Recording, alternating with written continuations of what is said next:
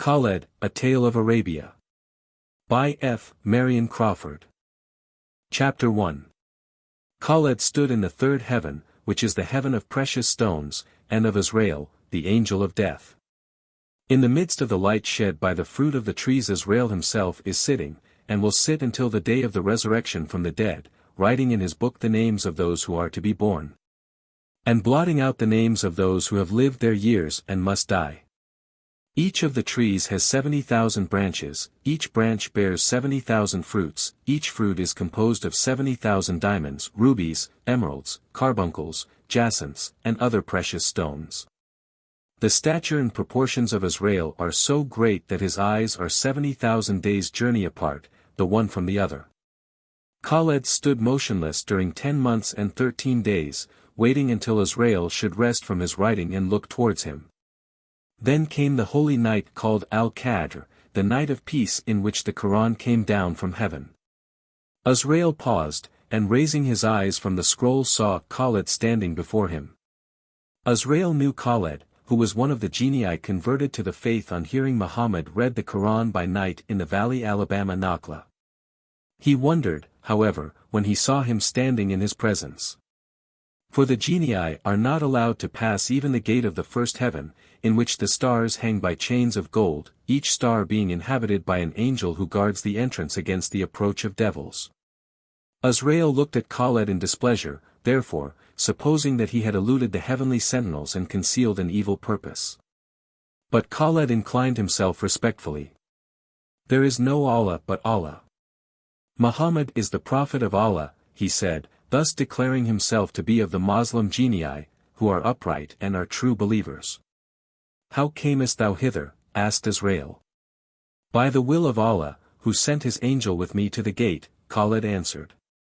"I am come hither that thou mayest write down my name in the book of life and death, that I may be a man on earth, and after an appointed time thou shalt blot it out again and I shall die."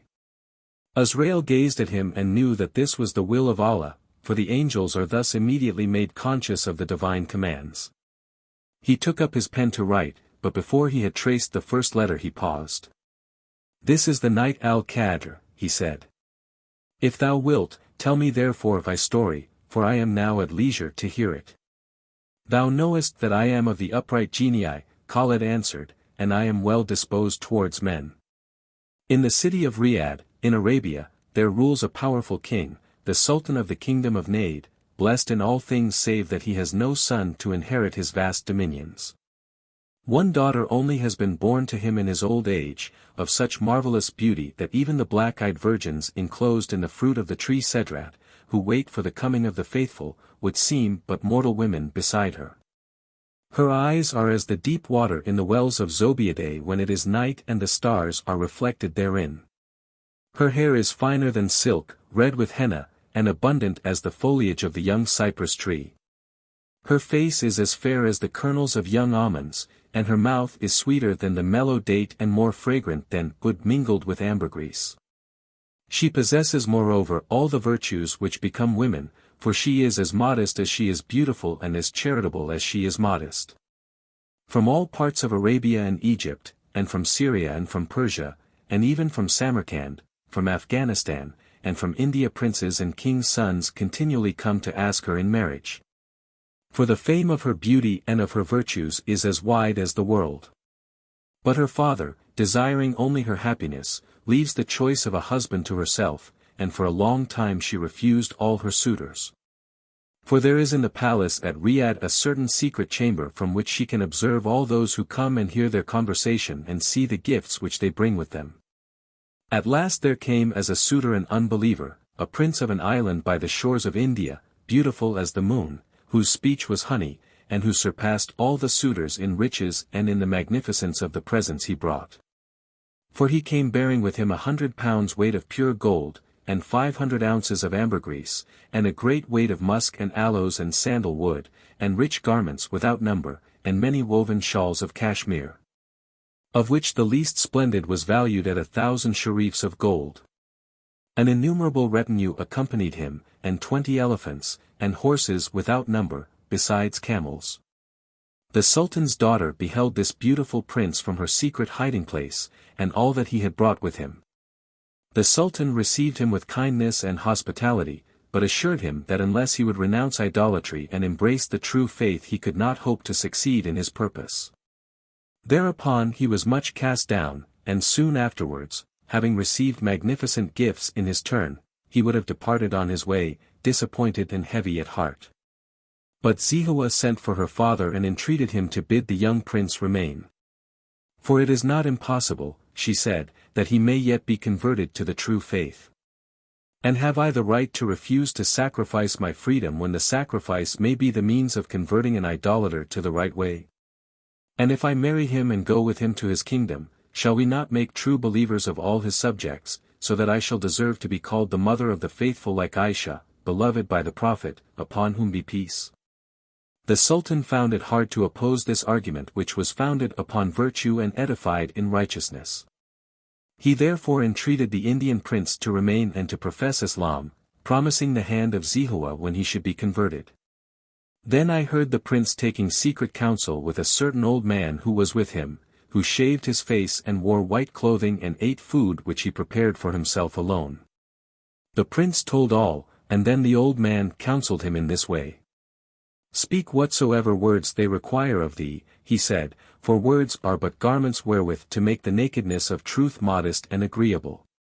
And take the woman, and by, when we are returned to our own land, if she consent to worship thy gods, it is good. And if not, it is yet good, for thou shalt possess her as thy wife, and her unbelief shall be of consequence only to her own soul, but thy soul shall not be retarded in its progress. And the young prince was pleased, and promised to do as his counselor advised him. So I saw that he was false and that Zehowah's righteousness would be but the means to her sorrow if she were allowed to persist. Therefore in the night, when all were asleep in the palace, I entered into the room where the prince was lying, and I took him in my arms and flew with him to the midst of the red desert, and there I slew him and buried him in the sand. For I saw that he was a liar and had determined to be a hypocrite. But Allah immediately sent an angel to destroy me because I had put to death a man who was about to become a believer, thereby killing his soul also, since he had not yet made profession of the faith. But I stood up and defended myself, saying that I had slain a hypocrite who had planned in his heart to carry away the daughter of a Moslem. Then the angel asked the truth of the prince's soul, which was sitting upon the red sand that covered the body.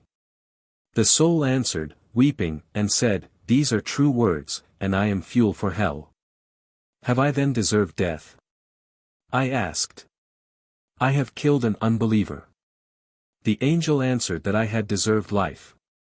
And he would have left me and returned to paradise, but I would not let him go, and I besought him to entreat Allah that I might be allowed to live the life of a mortal man upon earth. For, I said, Thou sayest that I deserve life. But even if thou destroy me not now, I am only one of the genii, who shall all die at the first blast of the trumpet before the resurrection of the dead.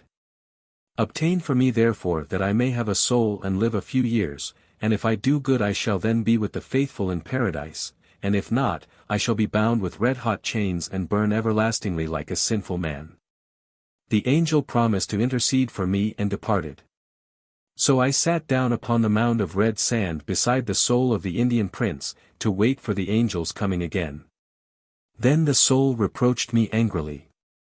But for thee, it said, I should have married Zehowah and returned to my own people, and although I purposed to be a hypocrite, yet in time Zehowah might have convinced me and I should have believed in my heart. For I now see that there is no Allah but Allah, and that Muhammad is the Prophet of Allah. And I should perhaps have died full of years, a good Moslem, and should have entered paradise. Therefore I pray Allah that this may be remembered in thy condemnation. At these words I was very angry and reviled the soul, scoffing at it. No doubt Allah will hear thy prayer, I answered, and will hear also at the same time thy lies. And as for Zehowah, thinkest thou that she would have loved thee, even if she had married thee? I tell thee that her soul rejoices only in the light of the faith, and that although she might have married thee, she would have done so in the hope of turning thy people from the worship of false gods and not for love of thee. For she will never love any man. When I had said this the soul groaned aloud and then remained silent.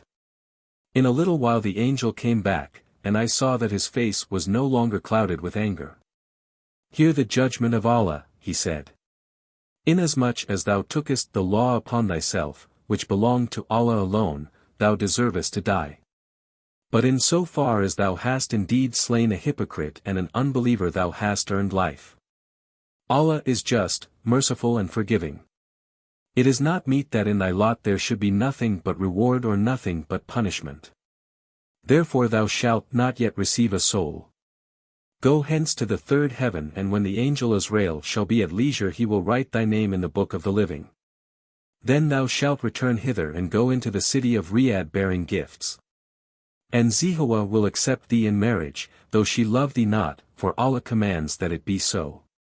But if in the course of time this virtuous woman be moved to love, and say to thee, Khaled, I love thee, then at that moment thou shalt receive an immortal soul, and if thy deeds be good thy soul shall enter paradise with the believers. But if not, thou shalt burn. Thus saith Allah. Thus art thou rewarded, indeed, but wisely and temperately, since thou hast not obtained life directly, but only the hope of life. Then the angel departed again, leading the way. But the soul mocked me. Thou that sayest of Zehowah that she will never love any man, thou art fallen into thine own trap, it cried. For now, if she love thee not thou must perish. Truly, Allah heard my prayer. But I was filled with thankfulness and departed after the angel, leaving the soul sitting alone upon the red sand. Thus have I told thee my history, O Azrael. And now I pray thee to write my name in the book of the living that I may fulfill the command of Allah and go my way to the city of Riyadh. Then Azrael again took up his pen to write in the book. Now thou art become a living man, though thou hast as yet no soul, he said. And thou art subject to death by the sword and by sickness and by all those evils which spring up in the path of the living. And the day of thy death is already known to Allah who knows all things. But he is merciful and will doubtless grant thee a term of years in which to make thy trial. Nevertheless be swift in thy journey and speedy in all thou doest, for though mortal man may live for ever hereafter in glory, his years on earth are but as the breath which springs up in the desert towards evening and is gone before the stars appear.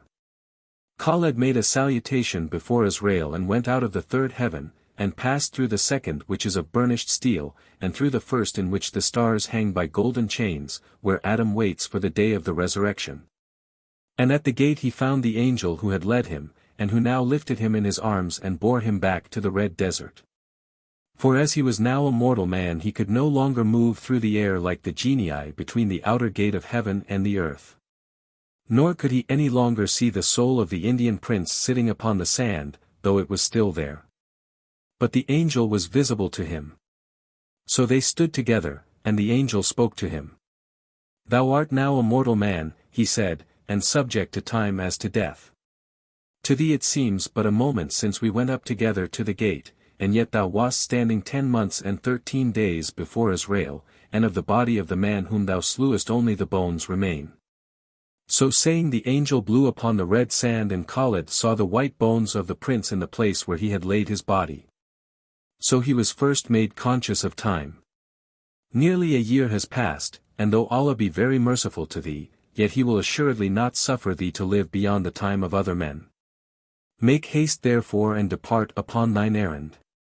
Yet because thou art come into the world a grown man, having neither father nor mother nor inheritance, I will give thee what is most necessary for thy journey.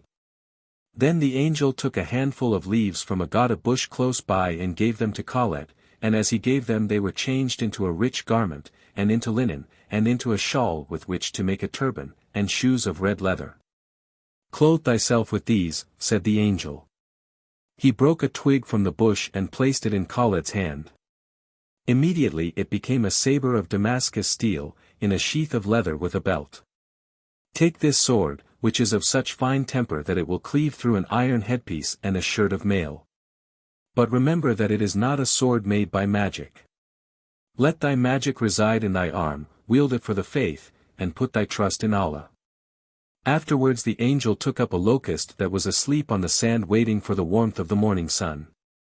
The angel held the locust up before Khaled, and then let it fall. But as it fell it became at once a beautiful bay mare with round black eyes wide apart and an arching tail which swept down to the sand like a river of silk. "Take this mare," said the angel, "she is of the pure breed of Naid and as swift as the wind, but mortal like thyself." "But how shall I ride her without saddle or bridle?" asked Khaled. "That is true," answered the angel. He laid leaves of the Gada upon the mare's back and they became a saddle, and placed a twig in her mouth and it turned into a bit and bridle. Khaled thanked the angel and mounted. "Farewell and prosper, and put thy trust in Allah, and forget not the day of judgment," the angel said, and immediately returned to paradise. So Khaled was left alone in the Red Desert, a living man obliged to shift for himself, liable to suffer hunger and thirst or to be slain by robbers, with no worldly possessions but his sword, his bay mare, and the clothes on his back. He knew moreover that he was more than 200 miles from the city of Riyadh, and he knew that he could not accomplish this journey in less than 4 days. For when he was one of the genii he had often watched men toiling through desert on foot, and on camels and on horses, and had laughed with his companions at the slow progress they made. But now it was no laughing matter, for he had forgotten to ask the angel for dates and water, or even for a few handfuls of barley meal. He turned the mare's head westward of the goat, in which is the polar star, for he remembered that when he had carried away the Indian prince he had flown toward the southeast, and as he began to gallop over the dark sand he laughed to himself. "What poor things are men and their horses," he said. "To destroy me, this mare need only stumble and lame herself, and we shall both die of hunger and thirst in the desert." This reflection made him at first urge the mare to her greatest speed, for he thought that the sooner he should be out of the desert and among the villages beyond, the present danger would be past. But presently he bethought him that the mare would be more likely to stumble and hurt herself in the dark if she were galloping than if she were moving at a moderate pace. He therefore drew bridle and patted her neck and made her walk slowly and cautiously forward. But this did not please him either, after a time, for he remembered that if he rode too slowly he must die of hunger before reaching the end of his journey. "Truly," he said, "one must learn what it is to be a man, in order to understand the uses of moderation. Gallop not lest thy horse fall and thou perish. Nor delay walking slowly by the road, lest thou die of thirst and hunger. Yet thou art not safe, for Al-Walid died from treading upon an arrow, and Oda ibn Qais perished by perpetual sneezing. Allah is just and merciful. I will let the mare go at her own pace, for the end of all things is known." The mare, being left to herself, began to canter and carried Khaled onward all night without changing her gait. "Nevertheless," thought Khaled, "if we are not soon out of the desert we shall suffer thirst during the day as well as hunger."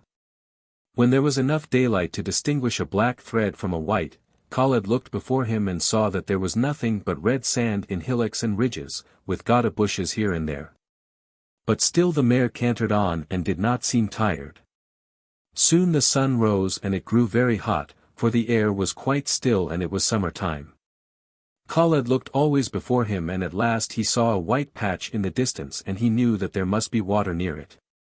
For the water of the red desert whitens the sand. He therefore rode on cheerfully, for he was now thirsty, and the mare quickened her pace, for she also knew that she was near a drinking place. But as they came close to the spot Khaled remembered that the preceding night had been Al-Qadr, which falls between the 7th and 8th latter days of the month Ramadan, during which the true believers neither eat nor drink so long as there is light enough to distinguish a white thread from a black one. So, when they reached the well, he let his mare drink her fill, and he took off the saddle and bridle and let her loose, after which he sat down with his head in the shade of a Gada bush to rest himself. "Allah is merciful," he said. "The night will come, and then I will drink." For he dared not ride farther, for fear of not finding water again. Then again he was disturbed, for he had nothing to eat, and he thought that if he waited until night he would be hungry as well as thirsty. But presently he saw the mare trying to catch the locusts that flew about. She could only catch one or two, because it was now hot and they were able to fly quickly. When the night comes, he said, the locusts will lie on the ground and cling to the bushes, being stiff with the cold, and then I will eat my fill, and drink also. Soon afterwards he fell asleep, being weary, and when he awoke it was night again and the stars were shining overhead. Khaled rose hastily and drank at the well and made ablutions and prayed, prostrating himself towards the Qibla.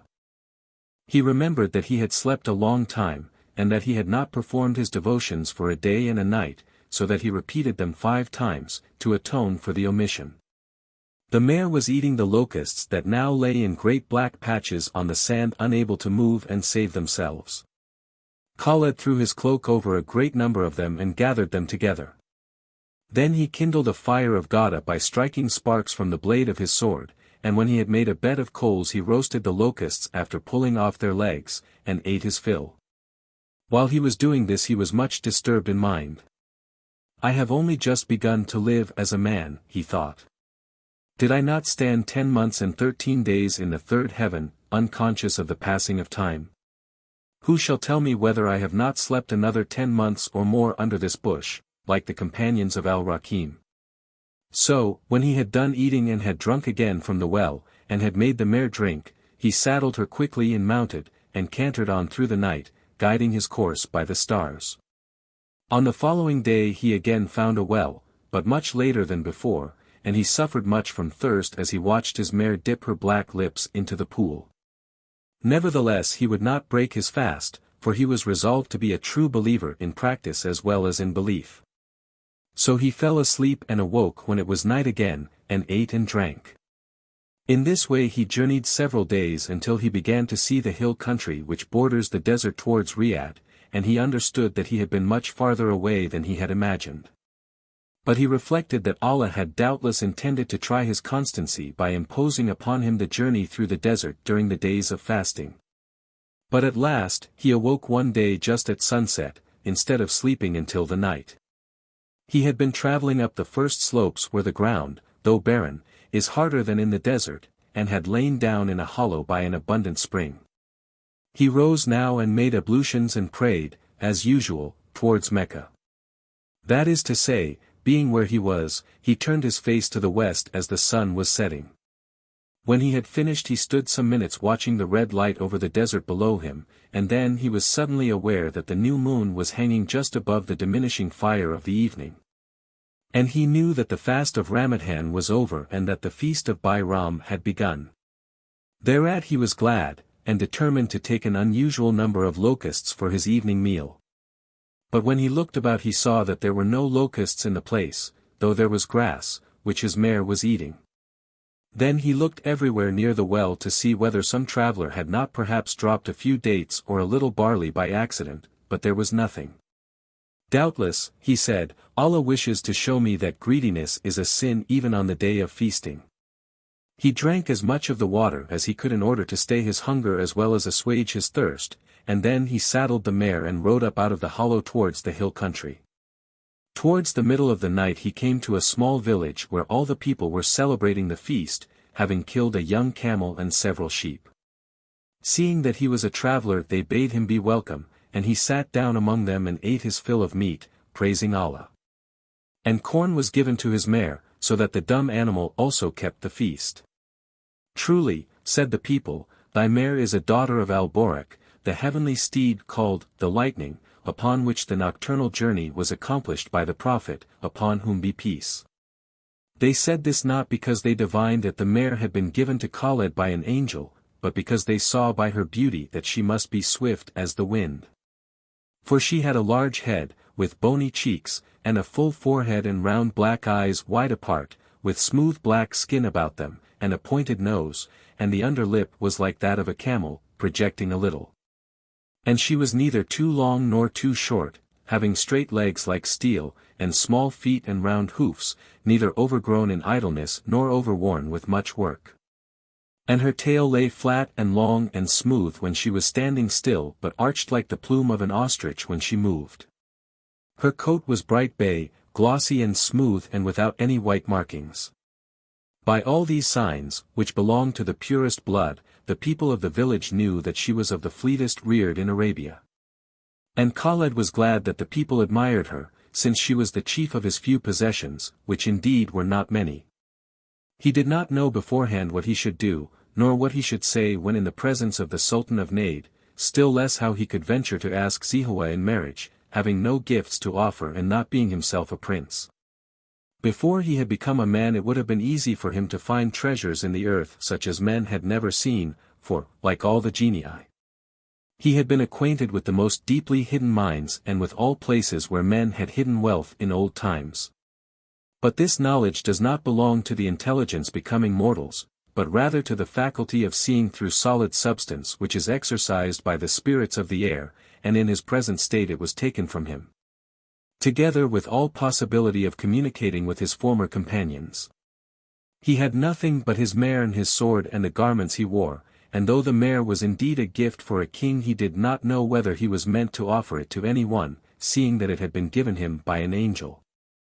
Nevertheless he did not lose heart, for the celestial messenger had told him that by the will of Allah he should marry Zehowah, and Allah was certainly able to give him a king's daughter in marriage without the aid of gifts, of gold, of musk, of oud, of aloes, or of pearls.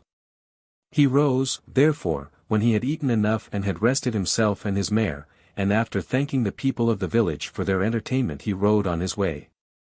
He passed through a hill country, sometimes fertile and sometimes stony and deserted, but he found water by the way and such food as he needed, and accomplished the remainder of the journey without hindrance.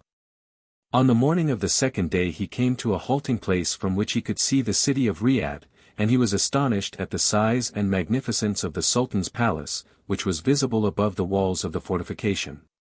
Yet he was aware that he had seen all this before as in a dream not altogether forgotten when a man wakes at dawn after a long and restless night.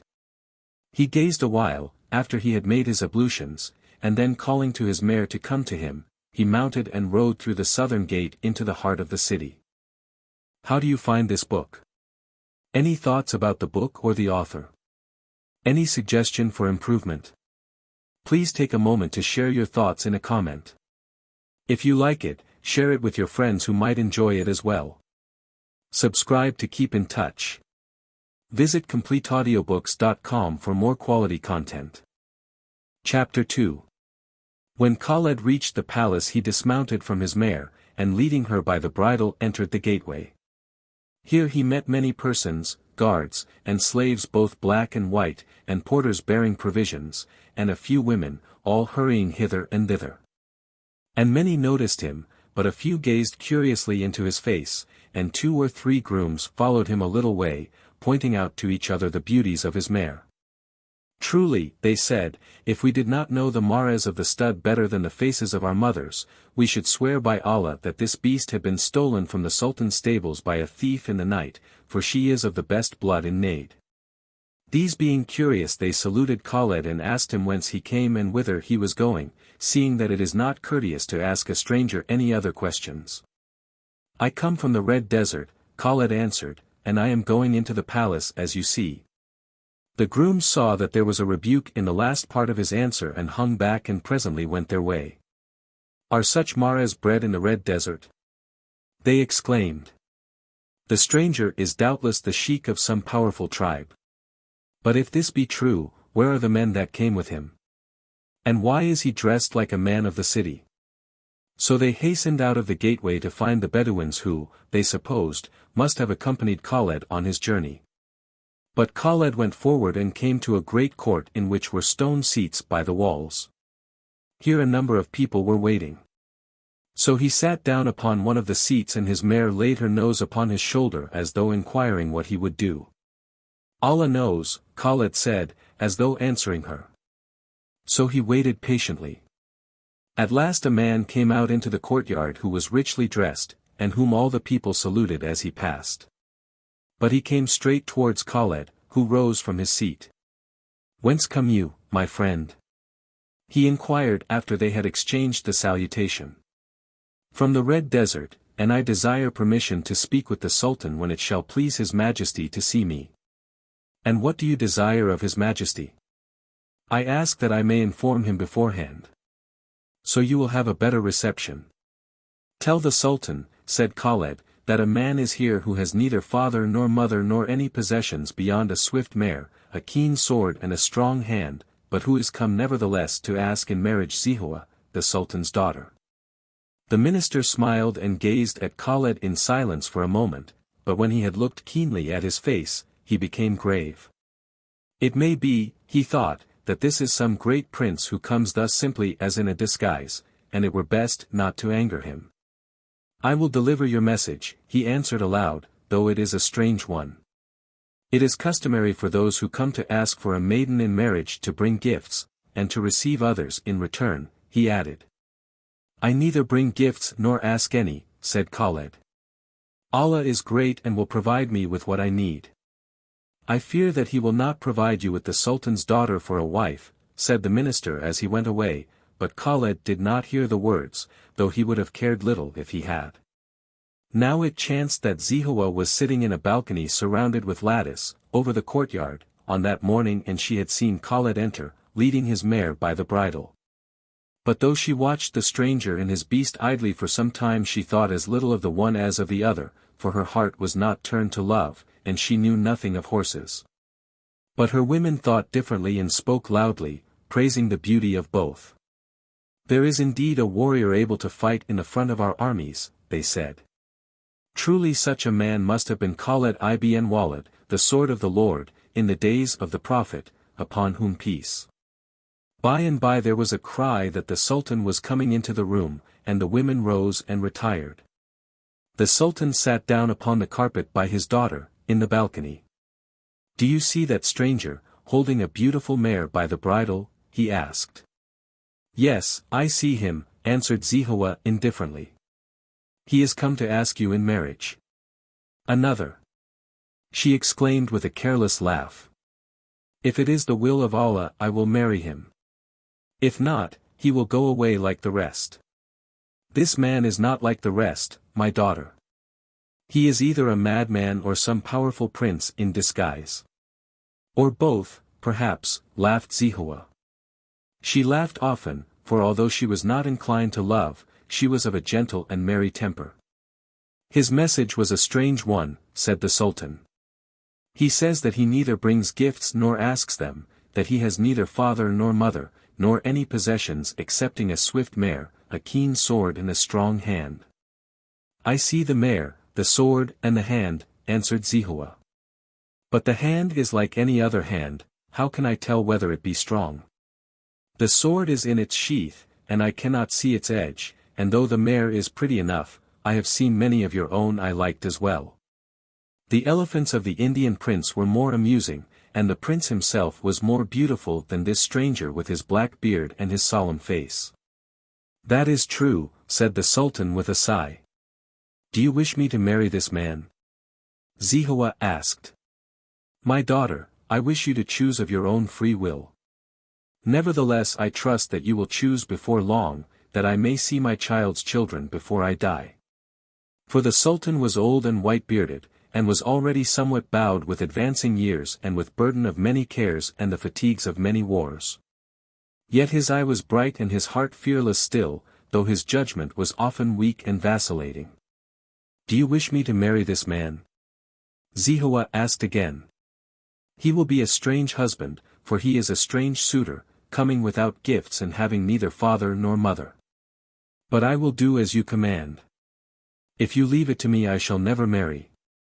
I did not say that I desired you to take this one especially, protested the Sultan, though for the matter of gifts I care little, since heaven has sent me wealth in abundance.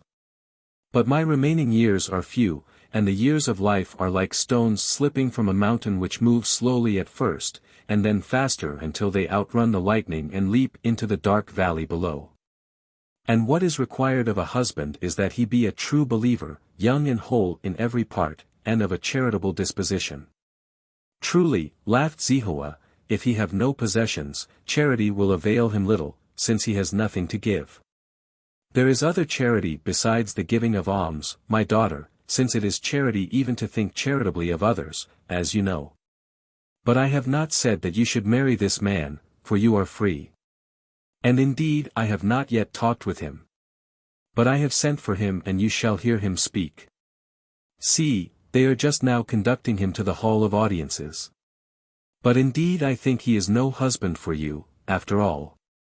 The Sultan rose and went to receive Khaled, and Zehowah went to the secret window above her father's raised seat in the hall. Khaled made the customary salutation with the greatest respect, and the Sultan made him sit down at his right hand as though he had been a prince, and asked him whence he had come. Then a refreshment was brought, and Khaled ate and drank a little, after which the Sultan inquired his business. "I come," said Khaled boldly, "to ask your daughter Zehowah in marriage.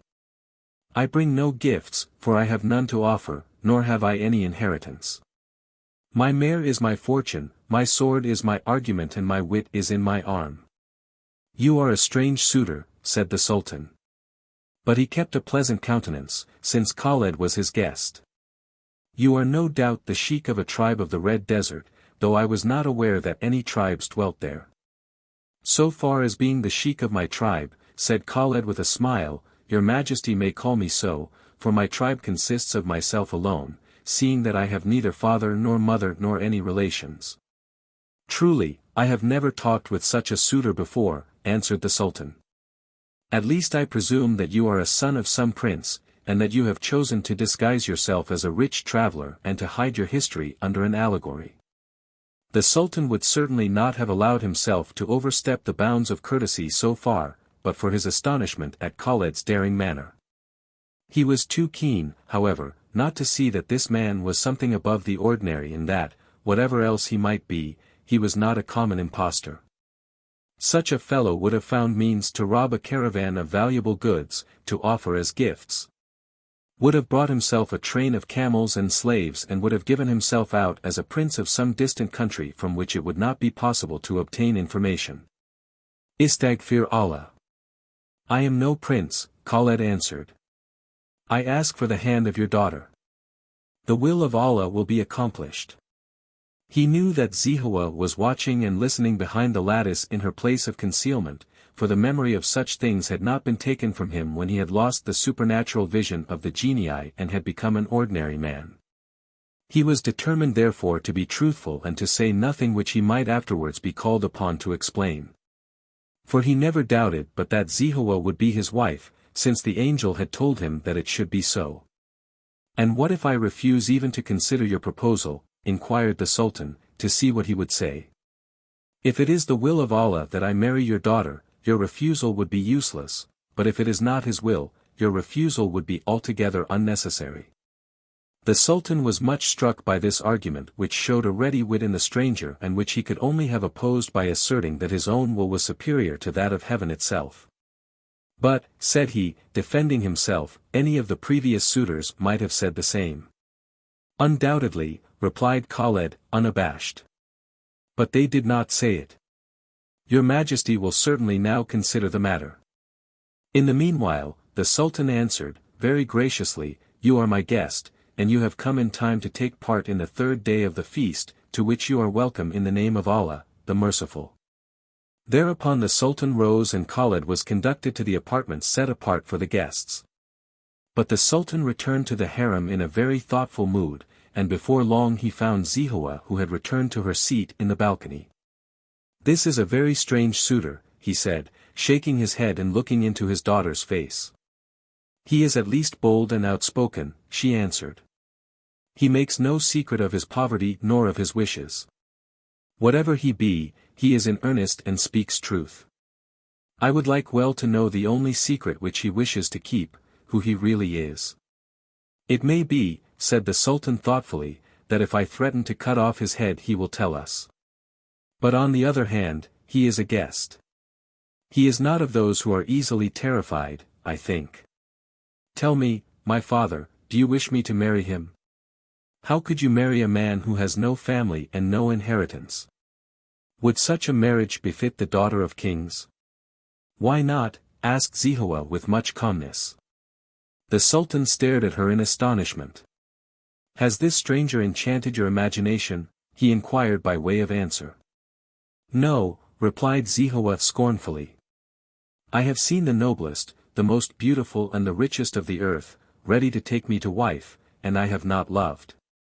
Shall I love an outcast? Then how can you ask my wishes? Because there are good reasons why I should marry this man. Good reasons? In the name of Allah, let me hear them, if there are any. You are old, my father, said Zehowah, and it has not pleased heaven to send you a son, nor to leave you any living relation to sit upon the throne when your years are accomplished. You must needs think of your successor. The better reason for choosing some powerful prince, whose territory shall increase the kingdom he inherits from me, and whose alliance shall strengthen the empire I leave behind me. Istaghfir Allah. The worse reason. For such a prince would be attached to his own country, and would take me thither with him and would neglect the kingdom of Najd, regarding it as a land of strangers whom he may oppress with taxes to increase his own splendor. And this is not unreasonable, since no king can wisely govern two kingdoms separated from each other by more than 3 days' journey. No man can have other than the one of two reasons for asking me in marriage.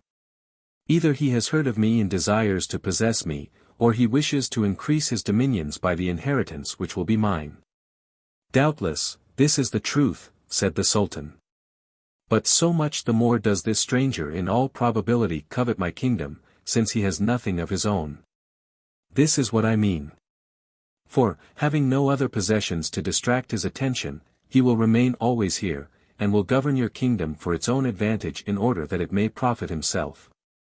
This is a subtle argument, my daughter, and one requiring consideration. The more so because the man seems otherwise well fitted to be my husband, since he is a true believer, and young, and fearless and outspoken.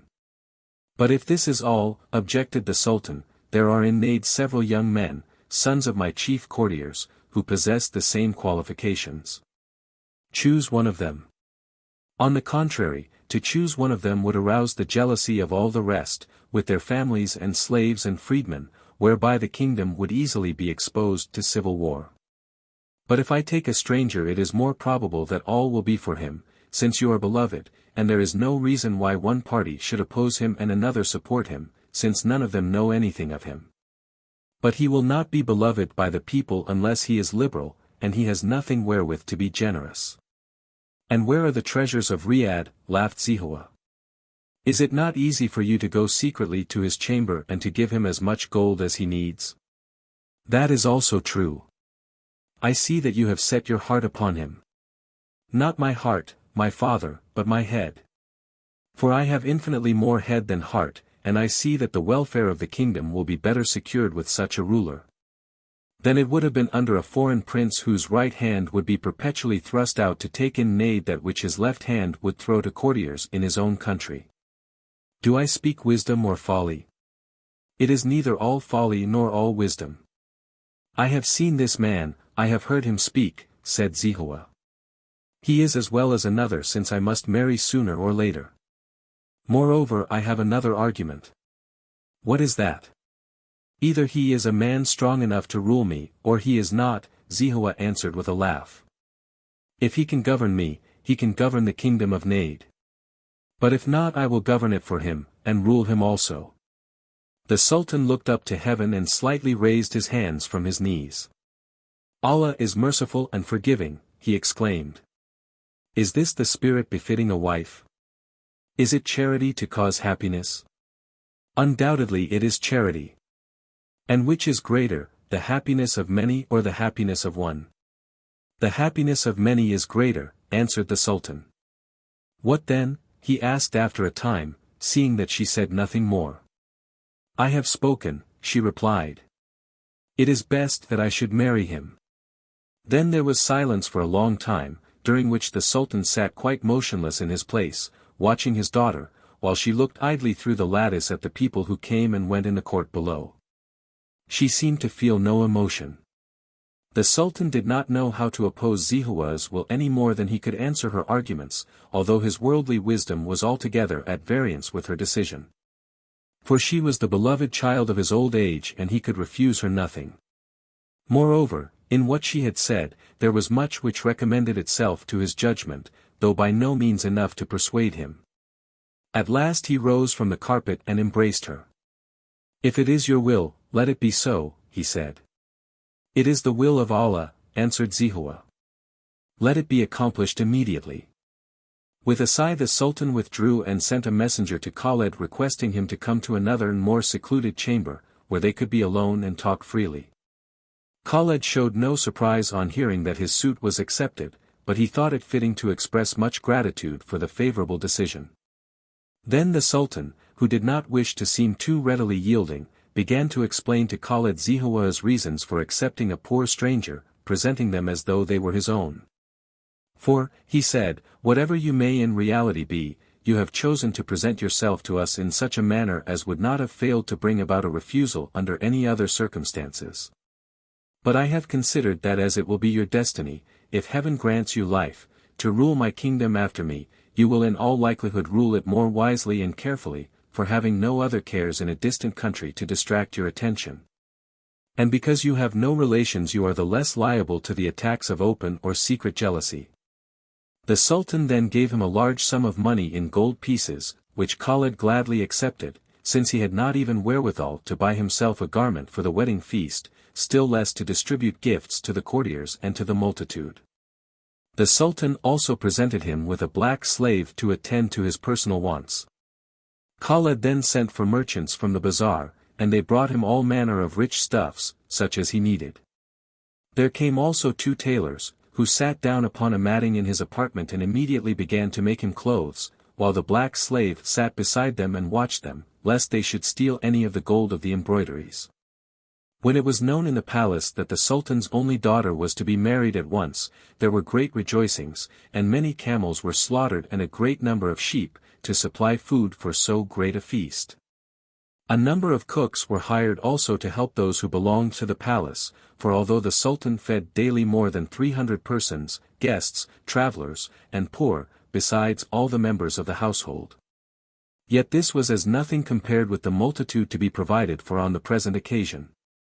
Then it was that Haji Muhammad, the chief of the cooks, sat down upon the floor in the midst of the main kitchen and beat his breast and wept. For the confusion was great so that the voice of one man could not be heard for the diabolical screaming of the many, and the cooks smote the young lads who helped them, and these, running to escape from the blows, fell against the porters who came in from outside bearing sacks of sugar, and great baskets of fruit and quarters of meat and skins of water, and bushels of meal and 100 other things equally necessary to the cooking. And the porters, staggering under their burdens, fell between the legs of the mules loaded with firewood, that had been brought to the gate, and the dumb beasts kicked violently in all directions.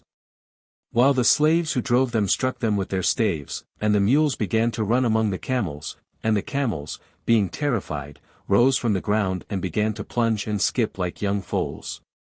While more porters and more mules and more slaves came on in multitudes to the door of the kitchen.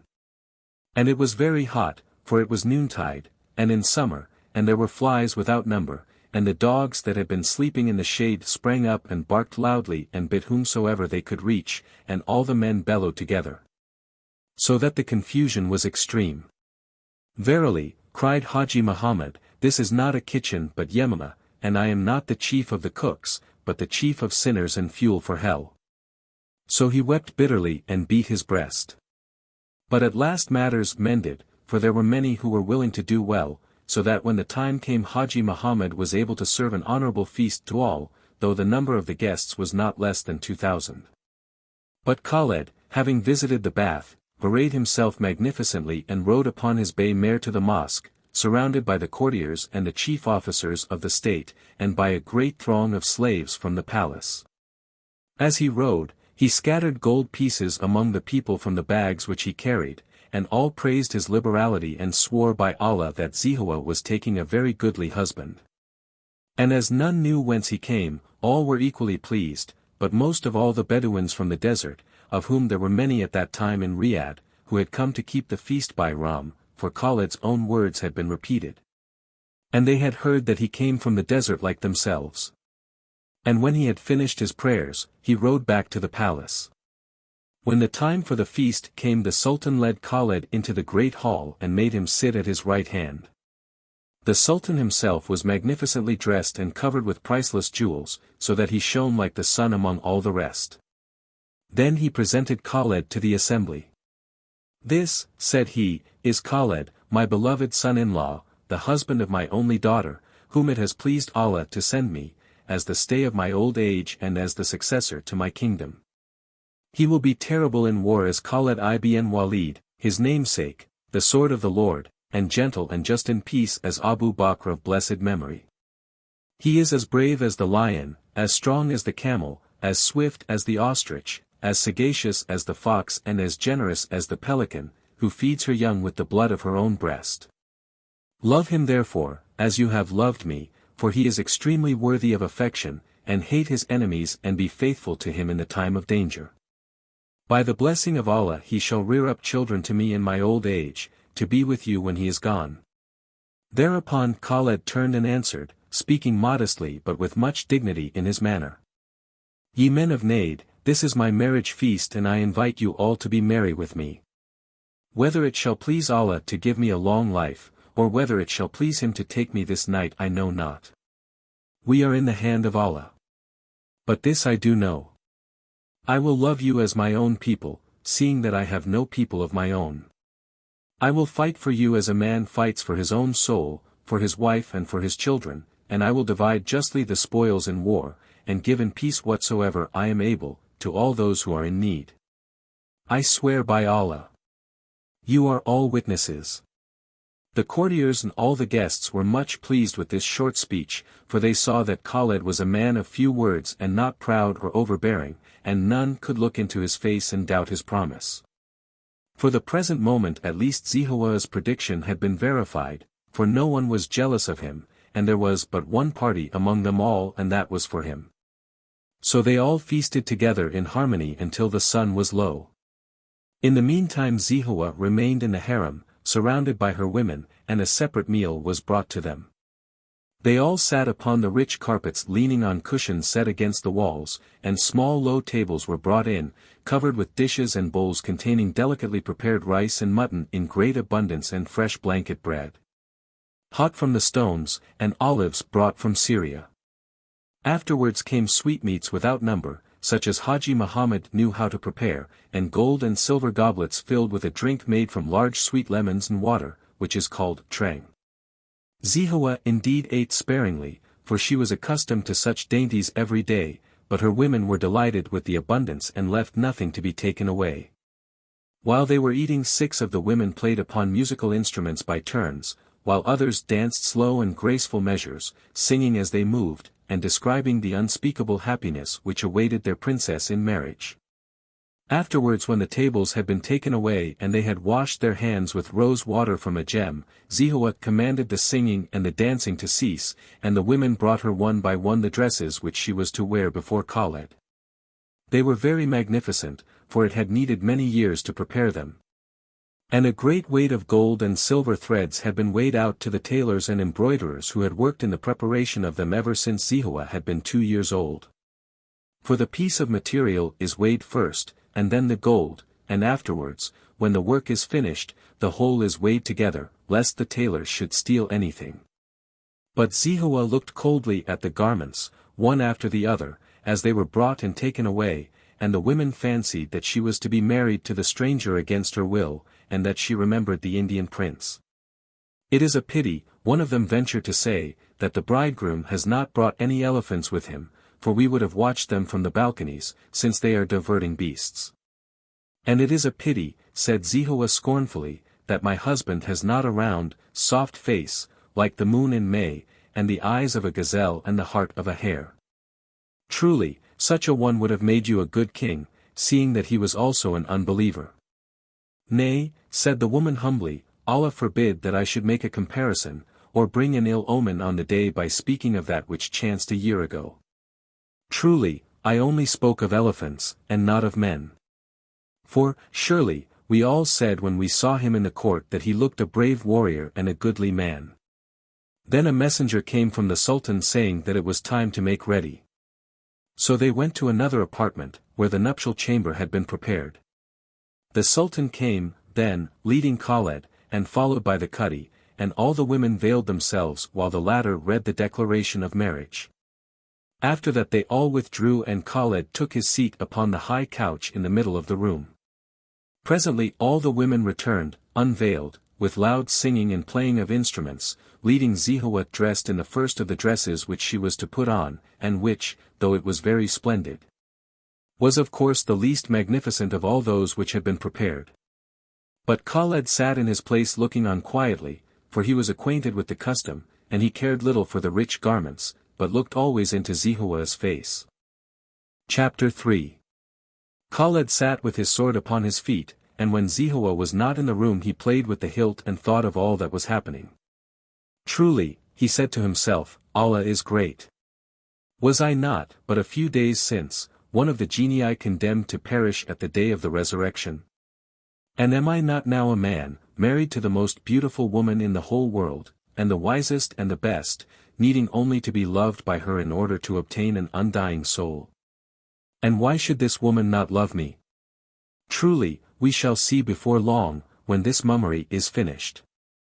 So he sat on the couch while Zehowah was led before him again and again, each time in clothing more splendid than before, and each time with new songs and new music. But at the last time the attendants left her standing before him and went away, and only a very old woman remained at the door, screaming out in a cracked voice the customary exhortations. Then she, too, went away and the door was shut and Khaled and Zehowah were alone. It was now near the middle of the night.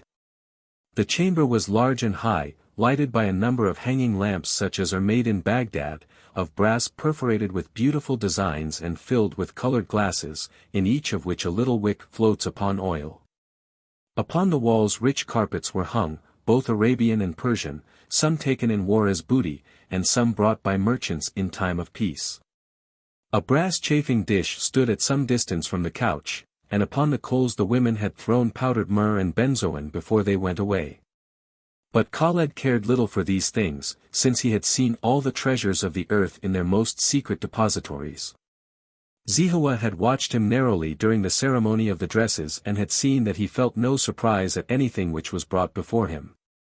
His own country must be full of great wealth and magnificence, she thought, since so much treasure does not astonish him. And she was disappointed.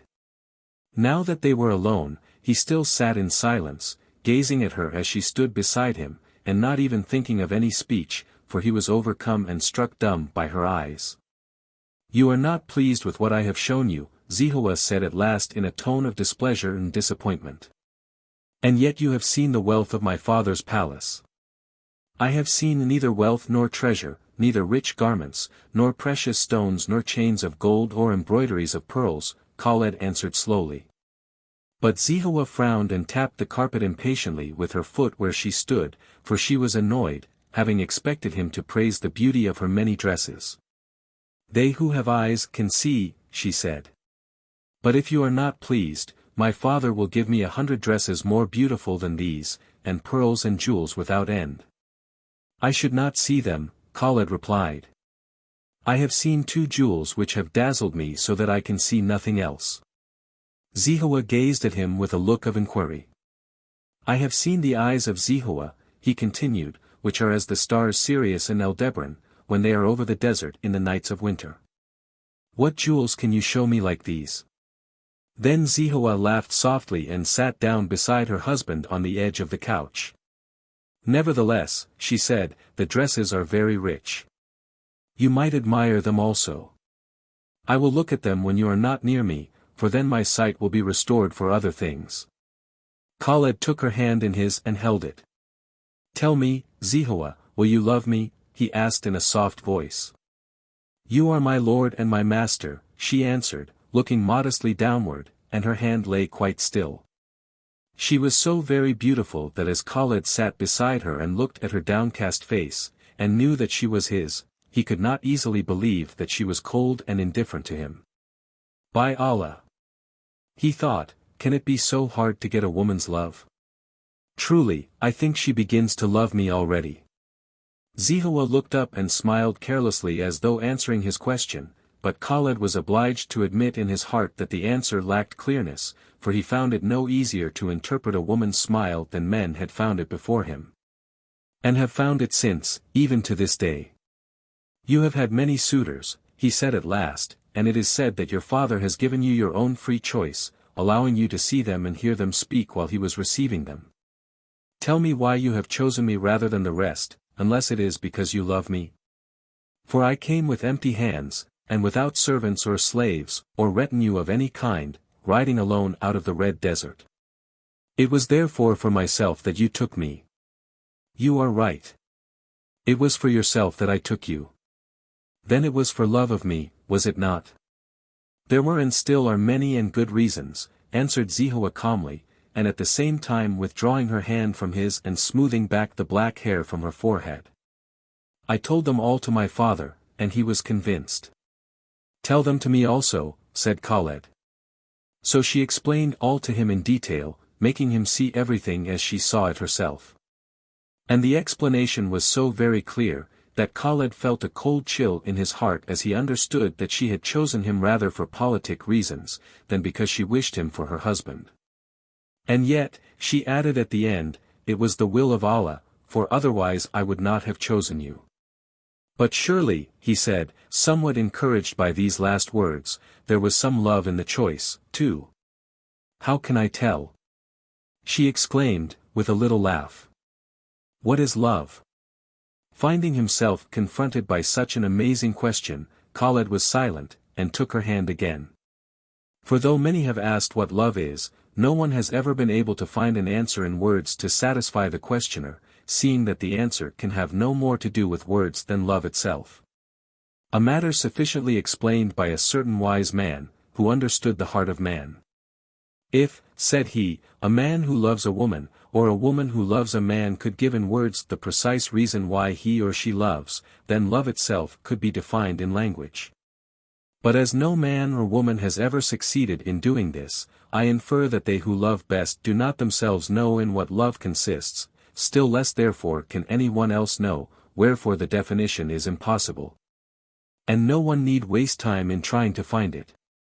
A certain wit has also said that although it be impossible for any man to explain the nature of love to many persons at the same time, he generally finds it easy to make his explanations to one person only. But this is a mere quibbling jest and not deserving of any attention. Zehowah expected an answer to her question, and Khaled was silent, not because he was as yet too little acquainted with the feelings of a man to give them expression, but because he already felt so much that it was hard for him to speak at all. Zehowah laughed and shook her head, for she was not of a timid temper. How can you expect me to say that I love you, when you yourself are unable to answer such a simple question? She asked. And besides, are you not my lord and my master? What is it then to you, whether I love you or not? But again Khaled was silent, debating whether he should tell her the truth, how the angel had promised in Allah's name that if she loved him he should obtain an undying soul. And how the task of obtaining her love had been laid upon him as a sort of atonement for having slain the Indian prince.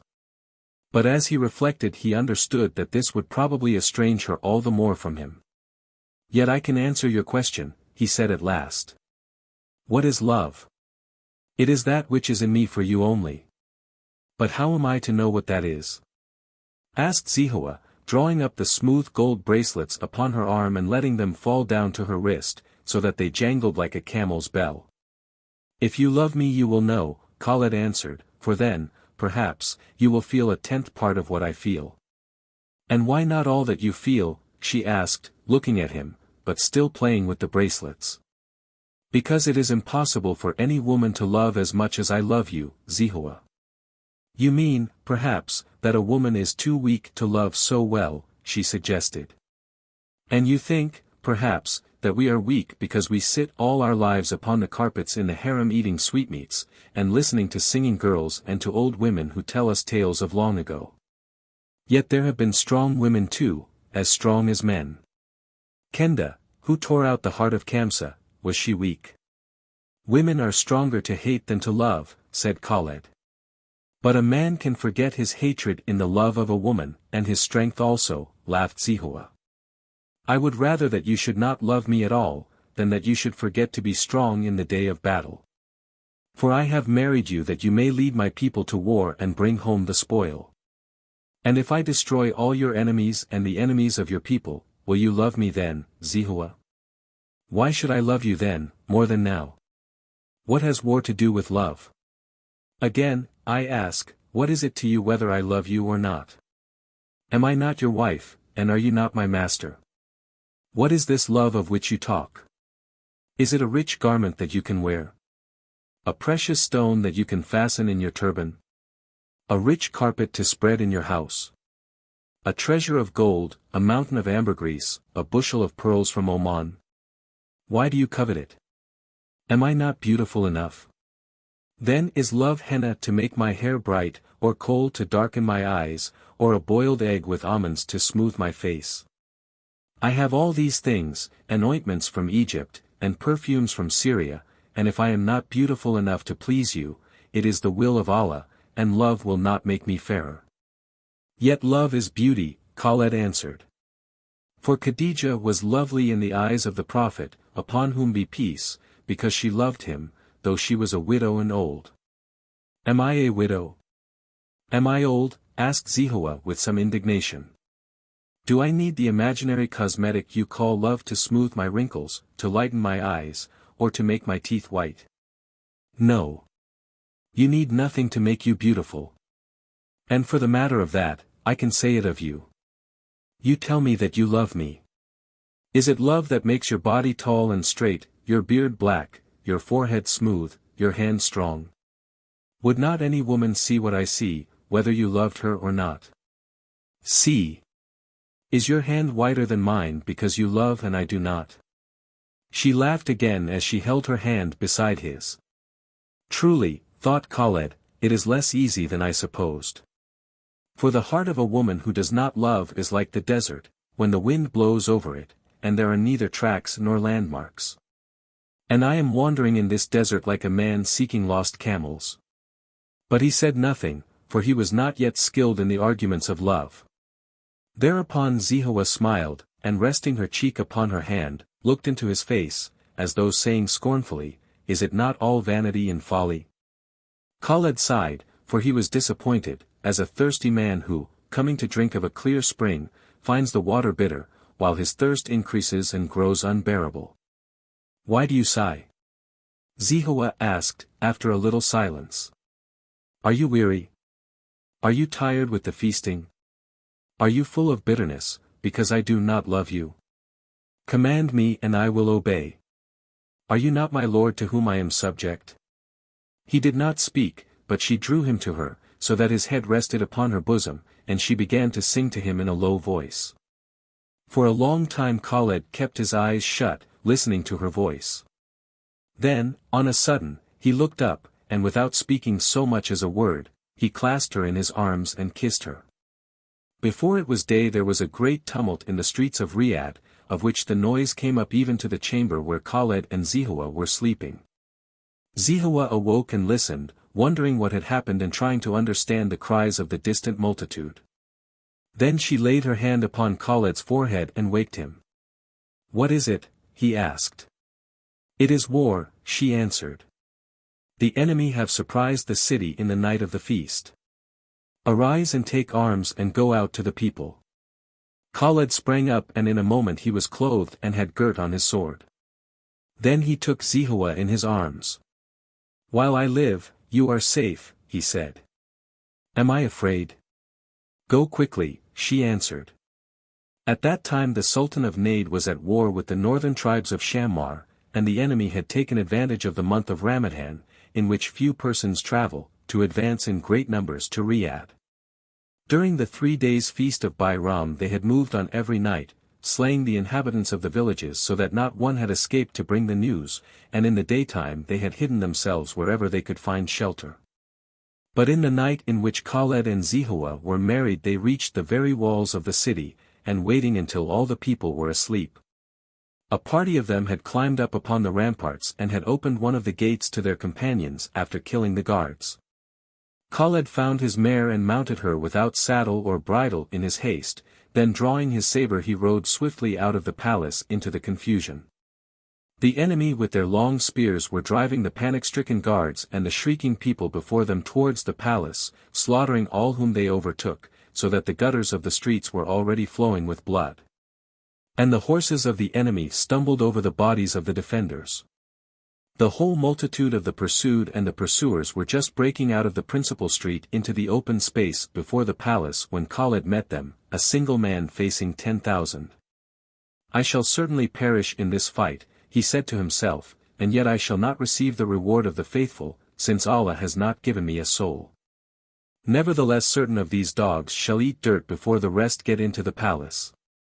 So he pressed his legs to the bare sides of his mare and lifted up his sword and rode at the foe, having neither buckler, nor helmet, nor shirt of mail to protect him, but only his clothes and his turban. But his arm was strong, and it has been said by the wise that it is better to fall upon an old lion with a reed than to stand armed in the way of a man who seeks death. Yalla! The sword of the Lord! Shouted Khaled, in such a terrible voice that the assailants ceased to kill for a moment, and the terrified guards turned to see whence so great a voice could proceed. And some who had seen Khaled recognized him and ran to meet him, and the others followed. When the enemy saw a single man riding towards them across the great square before the palace, they sent up a shout of derision, and turned again to the slaughter of such of the inhabitants as could not extricate themselves. Shall one man stop an army? They said. Shall a fox turn back a herd of hyenas? But when Khaled was among them they found less matter for laughter. For the sword was keen, the mare was swift to double and turn, and Khaled's hand was strong. In the twinkling of an eye two of the enemy lay dead, the one cloven to the chin, the other headless. Then a strange fever seized Khaled, such as he had not heard of, and all things turned to scarlet before his eyes, both the walls of the houses, and the faces and the garments of his foes. Men who saw him say that his face was white and shining in the dawn, and that the flashing of the sword was like a storm of lightning about his head, and after each flash there was a great rain of blood. And a crashing like thunder as the horses and men of the enemy fell to the earth. In the meantime, too, the soldiers of the city and the Bedouins of the desert who were within the walls for the feast, took courage, and turning fiercely began to drive the assailants back by the way they had come, towards the marketplace in the bazaar. But those behind still kept pressing forward, while those in front were driven back, and the press became so great that the Shammars could no longer wield their weapons. The enemy were crowded together like sheep in a fold, and Khaled, with his men, began to cut a broad road through the very midst of them, hewing them down in ranks and throwing them aside, as corn is harvested in Egypt. But after some time Khaled saw that he was alone, with a few followers, surrounded by a great throng of the enemy, for some of his men had been slain after slaying many of their foes, and some had not been able to follow. Being hindered at first by the heaps of dead and afterwards by the multitude of their opponents who closed in again over the bloody way through which Khaled had passed. And now the Shammars saw that Khaled could not escape them, and they pressed him on every side, but the archers dared not shoot at him for fear of hitting their own friends, if their arrows chanced to go by the mark. Otherwise he would undoubtedly have perished, since he had no armor, and not even a buckler with which to ward off the darts. But they thrust at him with spears and struck at him with their swords, and wounded him more than once, though he was not conscious of pain or loss of blood, being hot with the fever of the fight. He was hard pressed therefore, and while he smote without ceasing he began to know that unless a speedy rescue came to him, his hour was at hand. From the borders of the marketplace, the men of Riyadh could still see his sword flashing and striking, and they still heard his fierce cry. He looked about him as he fought, and he saw that he was now almost alone. One after another, the few who had penetrated so far forward with him into the press, were overwhelmed by numbers and fell bleeding from 100 wounds till only a score were left, and Khaled saw that unless he could now cut his way free, he must inevitably perish. But the press was stubborn and a man might as well hope to make his way through a herd of camels crowded together in a narrow street. Then Khaled bethought him of a stratagem. He alone was on horseback, for the enemy's riders had ridden before, and he had met them in the street leading to the palace, when he had himself slain many, and where the rest were even now falling under the swords of the men of Riyadh. And the few men who were with him were also all on foot. Therefore looking across the marketplace he made as though he saw a great force coming to his assistance, and he shouted with all his breath, while his arm never rested. "Smite, men of Najd," he cried. For I see the Sultan himself coming to meet us with 500 horsemen.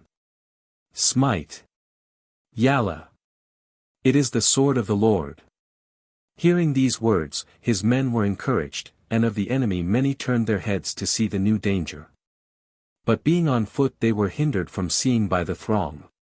Yet so much the more Khaled shouted that the Sultan was coming, and many of the heads that turned to look were not turned back again, but rolled down to the feet of those to whom they had belonged.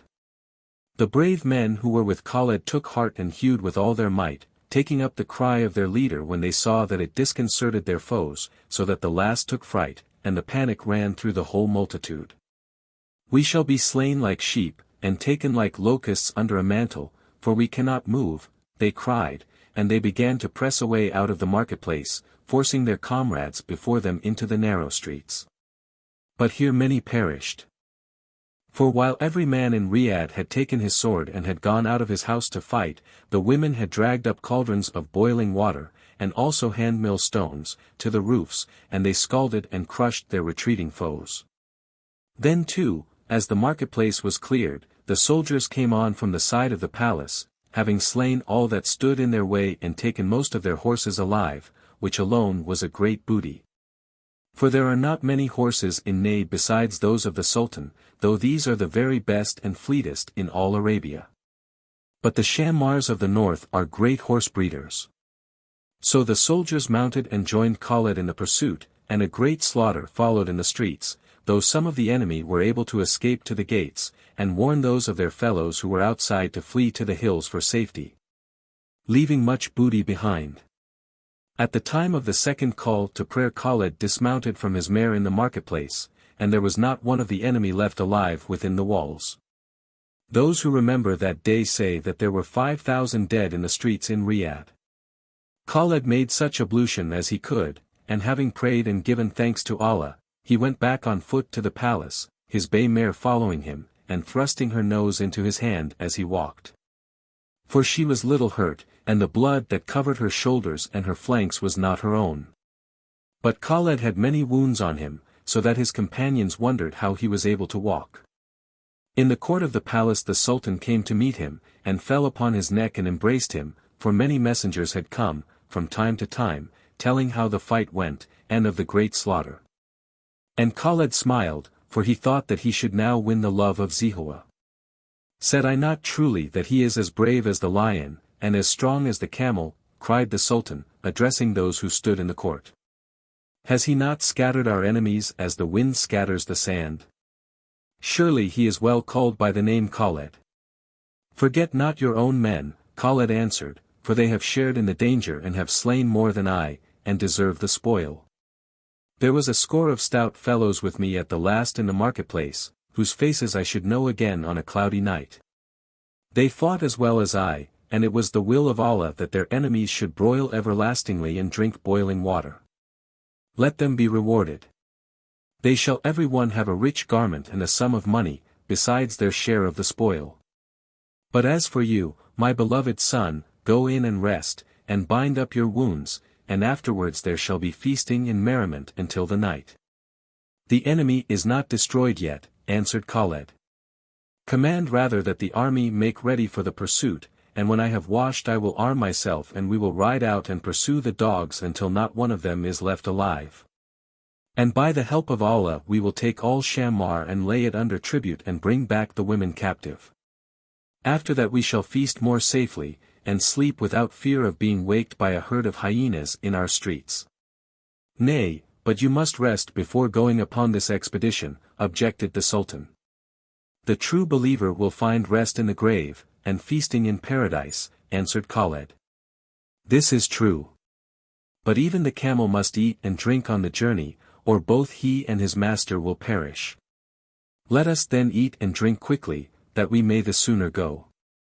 As you will, let it be, said the Sultan, with a sigh, for he loved feasting and music, being now too old to go out and fight himself as he had formerly done. Thereupon Khaled went into the harem and returned to Zehowah's apartment.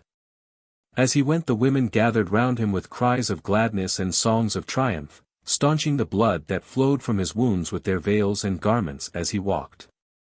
And others ran before to prepare the bath and to tell Zehowah of his coming. When she saw him she ran forward and took him by the hands and led him in, and herself she bathed his wounds and bound them up with precious balsams of great healing power, not suffering any of the women to help her nor to touch him, but sending them away so that she might be alone with Khaled. I have slain certain of your enemies, Zehowah, he said, at last, and I have driven out the rest from the city. As yet neither of them had spoken. Do you think that I have not heard what you have done? Zehowah asked. You have saved us all from death and captivity. You are our father and our mother. And now I will bring you food and drink and afterwards you shall sleep. So you are well pleased with the doings of the husband you have married, he said. He was displeased, for he had supposed that she would love him for his deeds and for his wounds and that she would speak differently. But though she tended him and bound his wounds, and bathed his brow with perfumed waters, and laid pillows under his head and fanned him, as a slave might have done, he saw that there was no warmth in her cheek. And that the depths of her eyes were empty, and that her hands were neither hot nor cold. By all these signs he knew that she felt no love for him, so he spoke coldly to her. Is it for me to be pleased or displeased with the deeds of my lord and master? She asked. Nevertheless, thousands are even now blessing your name and returning thanks to Allah for having sent them a preserver in the hour of danger. I am but one of them. I would rather see a faint light in your eyes, as of a star rising in the desert than hear the blessings of all the men of Najd. I would rather that your hand were cold when it touches mine, and your cheek hot when I kiss it, than that your father should bestow upon me all the treasures of Riyadh. Is that love? Asked Zehowah with a laugh. A cold hand, a hot cheek, a bright eye. Khaled was silent, for he saw that she understood his words but not his meaning. It was now noon and it was very hot, even in the inner shade of the harem, and Khaled was glad to rest after the hard fighting, for his many slight wounds smarted with the healing balsam, and his heart was heavy and discontented. Then Zehowah called a slave woman to fan him with a palm leaf, and presently she brought him meat and rice and dates to eat, and cool drink in a golden cup, and she sat at his feet while he refreshed himself. How many did you slay with your own hand? She asked at last, taking up the good sword which lay beside him on the carpet. Chapter 4.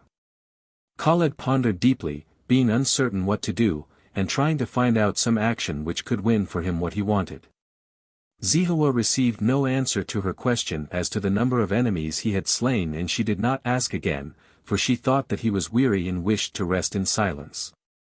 What do you like best in the whole world? He asked after a long time, to see what she would say. I like you best, she answered, smiling, while she still played with his sword. That is very strange, Khaled answered, musing. But the color rose darkly in his cheeks above his beard, for he was pleased now as he had been displeased before. Why is it strange? Asked Zehowah. Are you not the palm tree in my plain, and a tower of refuge for my people? And will you dry up the well from which the tree draws life, and take away the cornerstone of the tower's foundation? You speak in fables, said Zehowah, laughing. Yet you imagine the fable yourself, when you liken me to a palm and to a tower. But I am no lover of allegories. The sword is my argument, and my wit is in my arm. The wall by the tree is the wall of love, and the chief foundation of the tower is the love of Zehowah. If you destroy that, the tree will wither and the tower will fall. Surely there was never such a man as you, Zehowah answered, half jesting but half in earnest. You are as one who has bought a white mare. And though she is fleet, and good to look at, and obedient to his voice and knee, yet he is discontented because she cannot speak to him, and he would fain have her black instead of white. And if possible would teach her to sing like a Persian nightingale. Is it then not natural in a woman to love man? Have you heard no tales of love from the storytellers of the harem? I have heard many such tales, but none of them were told of me, Zehowah replied. Will you drink again? Is the drink too sweet, or is it not cool? She had risen from her seat and held the golden cup, bending down to him, so that her face was near his. He laid his hand upon her shoulder. Hear me, Zehowah, he said. I want but one thing in the world, and it was for that I came out of the Red Desert to be your husband. And that thing I will have, though the price be greater than rubies, or than blood, or than life itself. If it is mine, I freely give it to you. If it is not mine, take it by force, or I will help you to take it by a stratagem, if I can. Am I not your wife? She spoke thus, supposing from his face that he meant some treasure that could be taken by strength or by wile, for she could not believe a man could speak so seriously of a mere thought such as love. Neither my right hand nor your wit can give me this, but only your heart, Zehowah, he answered, still holding her and looking at her. But now she did not laugh, for she saw that he was greatly in earnest. You are still talking of love, she said. And you are not jesting. I do not know what to answer you. Gladly will I say, I love you. Is that all? What is it else? Are those the words? I care little for the words. But I will have the reality, though it cost your life and mine. My life? Will you take my life, for the sake of a thought? A thought, he exclaimed. Do you call love a thought? I had not believed a woman could be so cold as that. If not a thought, what then? I have spoken the truth. If it were a treasure, or anything that can be taken, you could take it, and I could help you. But if the possibility of possessing it lie not in deeds, it lies in thoughts, and is itself a thought. If you can teach me, I will think what you will, but if you cannot teach me, who shall? And how will it profit you to take my life or your own? Is it possible that love is only a thought? Asked Khaled, speaking rather to himself than to her. It must be, she answered. The body is what it is in the eyes of others, but the soul is what it thinks itself to be, happy or unhappy, loving or not loving. You are too subtle for me, Zehowah, Khaled said. Yet I know that this is not all true. For he knew that he possessed no soul, and yet he loved her. Moreover, he could think himself happy or unhappy. You are too subtle, he repeated. I will take my sword again and I will go out and fight, and pursue the enemy and waste their country, for it is not so hard to cut through steel as to touch the heart of a woman who does not love. And it is easier to tear down towers and strongholds of stone with the naked hands than to build a temple upon the moving sand of an empty heart. Khaled would have risen at once, but Zehowah took his hand and entreated him to stay with her. Will you go out in the heat of the day, wounded and wearied? She asked. Surely you will take a fever and die before you have followed the Shammars so far as 2 days' journey. My wounds are slight, and I am not weary, Khaled answered. When the smith has heated the iron in the forge, does he wait until it is cold before striking? But think also of the soldiers, who have striven hard, and cannot thus go out upon a great expedition without preparation as well as rest. I will take those whom I can find. And if they will go with me, it is well. But if not, I will go alone, and they and the rest will follow after. It is summer, too, said Zehowah, keeping him back. Is this a time to go out into the northern desert? Both men and beasts will perish by the way. Has not Allah bound every man's fate about his neck? And can a man cast it from him? I know not otherwise, but if heat and hunger and thirst do not kill the men, they will certainly destroy the beasts, whose names are not recorded by Israel, and who have no destiny of their own. You hinder me, said Khaled. And yet you do not know how many of the Shammar may be yet lurking within a day's march of the city, slaying your people, burning their houses and destroying their harvest. Let me go. Will you love me better if I stay? You will be the better able to get the victory. Will you love me better if I stay? If you go now, you may fail in your purpose and perish as well. How could I love you at all then? It is the victory you love then, not me. Could I love defeat? Nay, do not be angry with me. Stay here at least until the evening. Think of the burning sun and the raging thirst and the smarting of your wounds which have only been dressed this first time. Think of the soldiers, too. They can bear what I can bear. Was it not summertime when the Prophet went out against the Romans? I do not know. Stay with me, Khaled. I will come back when I have destroyed the Shammars. And if the soldiers will not go with you, will you indeed go out alone? Yes. I will go alone. When they see that they will follow me. They are not foxes. They are brave men. Khaled rose and girt his sword about him. Zehowah helped him, seeing that she could not persuade him to stay. Farewell, he said, shortly, and without so much as touching her hand he turned and went out. She followed him to the door of the room and stood watching as he went away. One of us two was to rule, she said to herself, and it is he, for I cannot move him. But what is this talk of love? Does he need love, who is himself the master? She sighed and went back to the carpet on which they had been sitting. Then she called in her women and bid them tell her all they had heard about the fight in the morning. And they, thinking to please her, extolled the deeds of Khaled, and of the tens he had slain they made hundreds, and of the thousands of the enemy's army, they made tens of thousands.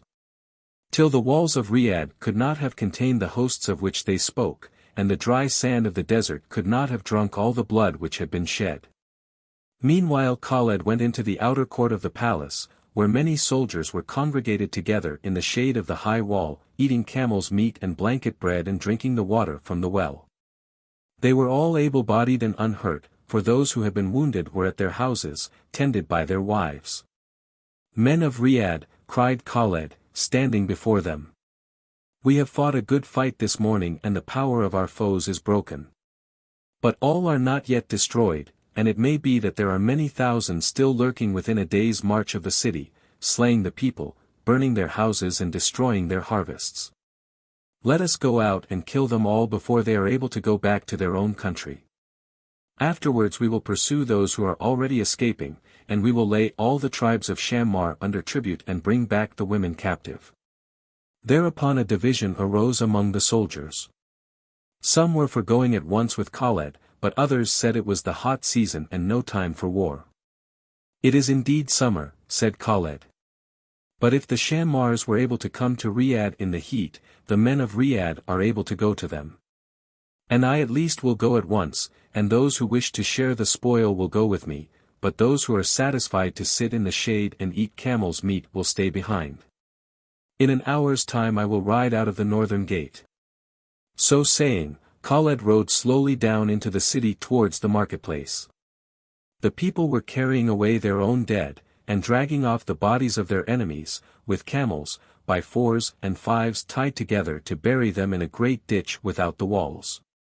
When Khaled appeared, many of the men gathered round him, with cries of joy, for they had supposed that some of his wounds were dangerous and that they should not see him for many days. Wallah! He is with us again! They shouted, jostling each other to get near, and standing on tiptoe to see the good mare that had carried him so well in the fight. Mashallah! I am with you, answered Khaled, and if you will go with me we will send many more of the Shammars to eat thorns and thistles, as many as dwell in Qasim and Table Shammar as far as Hale. And by the help of Allah we will take the city of Hale itself and divide the spoil and bring away the women captive, and when we have taken all that there is we will lay the land under tribute and make it subject to Naid. So let those who will go with me arm themselves and take every man his horse or his camel, and dates and barley and waterskins, and in an hour's time we will ride out. For Allah will certainly give us the victory.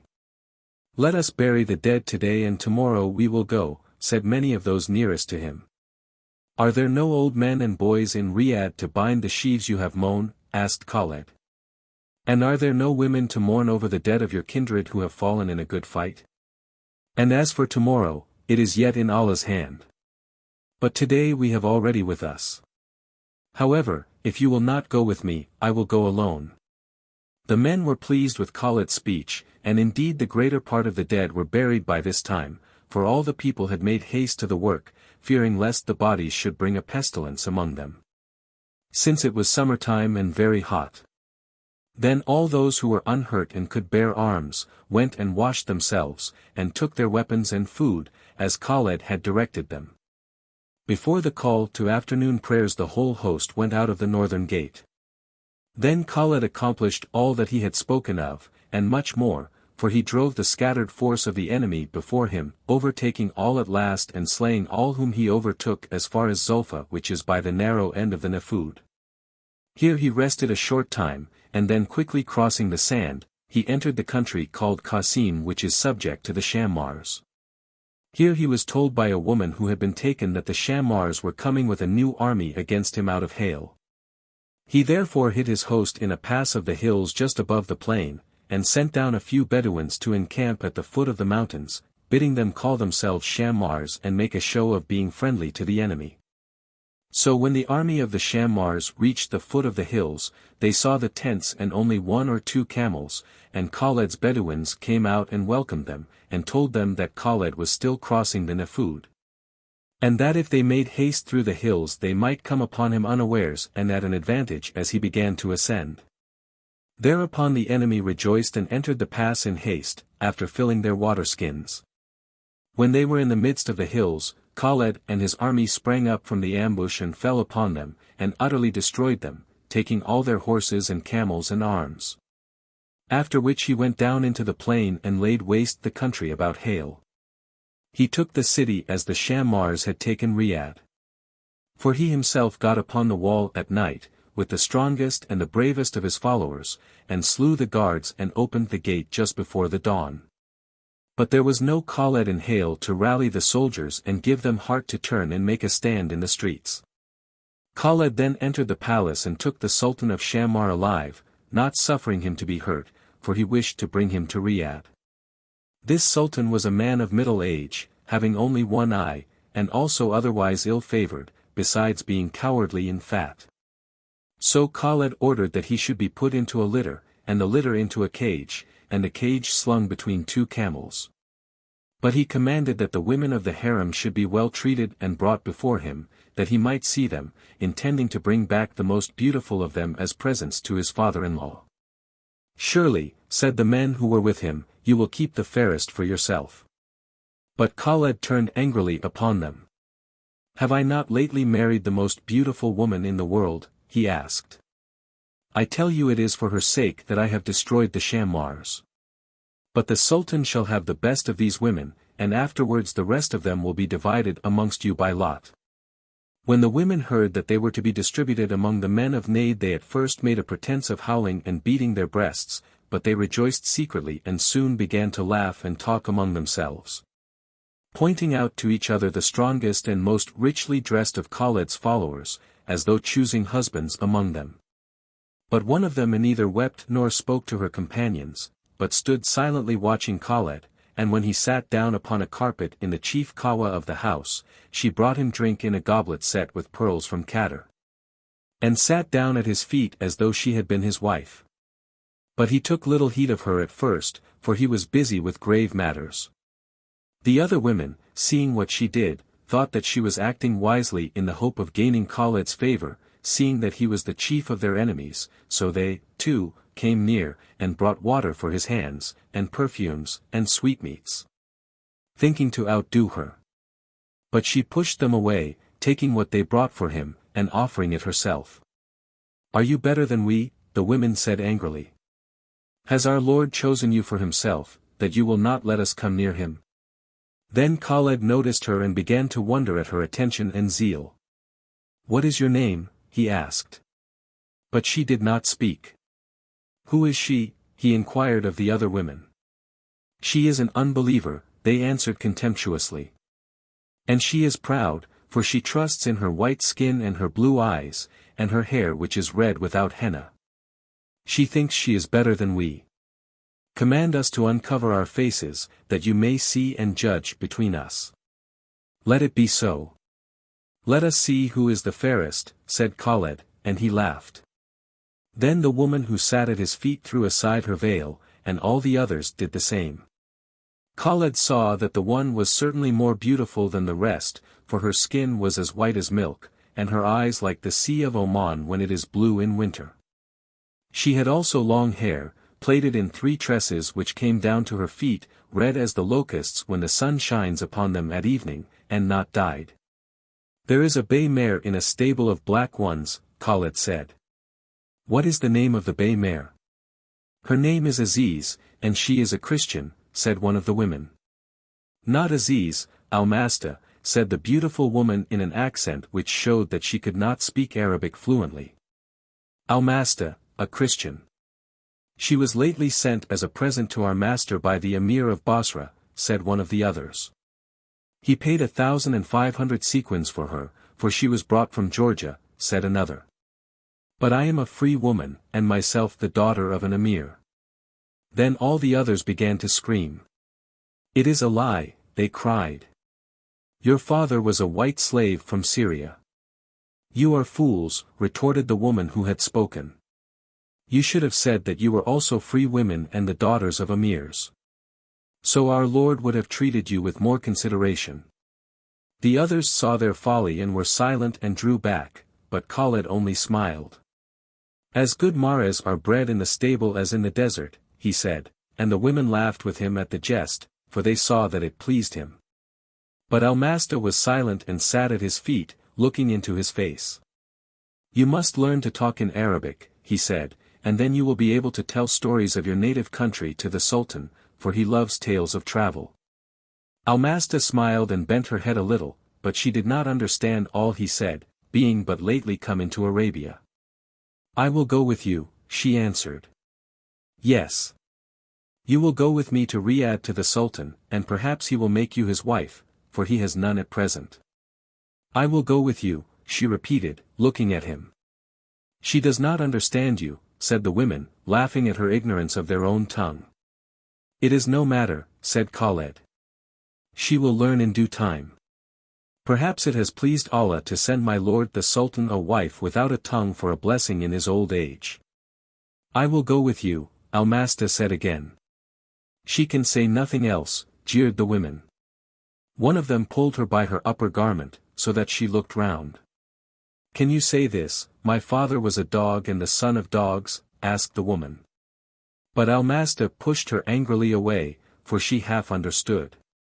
Then the woman grew angry too, and shook her fist in Almasta's face. "If you fight, you shall eat sticks," said Khaled, and then they were all quiet. Thus he took possession of the city of Hale, and remaining there some time he reduced all the country to submission, so that it remained a part of the kingdom of Najd for many years after that. For the power of the Shammars was broken, and they could nowhere have mustered 1,000 men able to bear arms.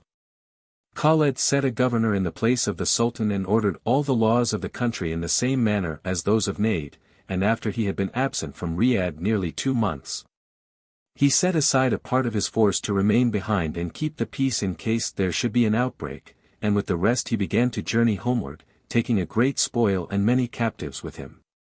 During the march most of the women captives rode on camels, but a few of the most beautiful were taken in litters lest the fatigues of riding should injure their appearance and thus diminish their value. Almasta was one of these, and the Sultan of Hale was taken in a cage as has been said, though he was not otherwise ill-treated, and received his portion of camel's meat and bread, equal to that of the soldiers. Khaled sent messengers on fleet mares to Riyadh to give warning of his coming, but he could not himself proceed very quickly, because his army was burdened with so much spoil. And as there was now no haste to overtake an enemy, he journeyed chiefly at night, resting during the day wherever there was water, for although the summer was far advanced it was still hot. He thought continually of Zehowah, by day in his tent and by night on the march, for he supposed that she would be glad when she heard of the victory and that she would now love him, because he had avenged her people, and taken Hale, and brought back gold and captives, besides other treasures. She was already pleased with my deeds. Before we left Riyadh, he thought, for she asked me how many of the Shammars I had slain with my own hand, and at the last she wished me to stay with her. Most probably that I might tell her more about the fight. How much the more will she be glad now, since I have killed so many more and have brought back treasure, and made a whole country subject to her father. Shall not blood and gold buy the love of a woman? It chanced once during this journey that Khaled was sitting at the door of his tent after the sun had gone down and before the night march had begun. Upon the one side, at a little distance, was the tent of the women captives who had been taken from the palace in Hale, and upon the other the soldiers had set down the cage in which the Sultan of Shammar was carried. The men had laid a carpet over the cage to keep the sun from the prisoner during the heat of the day, lest he should not reach Riyadh alive as Khaled desired. For the Sultan was fat and of a choleric temper. Now the soldiers had given him food but had forgotten to bring him water, and it was hot under the carpet now that the evening had come. But he could lift it up a little on one side, and having done so, he began to cry out, cursing Khaled and railing at him, not knowing that he was so near at hand.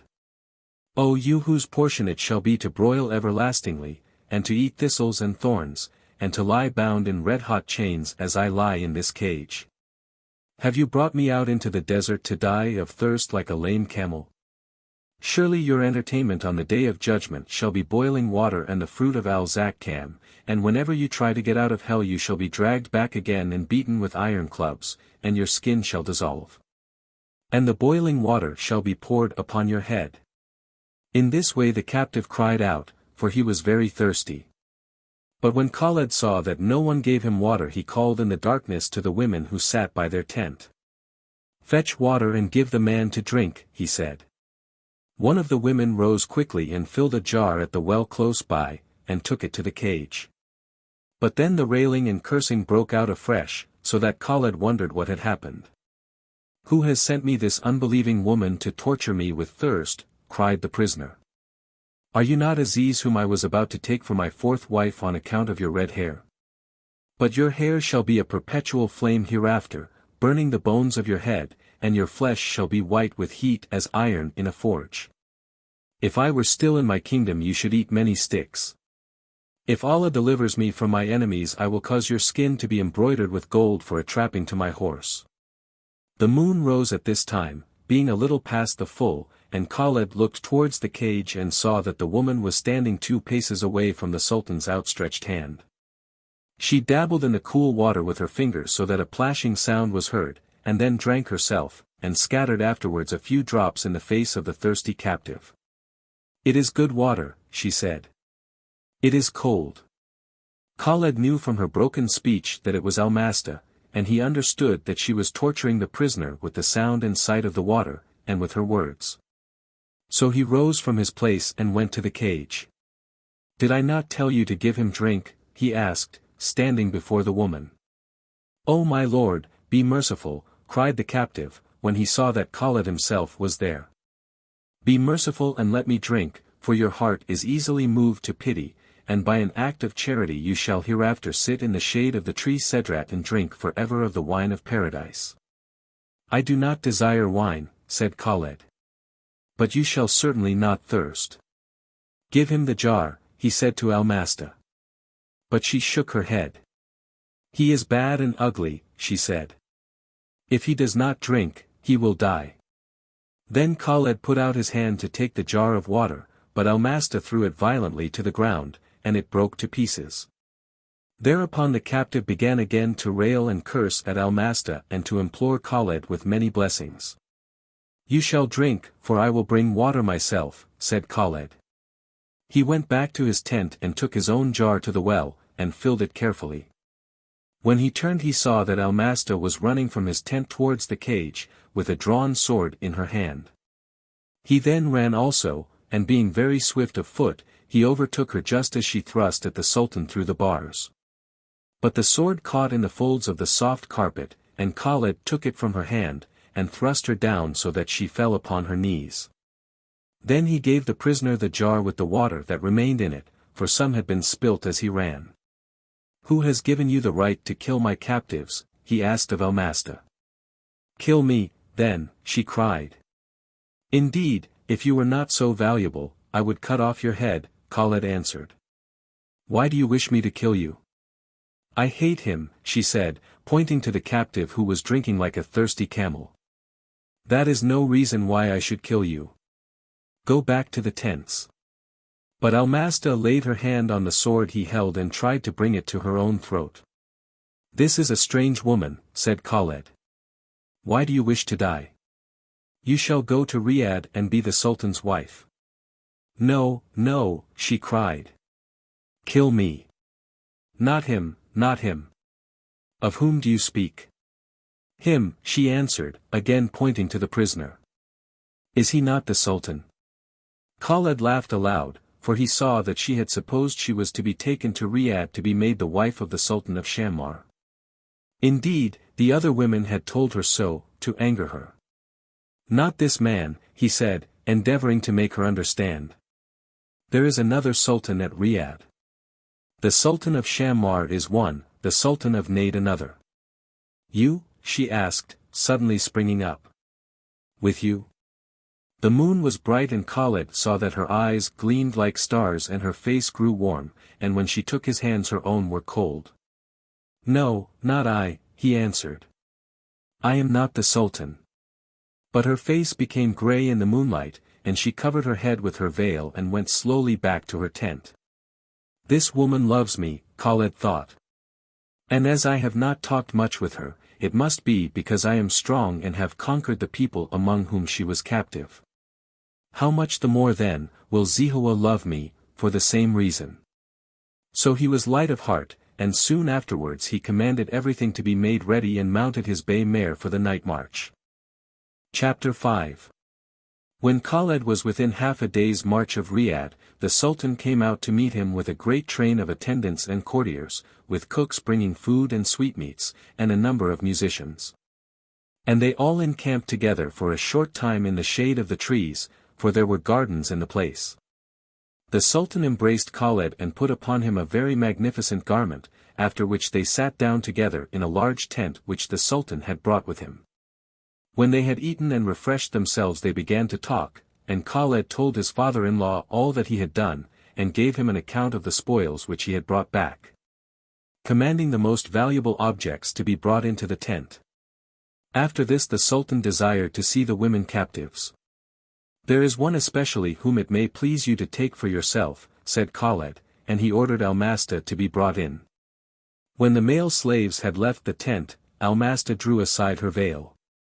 The Sultan looked at her and smiled, stroking his beard, for he was much pleased. Her face is like a pearl and her hair is a setting of red gold, he said. Truly she is like the sunrise on a fair morning when there are red clouds in the east. Almasta looked attentively at him, and afterwards she glanced at Khaled, who could not avoid looking at her on account of her beauty. Her face was grave and indifferent. Then Khaled told the Sultan how she had hated the Sultan of Shammar and had tried to kill him on the journey. This is a dangerous woman, my son, said the old man. But he laughed as he said it, for although he was old, he was no coward. She is dangerous, indeed. Will you love me, pearl of my soul's treasures? He inquired of her, still smiling. You are my lord and my master, she answered, looking down. When Khaled heard this he wondered whether his father-in-law would get any affection from her. Zehowah had answered in the same words. By Allah, I will give you such gifts as will make you love me, said the Sultan. What shall I give you? His head, answered Almasta, raising her eyes quickly. The head of the Sultan of Shammar. Almasta nodded, and Khaled could see that her lips trembled. A dead man has no companions, said the Sultan, looking at Khaled to see what he would do. But Khaled cared little, and said nothing. So the Sultan called a slave and ordered the captive's head to be struck off immediately.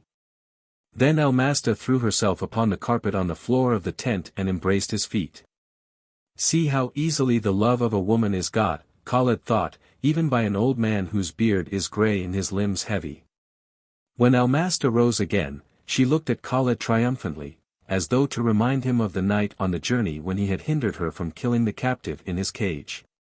But though he understood her, he held his peace, for he had cared nothing whether the prisoner lived or died after he had delivered him over to his father-in-law, and he was considering whether he might not please Zehowah in some similar manner. This was not easy, however, for he was not aware that Zehowah had any private enemy, whose head he might offer her. After the Sultan had seen the other women and the best of the spoils, Khaled begged that he might be allowed to ride on into Riyadh alone, for he saw that the Sultan intended to spend the night in feasting where he had encamped. The Sultan was so much pleased with Almasta and so greatly diverted in examining the rich stuffs and the gold and silver vessels and jewels, that he let Khaled go, almost without trying to detain him. Though he made him many speeches praising his conduct of the war, and would have loaded him with gifts. But Khaled would take nothing with him, saying that he would only receive his just share with the rest, and the fame of his generosity immediately went abroad among the soldiers and the Bedouins throughout all the camp.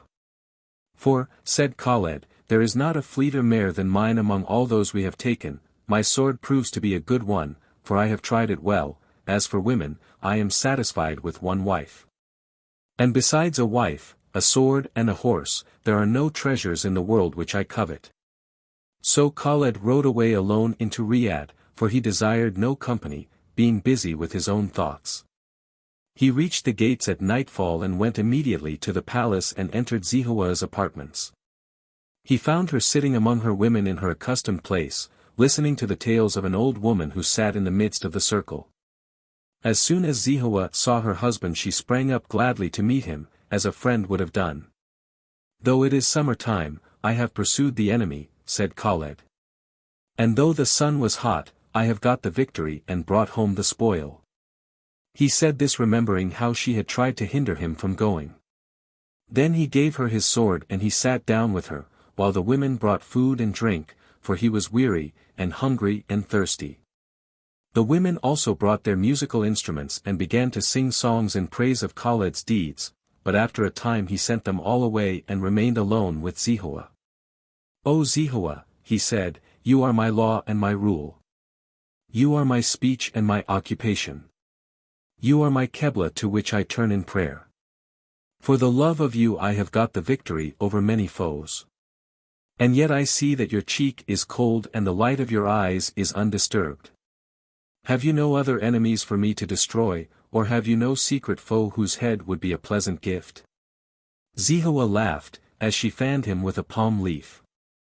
Do you still thirst for war, Khaled? She asked. Truly you have swallowed up all our enemies as the dry sand swallows up water. Where shall I find enemies enough for you to slay? You went out in pride and you have returned in glory.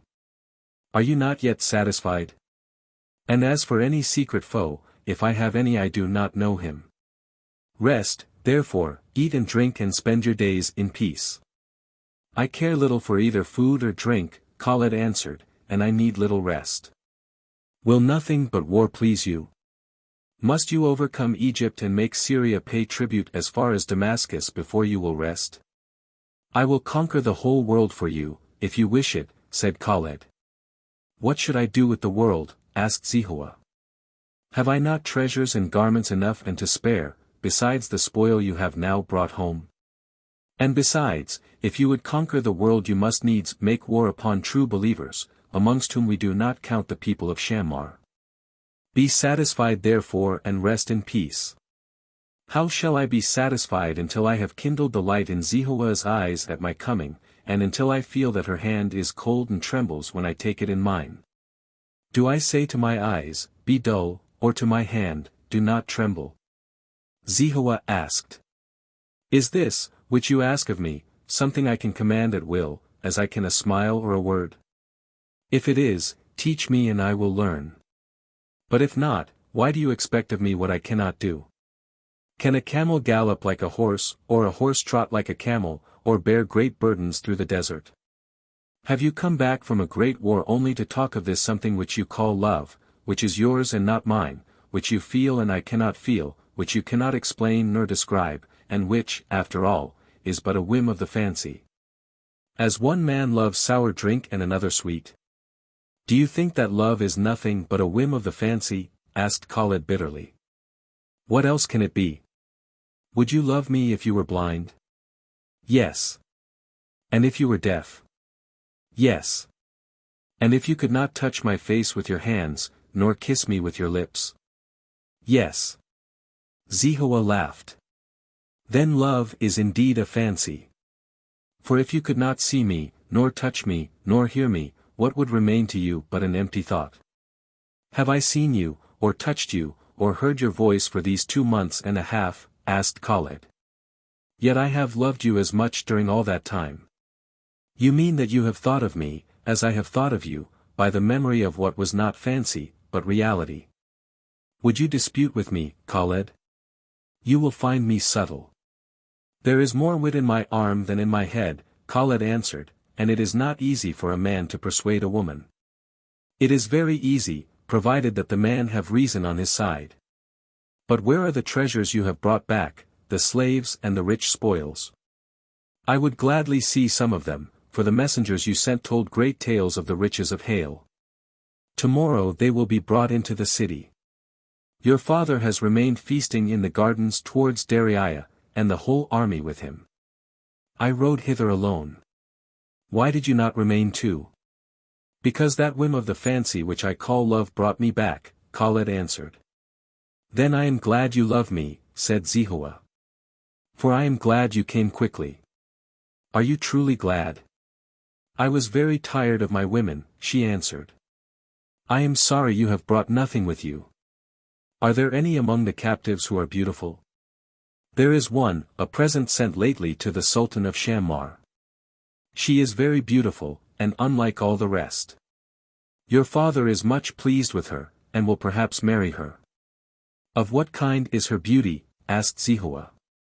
She is as white as milk, her eyes are twin sapphires, her mouth is a rose, her hair is like gold reddened in fire. Zehowah was silent for a while, and twisted a string of musk beads round her fingers. The others are all Arabian women, Khaled said at last. Why did you not keep the beautiful one for yourself? Asked Zehowah, suddenly throwing aside her beads and looking at him curiously. Surely you, who have borne the brunt of the war, might have chosen for yourself what pleased you best. Khaled looked at her in great astonishment. Have I not married Zehowah? Would you have me take another wife? Why not? Is it not lawful for a man to take 4 wives at one time? And this woman might have loved you, as you desire to be loved. Would it be nothing to you, if I took her? Nothing. I am the king's daughter. I shall always be first in the house. I say, she might love you. Then you would be satisfied. Zehowah, Zehowah, cried Khaled. Is love a piece of gold, that it matters not whence it be, so long as a man has it in his own possession? Or is it wood of the wood tree that one may buy it and bring it home and make the whole house fragrant with it? Is a man's heart like his belly, which is alike satisfied with different kinds of food? He who eats, knows by the taste whether he eats Persian mutton, or barley bread, or only broiled locusts. But a man who believes that he is loved, knows that he is loved, so far as knowing is possible, and must be satisfied, if to be loved is what he desires. That may be true.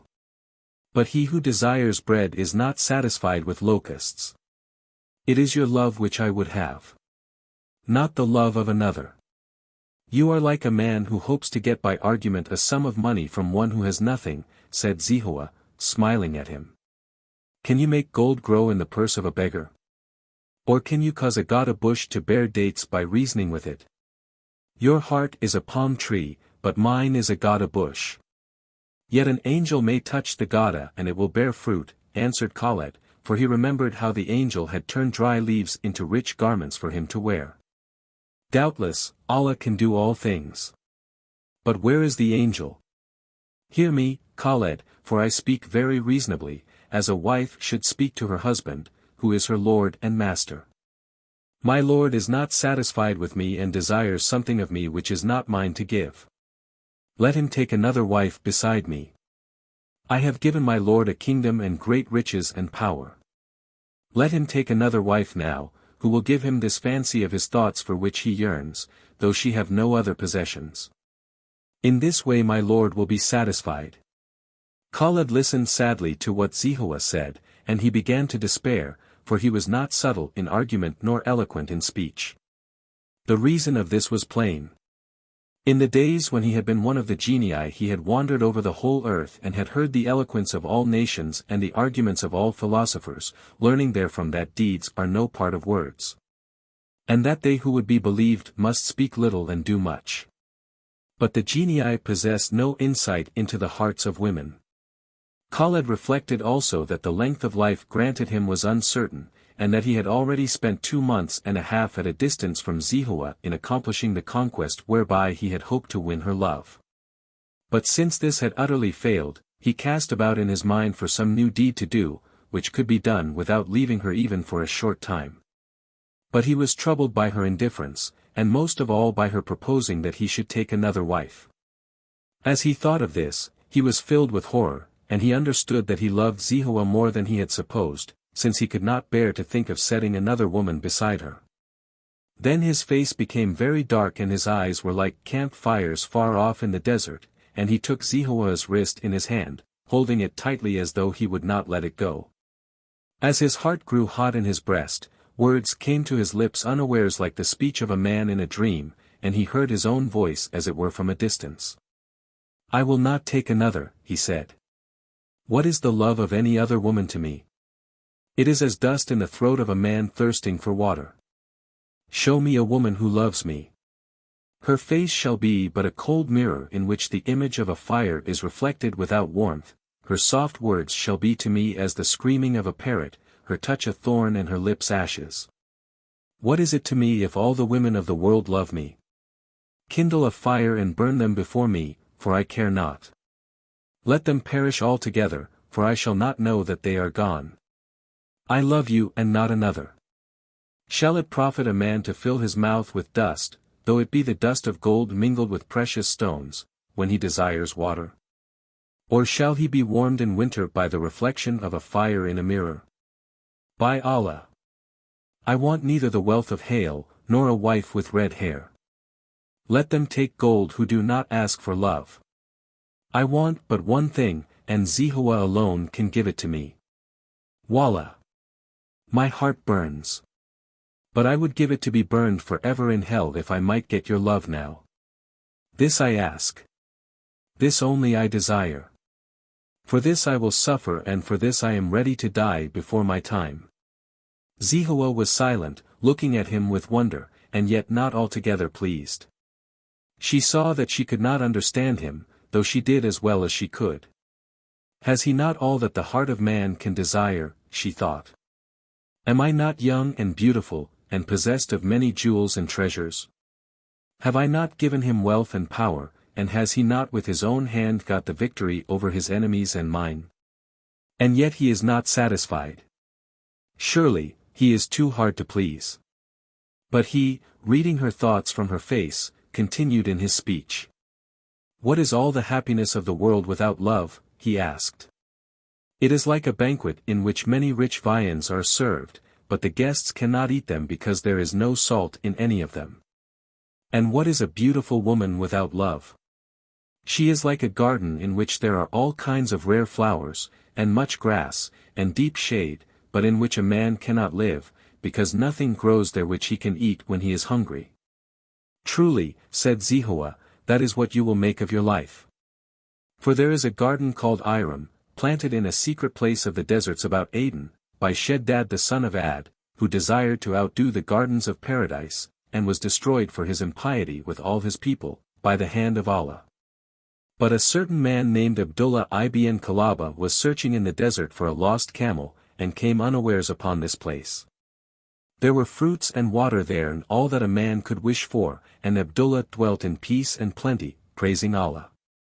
Then on a certain day he desired to eat an onion, and finding none anywhere, he went out, intending to obtain one, and having eaten it, to return immediately. But though he searched the desert many months he was never able to find the garden again. Wherefore it is said that Abdullah ibn Kalaba lost the earthly paradise of Iram for a mouthful of onion. "How can you understand me if you do not love me?" asked Khaled. "Love has its own language, and when two love they understand each the other's words. But when the one loves and the other loves not, they are strangers, though they be man and wife. Or they are like Persians and Arabians not understanding either the other's speech, or that if the wife cries, 'Father,' her husband will bring her a cup of water supposing her to be thirsty. For those who would speak one language must be of one heart, and they who would be of one heart must love each other." Then Zehowah sighed and leaned against the cushions by the wall and drew her hand away from Khaled. "What is it?" she asked in a low voice. "What is it you would have?" But though she had already asked the question many times she found no answer, and none that he was able to give could enlighten her darkness. "It is the spark that kindles the flame," Khaled said, and he pointed to the lights that hung in the room. "Your beauty is like that of a cunningly designed lamp, inlaid with gold and silver and covered with rich ornament, which is seen by day. But there is no light within, and it is cold, though it be full of oil and the wick be ready." Zehowah turned towards him somewhat impatiently. "And you are as one who would kindle the flame with words, having no torch," she answered. "Have I not done deeds also?" asked Khaled. "Or have I spoken much, that you should reproach me? Surely I have slain more of your enemies than I have spoken words to you tonight. But have I asked for an offering of blood, or a marriage dower of dead bodies?" Khaled was silent, for he was bitterly disappointed, and as his eyes fell upon the sword which hung on the wall, he felt that he could almost have taken it and made an end of Zehowah for very anger that she would not love him. Had he not gone out for her into the raging heat of summer, and borne the burden of a great war, and destroyed a nation and taken a city? Moreover, if neither words nor deeds could gain her love, what means remained to him to try? All through the night Khaled pondered, calling up all that he had seen in the world in former times, until he fell asleep at last, wearied in heart. Very early in the morning one of Zehowah's women came and stood by his bed and waked him. He could see that her face was pale in the dawn, her limbs trembled and her voice was uncertain. "Arise, my lord," she said. "A messenger has come from the army with evil news, and stands waiting in the court." Khaled sprang up, and Zehowah awoke also. "What is this message?" he asked hastily. But the woman threw herself upon the floor and covered her face, as though begging forgiveness because she brought evil tidings. "Speak," said Zehowah. "What is it?" "Our lord the Sultan is dead," cried the woman, and she broke out into weeping and crying and would say nothing more.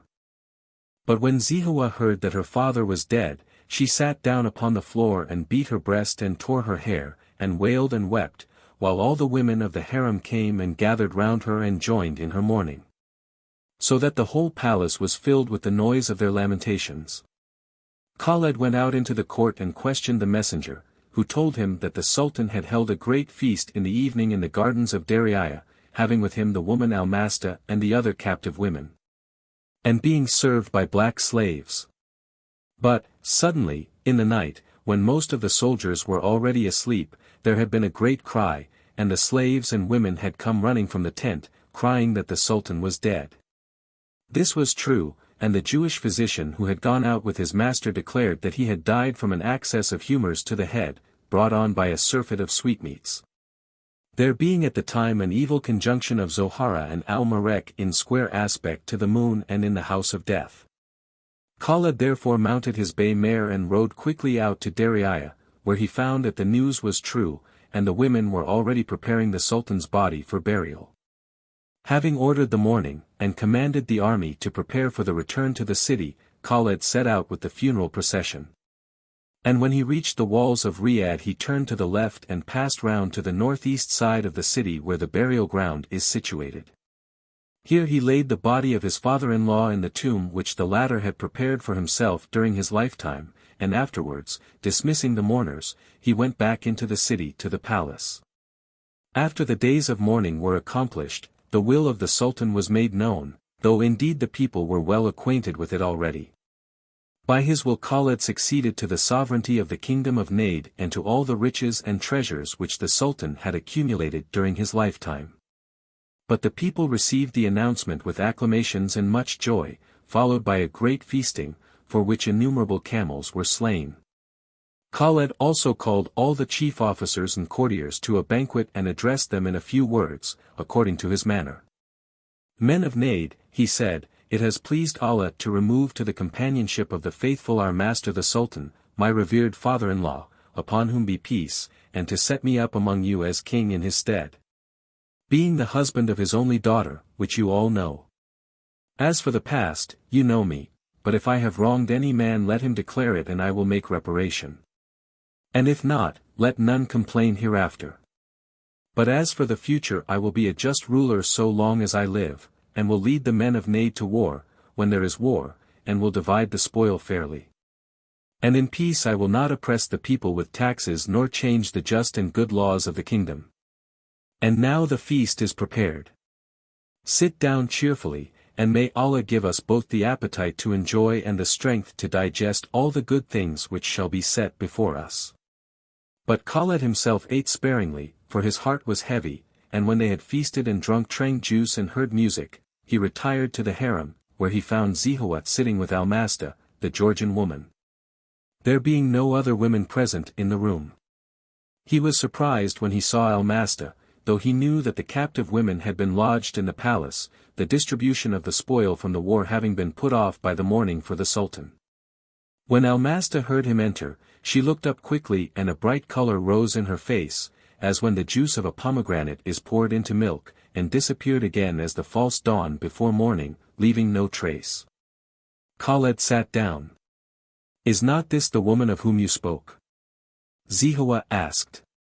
"I knew her from the rest by her red hair. This is the woman. Your father would have taken her for his wife. But Allah has disposed otherwise. She is beautiful. She is worthy to be a king's wife," said Zehowah. "The Sultan?" asked Almasta, for she hardly understood. Her face turned as white as bone bleached by the sun, and her fingers trembled, while her eyes were cast down. Zehowah looked at Khaled and laughed. "See how she trembles and turns pale before you," she said. "And a little while ago her face was red. You have found a torch wherewith to kindle this lamp, and a breath that can extinguish it." "I do not know," Khaled answered. But he looked attentively at Almasta and remained silent for some time. "It is now necessary to divide the spoils of the war," he said at last, "and to bestow such of these women as you do not wish to keep upon the most deserving of the officers. My lord will surely take the fairest for himself, since she loves him," said Zehowah, again laughing, but somewhat bitterly. "May my tongue be cloven and my eyes be put out, may my hands wither at the wrists and my feet fall from my ankles, if I ever take any wife but you," said Khaled. "Yalla. So be it." When Zehowah heard him say this, even while Almasta's face was unveiled before him, she understood that he was greatly in earnest. "Let me keep her for my handmaid," she said at last. "Is she mine that you need ask me? But it will be wiser to give her to Abdul Karim, the sheikh of the horsemen. I have promised that the spoil should be fairly divided, and though few have seen this woman many have heard of her beauty. And besides, she would weary you, for she cannot talk in Arabian, nor does she seem quick to learn. Abdul Karim has the first right, since Allah has removed your father, upon whom be peace." "Your words are my laws," answered Zehowah obediently. "And, indeed, it may be that you are right, for I believe she can neither dance nor sing, nor play upon any musical instrument. She would certainly weary me after a time, as you say. Give her therefore to Abdul Karim for his share." They then made Almasta understand that she was to be given to the sheikh of the horsemen. But when she had understood she shook her head and smiled, though at first she said nothing, so that Khaled and Zehowah wondered whether she had comprehended what they had told her. "Do you understand what we have told you?" asked Zehowah, who was diverted by her ignorance of the Arabic language. "I understand. And are you not pleased that you are to be the wife of Abdul Karim, who is a rich man and still young?" "I was to be the Sultan's wife," said Almasta, with difficulty, looking at Khaled. "You told me so." "The Sultan is dead," Khaled answered. "Who is the Sultan now?" she asked. "Khaled is the Sultan," said Zehowah. "You said that I should be the Sultan's wife," Almasta repeated. "Doubtless, I said so," Khaled replied. "But Allah has ordered it otherwise." Almasta again smiled and shook her head. Chapter 6. On the following day Khaled made a division of the spoils, and gave Almasta to Abdul Karim, enjoining upon him to marry her, since he had but 2 wives and could do so lawfully. The sheikh of the horsemen was glad, for he had heard much of Almasta's beauty, and he loved fair women, being of a fierce temper and not more than 40 years old. So he called his friends to the marriage feast that same day, and Zehowah sent Almasta in a litter to his harem, giving her also numerous rich garments by way of a dower, but which in fact were due to Abdul Karim as his share of the booty. So the men feasted, with music, until the evening, when the bridegroom retired to the harem and the Cadi came and read the contract. After which Abdul Karim sat down while Almasta was brought before him in various dresses, one after the other, as is customary. When the women were all gone away, Abdul Karim began to talk to his wife, but she only laughed and said the few words she knew, not knowing what he said, and presently she began to sing to him in a low voice, in her own language. Her voice was very clear and quite different from that of the Arabian women whom Abdul had heard, and the tones vibrated with great passion and sweetness, so that he was enchanted and listened, as in a dream. While his head rested against Almasta's knee. She continued to sing in such a manner that his soul was transported with delight, and at last, as the sound soothed him, he fell into a gentle sleep. Almasta, still singing softly, loosened his vest, touching him so gently that he did not wake. She then drew out of one of the 3 tresses of her hair a fine steel needle, extremely long and sharp, having at one end a small wooden ball for a handle, and while she sang, she thrust it very quickly into his breast to its full length. So that it pierced his heart and he died instantly. But she continued to sing, lest any of the women should be listening from a distance. Presently she withdrew the needle so slowly that not a drop of blood followed it, and having made it pass thrice through the carpet she restored it to her hair, after which she fastened the dead man's vest again, so that nothing was disarranged.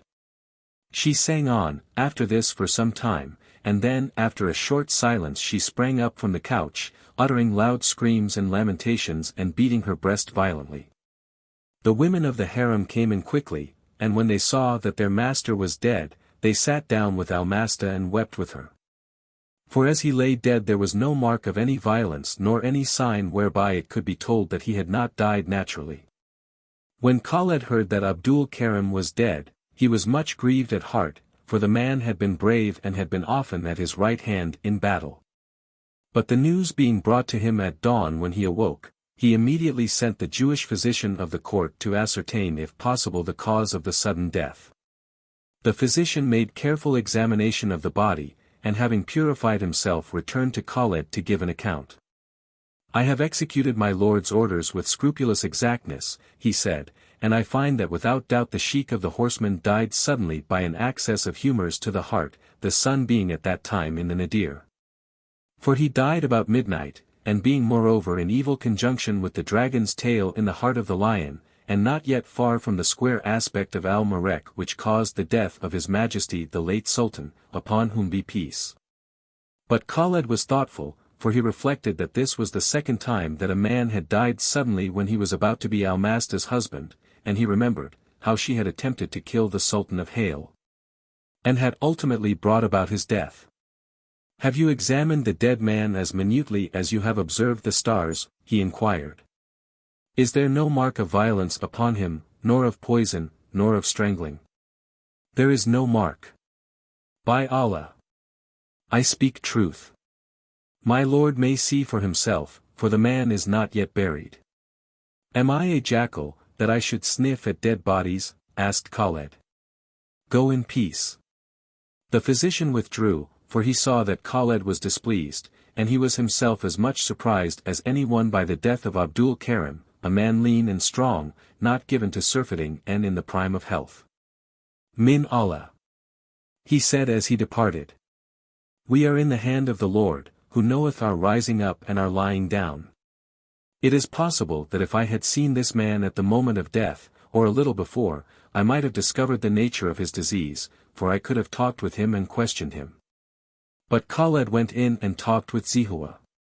She was greatly astonished when she heard that Almasta's husband was dead, but she was satisfied with the answer of the Jewish physician, who enjoyed great reputation and was believed to be at that time the wisest man in Arabia. "Give her back to me, to be one of my women," said she. "It is not written that she should marry a man of Najd, unless you will take her yourself." But Khaled bent his brow angrily and his eyes glowed like the coals of a camp fire which is almost extinguished, when the night wind blows suddenly over the ashes. "I have spoken," he said. "And I have heard," she answered. "Let there be an end. But give me this woman to divert me with her broken speech." I fear she will do you an injury of which you may not live, said Khaled. What injury can she do me? Asked Zehowah in astonishment, not understanding him. She asked of your father the head of the Sultan of Hale, whom she hated. And your father gave it to her. Peace be upon him, exclaimed Zehowah piously. Upon him peace. And when he would have married her, he died suddenly at the feasting. And now this Abdul Karim, who was to have been her husband, is dead also, without sign, in the night, as a man stung by a serpent in his sleep. These are strange doings. If you think she has done evil, let her be put to death, said Zehowah. But the physician found no mark upon Abdul Karim. By the hand of Allah he was taken. Doubtless his fate was about his neck. But it is strange. Zehowah looked at Khaled in silence, but presently she smiled and laid her hand upon his. This woman loves you with her whole soul, she said. You think that she has slain Abdul Karim by secret arts, in the hope that she may marry you. And your father also. Then they were both silent, and Zehowah covered her face, since she could not prevent tears from falling when she thought of her father, whom she had loved. If this be so, she said after a long time, let the woman die immediately. It is necessary to be just, Khaled answered. I will put no one to death without witnesses, not even a captive woman, who is certainly an unbeliever at heart. Has anyone seen her do these deeds, or does anyone know by what means a man may be slain in his sleep, or at a feast, so that no mark is left upon his body? At Darii your father was alone with her in the inner part of the tent, and she was singing to him that he might sleep. For I have made inquiry. And when Abdul Karim died he was also alone with her. I cannot understand these things. But you are a woman and subtle. It may be that you can see what is too dark for me. It may be. Therefore give her back to me, and I will lay a trap for her, so that she will betray herself if she has really done evil. And when we have convicted her by her own words she shall die. Are you not afraid, Zehowah? Can I change my destiny? If my hour is come, I shall die of a fever, or of a cold, whether she be with me or not. But if my years are not full, she cannot hurt me. This is undoubtedly true, answered Khaled, who could find nothing to say. But I will first question the woman myself. So he sent slaves with a litter to bring Almasta from the house of mourning to the palace, and when she was come he sent out all the other women and remained alone with her and Zehowah, making her sit down before him so that he could see her face. Her cheeks were pale, for she had not slept, having been occupied in weeping and lamentation during the whole night, and her eyes moved restlessly as those of a person distracted with grief. Khaled then drew his sword and laid it across his feet as he sat and looked fixedly at Almasta. If you do not speak the truth, he said, I will cut off your head with my own hand. Allah is witness. When Almasta saw the drawn sword, her face grew whiter than before, and for some moments she seemed not able to breathe. But suddenly she began to beat her breast, and broke out into loud wailings, rocking herself to and fro as she sat on the carpet. My husband is dead, she cried. He was young, he was beautiful. He is dead. Wah! Wah! My husband is dead. Kill me too. Khaled looked at Zehowah, but she said nothing, though she watched Almasta attentively. Then Khaled spoke to the woman again. Make an end of lamenting for the present, he said. It has pleased Allah to take your husband to the fellowship of the faithful. Peace be upon him. Tell us in what manner he died, and what words he spoke when he felt his end approaching, for he was my good friend and I wish to know all. Almasta either did not understand or made a pretense of not understanding, but when she heard Khaled's words she ceased from wailing and sobbed silently, beating her breast from time to time. How did he die? Khaled asked in a stern voice. He was asleep. He died, replied Almasta in broken tones. You will get no other answer, said Zehowah. She cannot speak our tongue. Is there no woman among them all who can talk this woman's language? Asked Khaled with impatience, for he saw how useless it was to question her. There is no one. I have inquired. Leave her with me, and if there is anything to be known, I will try to find it out. So Khaled went away and Zehowah endeavored to soothe Almasta and make her talk in her broken words. But the woman made as though she would not be comforted, and went and sat apart upon the stone floor where there was no carpet, rocking to and fro, and wailing in a low voice. Zehowah understood that whatever the truth might be, Almasta was determined to express her sorrow in the customary way, and that it would be better to leave her alone. For 7 days she sat thus apart, covering her head in mourning, and refusing to speak with any one, so that all the women supposed her to be indeed distracted with grief at the death of Abdul Karim. And each day Khaled inquired of his wife whether she had yet learned anything, and received the same answer.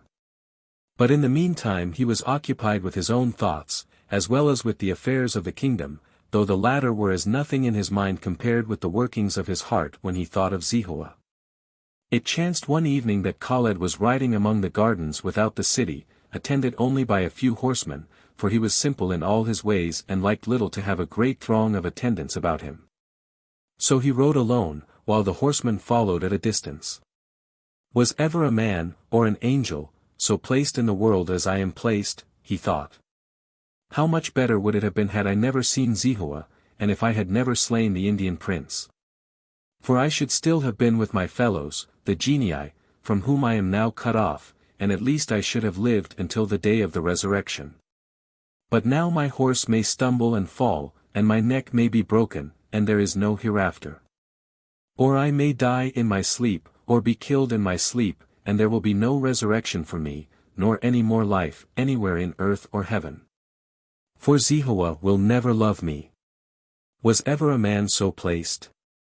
And I am ashamed to complain to her any more, for she is a good wife, obedient and careful of my wants, and beautiful as the moon at the full, rising amidst palm trees, besides being very wise and subtle. How can I complain?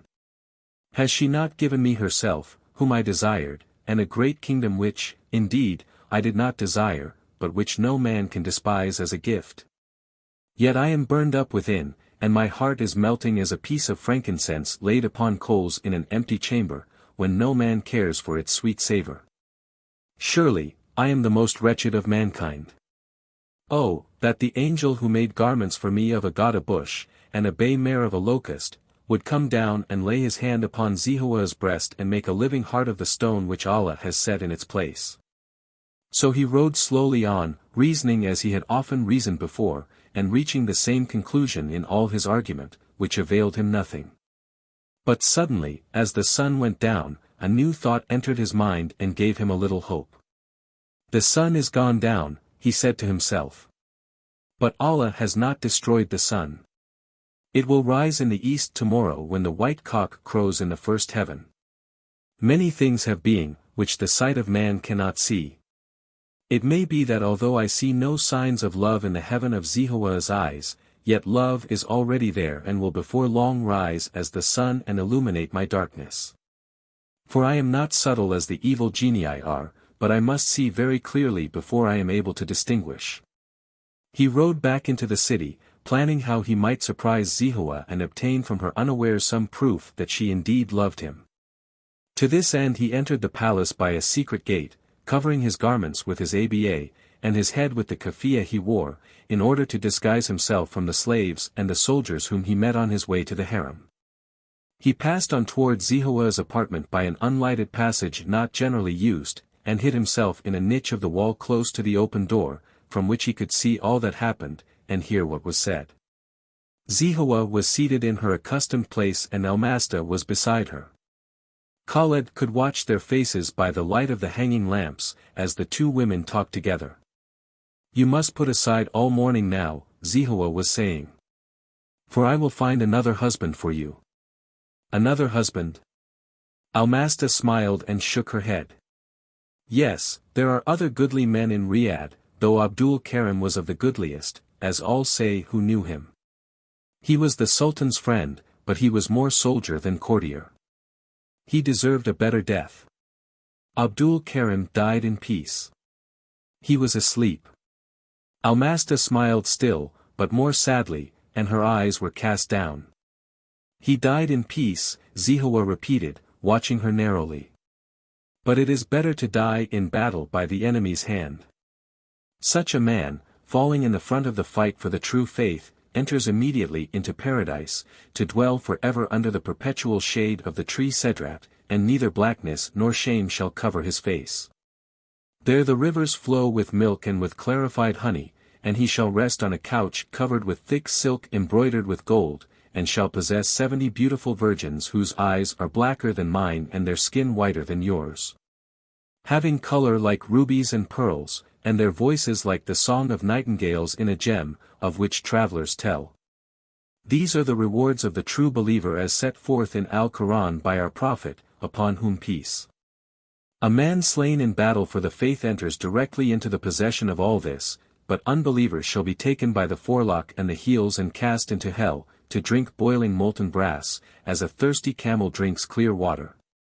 Almasta understood very little of what Zehowah said, but she smiled, nevertheless, catching the meaning of some of the words.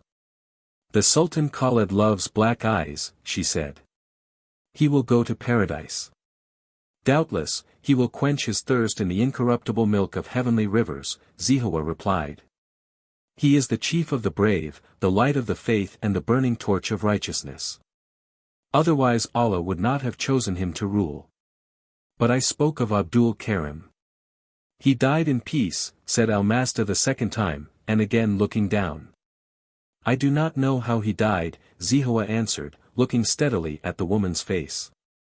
It was a great misfortune for you. Do you understand? I am very sorry for you.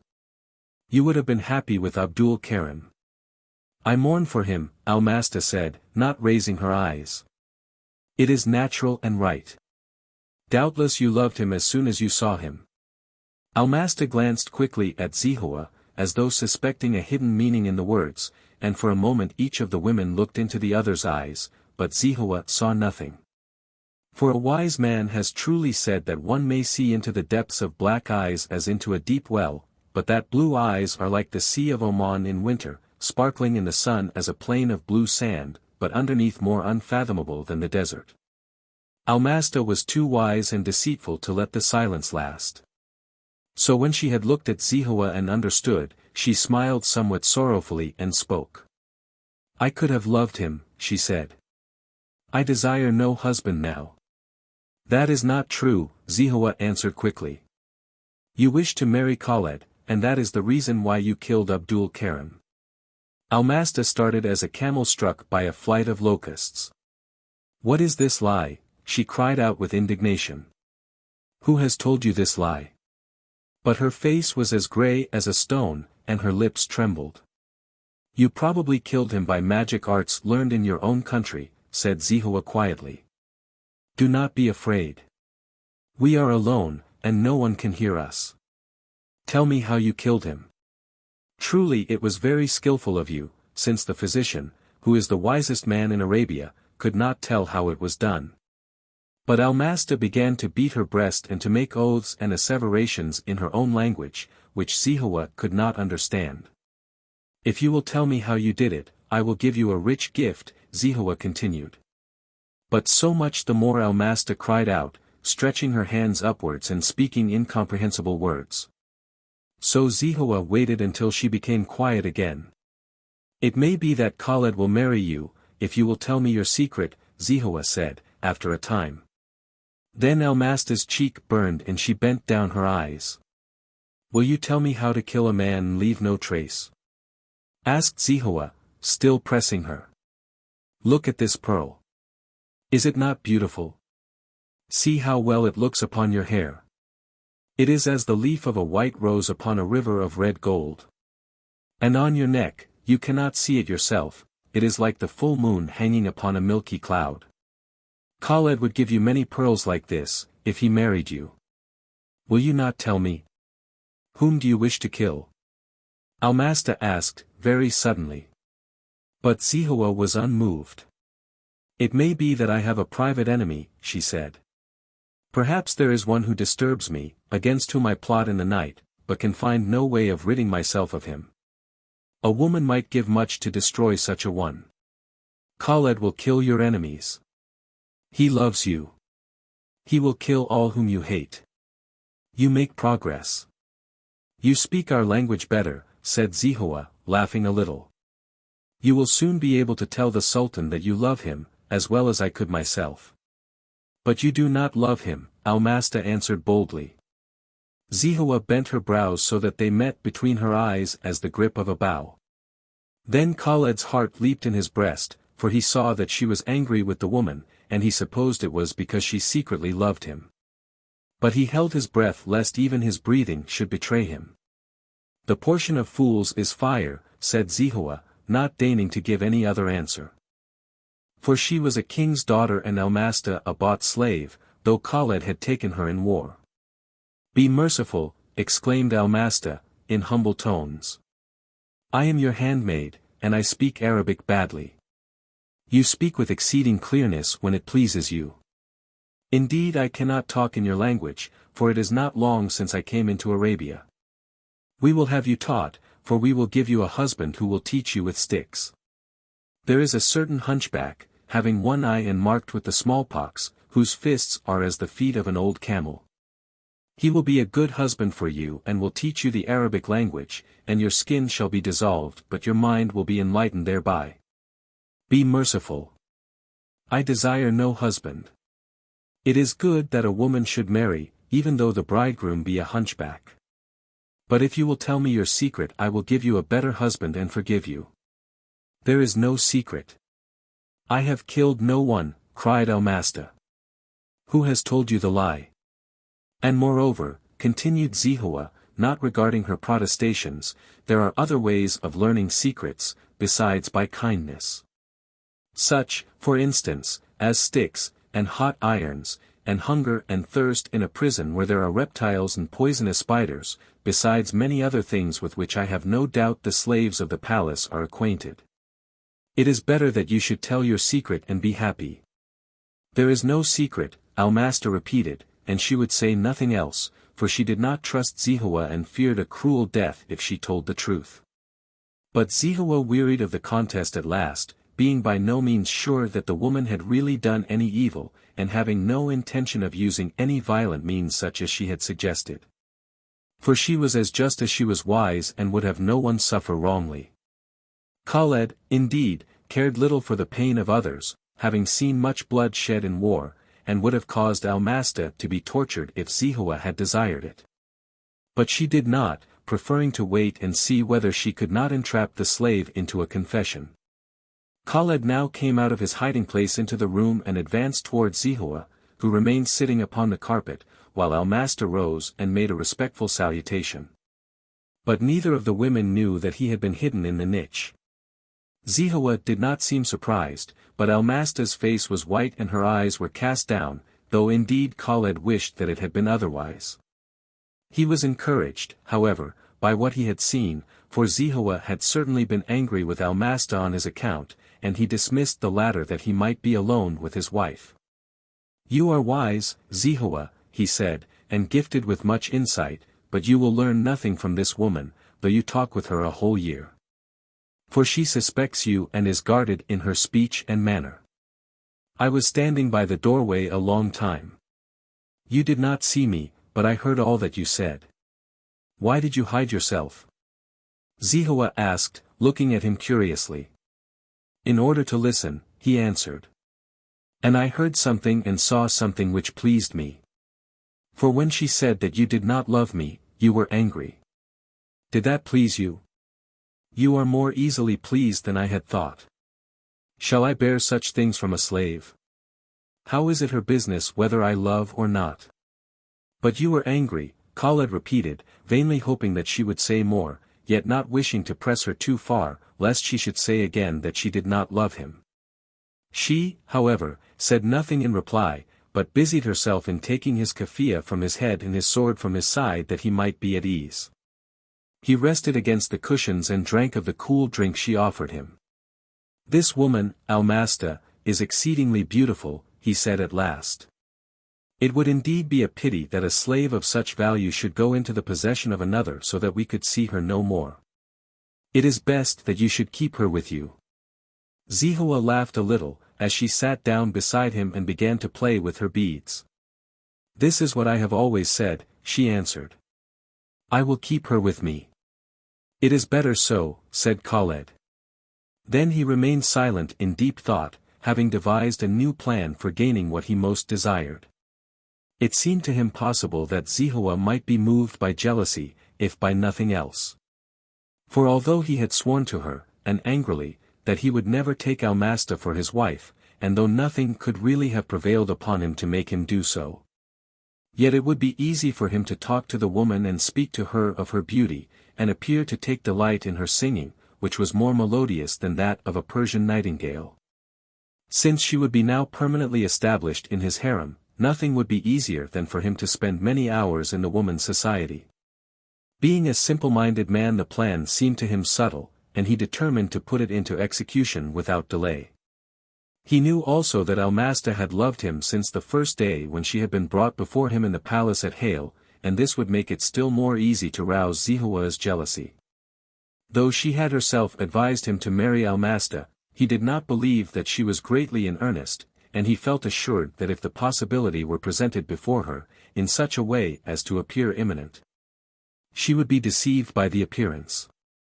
"It is better that she should remain here," he said after a long time. "For we cannot put her to death without evidence of her guilt, and if we are obstinate in wishing to give her a husband, we do not know how many husbands she may destroy before she is satisfied. She is beautiful, and will be an ornament in your kawa. Indeed, I do not know why I sent her away just now, when I came in. Let us call her back, that she may sing to us some of her own songs." Zehowah clapped her hands and Almasta immediately returned, for she had indeed been waiting outside the door, endeavoring to hear what was said, since she suspected that Khaled would speak of her and ask questions. She understood well enough, and often much better than she was willing to show, though she could as yet speak but few words of the Arabic language. "Sit at my feet," said Khaled, "and sing to me the songs of your own people." Almasta took a musical instrument from the wall and sat down to sing. Her voice, indeed, was of enchanting sweetness, but as for the words of her songs, the 7 wise men themselves could not have understood a syllable of them, seeing that they were neither Arabic nor Persian, nor even Greek. Nevertheless, Khaled made a pretense of being much pleased, resting his head against the cushions and closing his eyes as though the sound soothed him. As for Zehowah, she watched the woman with great curiosity, wondering whether it were possible that a creature so fair as Almasta could have done the evil deeds of which she was suspected, and planning how she might surprise her into a confession of guilt. Chapter 7. Not many days passed after this, before the women of the harem began to whisper among themselves in the passages and outer chambers. "See," they said, "how our master favors this foreign woman, who is in all probability a devil from the Persian mountains. Every day he will have her to sing to him, and to bring him drink, and to sit at his feet. And he has given her several bracelets of gold and a large ruby. Surely it will be better for us to flatter her and show her reverence, for if not she will before long give us sticks to eat, and we shall mourn our folly." So they began to exhibit great respect for Almasta, giving her always the best seat amongst them and setting aside for her the best portions of the mutton, and the whitest of the rice, and the largest of the sweetmeats and the mellowest of the old sugar dates, so that Almasta fared sumptuously. But though she understood the reason why the women treated her so much more kindly than before, she was careful always to appear thankful and to speak softly to them, for she feared Zehowah, to whom they might speak of her, and who was very powerful with the Sultan. She was indeed secretly transported with joy, for she loved Khaled and she began to think that before long he would marry her. This was her only motive, also, for she was not otherwise ambitious, and though she afterwards did many evil deeds, she did them all out of love for him. Though Khaled was by no means soft-hearted, he could not but pity her sometimes, seeing how she was deceived by his kindness, while he was only making a pretense of preferring her in order to gain Zehowah's love. Often he sat long with closed eyes while she sang to him or played softly upon the barbat, and he tried to fancy that the voice and the presence were Zehowah's. But her strange language disturbed him, for there were sounds in it like the hissing of serpents and like choking, which caused him to start suddenly just when her voice was sweetest. For the Georgian tongue is barbarous and not like any human speech under the sun, resembling by turns the inarticulate warbling of birds, and the croaking of ravens, and the noises made by an angry cat. Nevertheless, Khaled always made a pretense of being pleased, though he enjoined upon Almasta to learn to sing in Arabic. For Arabic, he said to her, is the language of paradise, and is spoken by all beings among the blessed, from Adam, our father, who waits for the resurrection in the first heaven, to the birds that fly among the branches of the tree Cedrat. Near the throne of Allah, singing perpetually the verses of Al-Quran. The black-eyed virgins reserved for the faithful, also speak only in Arabic. Shall I be of the Hur al-Ayun of whom you speak? Almasta inquired. How is it possible that you should be of the black-eyed ones, when your eyes are blue? Khaled asked, laughing. And besides, are you not an unbeliever? I believe what you believe, and am learning your language. There is no Allah beside Allah. And Muhammad is Allah's prophet. And Muhammad is Allah's prophet, Almasta repeated devoutly. Good. And the 6 articles of belief are also necessary. Teach me, said Almasta, laying the barbat upon the carpet and folding her hands. You must believe first in Allah, and secondly in all the angels. Thirdly you must believe in Al-Quran, fourthly in the prophets of Allah, fifthly in the resurrection of the dead and the last judgment, and lastly that your destiny is about your neck so that you cannot escape it. I believe in everything, said Almasta, who understood nothing of these sacred matters. Shall I now be one of the Hur al-Ayun? But you have blue eyes. When I know that I am dying, I will paint them black, said Almasta, laughing sweetly. The angels Munkar and Nakir will discover your deception, said Khaled. When you are dead and buried, these 2 angels, who are black, will enter your tomb. They are of extremely terrible appearance. Then they will make you sit upright in the grave and will examine you first as to your belief and then as to your deeds. You will then not be able to tell lies. If you truly believe and have done good, your soul will then be breathed out of your lips and will float in a state of rest over your grave until the last judgment. But if not, the black angels will beat your head with iron maces, and tear your soul from your body with a torment greater than that caused by tearing the flesh from the bones. I believe in everything, Almasta said again, supposing that her assent would please him. You find it an easy matter to believe what I tell you, he said, for he could see that she would have received any other faith as readily. But it is not easy for a woman to enter paradise, and since it is your destiny to have blue eyes, they will not become black. The Hur al-Ayun, however, are not mortal women and no mortal woman can ever be one of them, since they are especially prepared for the faithful.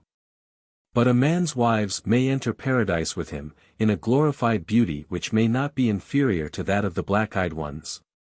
If, for instance, Abdul Karim had lived and been your husband, you might, by faith and good works, have entered heaven with him as one of his wives. Almasta looked long at Khaled, trying to see whether he still suspected her, and indeed he found it very hard to do so, for her look was clear and innocent as that of a young dove that is fed by a familiar hand. I would like to enter paradise with you, said Almasta, with an appearance of timidity. Is it not possible? It may be possible. But I doubt it, Khaled answered, with gravity. In those days, while Khaled thus spent many hours with Almasta, Zehowah often remained for a long time in another part of the harem, either surrounded by her women, or sitting alone upon the balcony over the court. Absorbed in watching the people who came and went. The slaves were surprised to see that Khaled seemed to prefer the society of the Georgian to that of his wife. But they dared say nothing to Zehowah and contented themselves with watching her face and endeavoring to find out whether she were displeased at what was happening, or really indifferent as she appeared to be. Almasta herself was distrustful, supposing that Khaled and Zehowah were in league together to entrap her into a self-accusation, and though her heart was transported with happiness while she was with Khaled, yet she did not forget to be cautious whenever any reference was made to Abdul Karim's death. She also took the long needle out of her hair and hid it carefully in a corner, in a crevice between the pavement and the wall, lest it should at any time fall from its place and bring suspicion upon her. Khaled watched Zehowah as narrowly as the women did, to see whether any signs of jealousy showed themselves in her face, and sometimes they talked together of Almasta. "It is strange," said Khaled, "that Allah, being all-powerful, should have provided matter for dissension on earth by creating one woman more beautiful than another, the one with blue eyes, the other with black. The one with red hair and the other with hair needing henna to brighten it. Are not all women the children of one mother? And are not all men her sons also?" asked Zehowah. "It is strange that Allah, being all-powerful, should have provided matter for sorrow by creating one man with a spirit easily satisfied, and the other with a soul tormented by discontent." Khaled looked fixedly at his wife, and bent his brows. But in secret he was glad, for he supposed that she was beginning to be jealous. However, he made a pretense of being displeased. "Is man a rock that he should never change?" he asked. "Or has he but one eye with which to see but one kind of beauty? Have I not 2 hands, 2 feet, 2 ears, 2 nostrils and 2 eyes?" "That is true," Zehowah answered. "But a man has only one heart with which to love, one voice with which to speak kind words, and one mouth with which to kiss the woman he has chosen. And if a man had 2 souls, they would rend him so that he would be mad." At this Khaled laughed a little and would gladly have shown Zehowah that she was right. But he feared to be treated with indifference, if he yielded to her argument so soon, and he held his peace. "Nevertheless," Zehowah continued, after a time, "you are right and so am I. You said, indeed, not many days ago that your 2 hands should wither at the wrists if you took another wife, yet I advised you to do so. And now it is clear from what you say that you wish to marry Almasta. I am your handmaiden. Take her, therefore, and be contented, for she loves you." But now Khaled was much disturbed as to what he should answer, for he had hoped that Zehowah would break out into jealous anger. He could not accept her advice, because of his oath and still more because of his love for her. Yet he could not send away Almasta, since by so doing he would be giving over his last hope of obtaining Zehowah's love by rousing her jealousy. "Take her," Zehowah repeated. "The palace is wide and spacious. There is room for us both, and for 2 others also, if need be, according to divine law. Take her, and let there be contentment. Have you not said that she is more beautiful than I?" "No," answered Khaled, "I have not said so." "You have thought it, which is much the same, for you said that her hair was red but that mine needed henna to brighten it. Marry her therefore, this very day. Send for the cadi, and order a feast, and let it be done quickly. Is it nothing to you, whether I take her or not?" Khaled asked, seeking desperately for something to say. "Is it for me to set myself up against the holy law? Or did any one exact from you a promise that you would not take another wife? And if you rashly promised anything of your own free will, the promise is not binding, seeing that there is no authority for it in Al-Quran, and that no one desires you to keep it, neither I, nor Almasta." Zehowah laughed at her own speech, and Khaled was too much disturbed to notice that the laugh was rather of scorn than of mirth. "How shall I take a woman who is perhaps a murderess?" he asked. "Shall I take her who was perhaps the cause of your revered father's death? May Allah give him peace. Surely, the very thought is terrible to me, and I will not do it. Will you convict her without witnesses? And where is your witness? Did not the physician explain the reason of the death, and did he suspect that there was anything unnatural about it? But if you still think that she destroyed my father and Abdul Karim, peace on them both, why do you make her sit all day long at your feet and sing to you in her barbarous language, which resembles the barking of jackals? And why do you command her to bring you drink and fan you when it is hot, and you sleep in the afternoon? This shows a forgiving and trustful disposition. This is an unanswerable argument," thought Khaled, being very much perplexed. "Can I answer that I do all this in order to see whether Zehowah is jealous? She would certainly laugh to herself and say in her heart that she has married a fool." So he said nothing, but bent his brows again, and endeavored to seem angry. But Zehowah took no notice of his face and continued to urge him to marry Almasta. "Have you ever seen such a woman?" she asked. "Have you ever seen such eyes? Are they not like twin heavens of a deep blue, each having a shining sun in the midst? Is not her hair like 70,000 pieces of gold poured out upon the carpet from a height? Her nose is a straight piece of pure ivory. Her lips are redder than pomegranates when they are ripe, and her cheeks are as smooth as silk. Moreover, she is as white as milk, freshly taken from the camel, whereas my hands are of the color of blanket bread before it is baked." "Your hands are much smaller than hers," said Khaled, who could not suffer Zehowah to discredit her own beauty. "I do not know," she answered, looking at her fingers. "But they are less white. And Almasta is far more beautiful than I." "You yourself said so." "I never said so," Khaled replied, more and more perplexed. "There are two kinds of beauty. That is what I said. Allah has willed it. Almasta is a slave, and her hands are large. It is a pity, for she is like a mare that has many good points, but whose hoofs are overgrown through too much idleness in the stable. I say that there are two kinds of beauty. Yours is that of the free woman of a pure and beautiful race, hers is that of the slave accidentally born beautiful." Zehowah gathered up her 3 long black tresses and laid them across her knees as she sat. Then she shook off her golden bracelets, one after the other, to the number of a score, and heaped them upon the hair. "Which do you like best?" she asked. "The black or the gold? The day or the night? Here you see them together and can judge fairly between them." Khaled sought for a crafty answer and made a pretense of pondering the matter deeply. "After the night," he said at last, "the day is very bright and glorious. But when we have looked on it long, only the night can bring rest and peace." He was pleased with himself when he had made this answer, supposing that Zehowah would find nothing to say. But he had only laid a new trap for himself. "That is quite true," she answered, laughing. "That is also the reason why Allah made the day and the night to follow each other in succession, lest men should grow weary of eternal light or eternal darkness.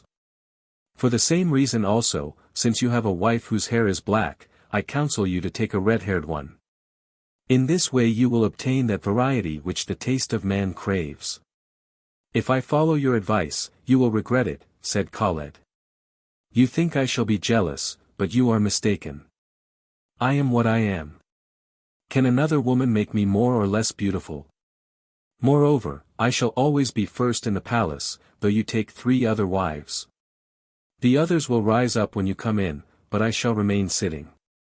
I shall always be the first wife." "Undoubtedly, that is your right," Khaled replied.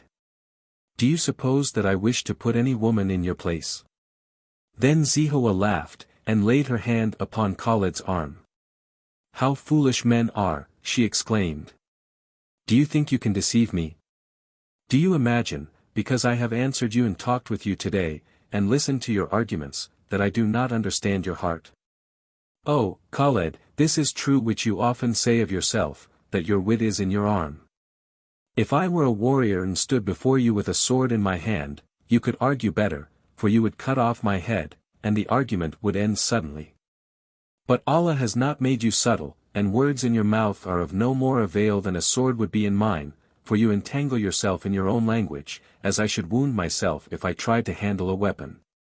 At this Khaled was much disconcerted, and he stroked his beard thoughtfully, looking away so as not to meet her eyes. "I do not know what you mean," he said, at last. "You certainly imagine something which has no existence." "I imagine nothing, for I have seen the truth, ever since the first day when you desired to be alone with Almasta. You are only foolishly trying to make me jealous of her, in order that I may love you better." When Khaled saw that she understood him, he was without any defense, for he had built a wall of sand for himself, like a child playing in the desert, which the first breath of wind causes to crumble. And the second blast leaves no trace of it behind. "And am I foolish, because I have done this thing?" he cried, not attempting to deny the truth. "Am I a fool because I desire your love? But it is folly to speak of it, for you will reproach me and say that I am discontented, and will offer me another woman for my wife. Go. Leave me alone. If you do not love me, the sight of you is as vinegar poured into a fresh wound, and as salt rubbed into eyes that are sore with the sand. Go. Why do you stay? Do you not believe me? Do you wish me to kill you that I may have peace from you? It is a pity that you did not marry one of the 100 suitors who came before me, for you certainly loved one of them, since you cannot love me. You doubtless loved the Indian prince. Would you have him back? I can give you his bones, for I slew him with my own hands and buried him in the Red Desert, where his soul is sitting upon a heap of sand, waiting for the day of resurrection. Then Zehowah was greatly astonished, for neither she nor anyone else had ever known what had been the end of that suitor, and after waiting a long time, his people who had been with him had departed sorrowing to their own country. And she had heard no more of them. What is this? She asked in amazement. Why did you kill him? And how could you have done this thing unseen, since he was guarded by many attendants? I took him out of the palace in the night, when all were asleep, and then I killed him, said Khaled, and Zehowah could get no other answer, for he would not confess that he had been one of the genii, lest she should not believe the truth. Or else, believing, should be afraid of him in the future. I will give you his bones, he said, if you desire them, for I know where they are, and you certainly loved him, and are still mourning for him. If he could be alive, I would kill him again. I never loved him, Zehowah answered, at last. How was it possible? But I would perhaps have married him, hoping to convert all his people to the true faith. As you have married me in the hope, or the assurance, of giving your people a just king. You are angry, Khaled. And, indeed, I could be angry, too, but with myself and not with you, as you are with me, though it be for the same reason. For I begin to see and understand why you are discontented, and indeed I will do what I can to satisfy you. You must love me, as I love you, if you would save me from destruction, said Khaled. Though Zehowah could not comprehend the meaning of the words, she saw by his face that he was terribly moved, and she herself began to be more sorry for him. Indeed, Khaled, she said, I will try to love you from this hour. But it is a hard thing, because you cannot explain it, and it is not easy to learn what cannot be explained. Do you think that all women love their husbands in this way you mean? Am I unlike all the rest? Khaled took her hand and held it, and looked into her eyes. Love is the first mystery of the world, he said. Death is the second. Between the two there is nothing but a weariness darkened with shadows and thick with mists. What is gold? A cinder that glows in the darkness for a moment and falls away to a cold ash in our hand when we have taken it. But love is a treasure which remains. What is renown? A cry uttered in the bazaar by men whose minds are subject to change as their bodies are to death. But the voice of love is heard in paradise, singing beside the fountains Tasnim and Salsahil. What is power? A net with which to draw wealth and fame from the waters of life. To what end? We must die. Or is power a sword to kill our enemies? If their time is come they will die without the sword. Or is it a stick to purify the hides of fools? The fool will die also, like his master, and both will be forgotten. But they who love shall enter the seventh heaven together, according to the promise of Allah. Death is stronger than man or woman, but love is stronger than death, and all else is but a vision seen in the desert, having no reality. I will try to understand it, for I see that you are very unhappy, said Zehowah. She was silent after this, for Khaled's words were earnest and sank into her soul. Yet the more she tried to imagine what the passion in him could be like, the less she was able to understand it, for some of Khaled's actions had been foolish, but she supposed that there must have been some wisdom in them. Having its foundation in the nature of love. What he says is true, she thought. I married him in order to give my people a just and brave king, and he is both brave and just. And I am certainly a good wife, for I should be dissolved in shame if another man were to see my face, and moreover I am careful of his wants, and I take his kafiyah from his head with my own hands. And smooth the cushions for him and bring him food and drink when he desires it. Or have I withheld from him any of the treasures of the palace, or stood in the way of his taking another wife? Until today, I thought indeed that this talk of love meant but little, and that he spoke of it because he desired an excuse for marrying Almasta who loves him. But when I said at a venture that he wished to make me jealous, he confessed the truth. Now all the tales of love told by the old women are of young persons who have seen each other from a distance, but are hindered from marrying. And we are already married. Surely, it is very hard to understand. After this Khaled never called Almasta to sit at his feet and sing to him, as he had done before, and Zehowah was constantly with him in her stead. At first Almasta supposed that Khaled only made a pretense of disregarding her, out of respect for his wife, but she soon perceived that he was indifferent and no longer noticed her. She then grew fierce and jealous, and her voice was not heard singing in the harem. But she went and took her needle again from the crevice in the pavement and hid it in her hair, and though Zehowah often called her, when Khaled was not in the house, she made as though she understood even less of the Arabic language than before and sat stupidly on the carpet, gazing at her hands. Zehowah wearied of her silence, for she understood the reason of it well enough. "I am tired of this woman," she said to Khaled. "Do you think I am jealous of her now?" Khaled smiled a little, but said nothing, only shaking his head. "I am tired of her," Zehowah repeated. "She sits before me like a sack of barley in a grainseller's shop, neither moving nor speaking." "She is yours," Khaled answered. "Send her away. Or we will give her in marriage to one of the sheiks who will take her away to the desert. In this way she will not be able even to visit you except when her husband comes into the city." But they decided nothing at that time. Some days later Khaled was sitting alone upon a balcony, Zehowah having gone to the bath, when Almasta came suddenly before him and threw herself at his feet, beating her forehead and tearing her hair, though not indeed in a way to injure it. "What have I done?" she cried. "Why is my lord displeased?" Khaled looked at her in surprise, but answered nothing at first. "Why are my lord's eyes like frozen pools by the Kara, and why is his forehead like Casbec in a mist?" Khaled laughed a little at her words. "Casbec is far from Riyadh," he answered, "and the waters of the Kara do not irrigate the Red Desert. I am not displeased. On the contrary, I will give you a husband and a sufficient dowry. Go in peace." But Almasta remained where she was, weeping and beating her forehead. "Let me stay," she cried. "Let me stay, for I love you. I will eat the dust under your feet. Only let me stay." "I think not," Khaled answered.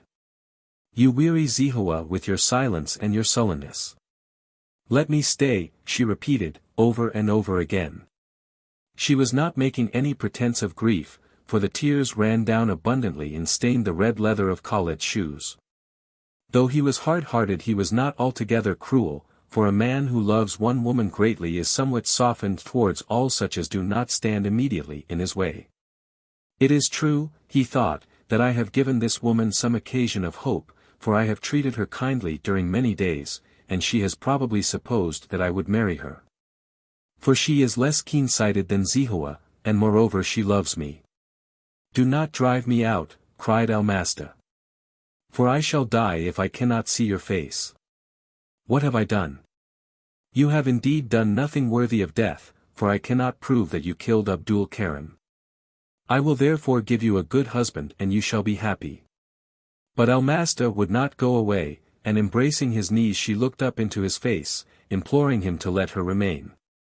Khaled could not but see that she was beautiful, for the midday light fell upon her white face and her red lips, and made shadows in her hair of the color of mellow dates, and reflections as bright as gold when the burnisher is still in the goldsmith's hand. Though he cared nothing for Almasta and little for her sorrow, his eye was pleased and he smiled.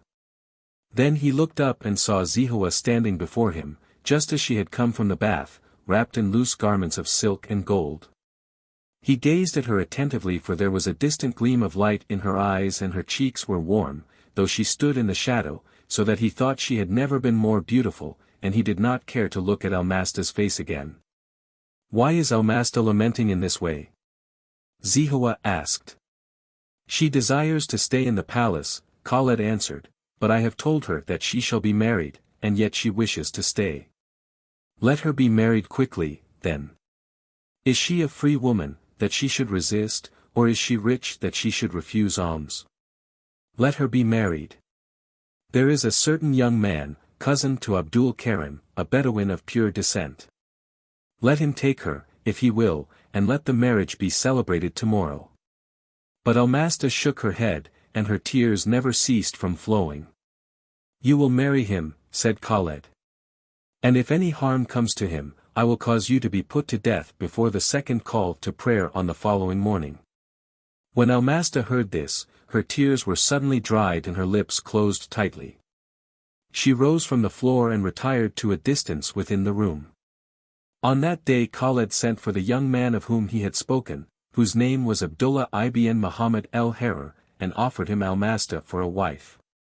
And he accepted her joyfully, for he had heard of her wonderful beauty, and was moreover much gratified by being given a woman whom the former sultan would probably have married if he had lived. Khaled also gave him a grey mare as a wedding gift, and a handsome garment.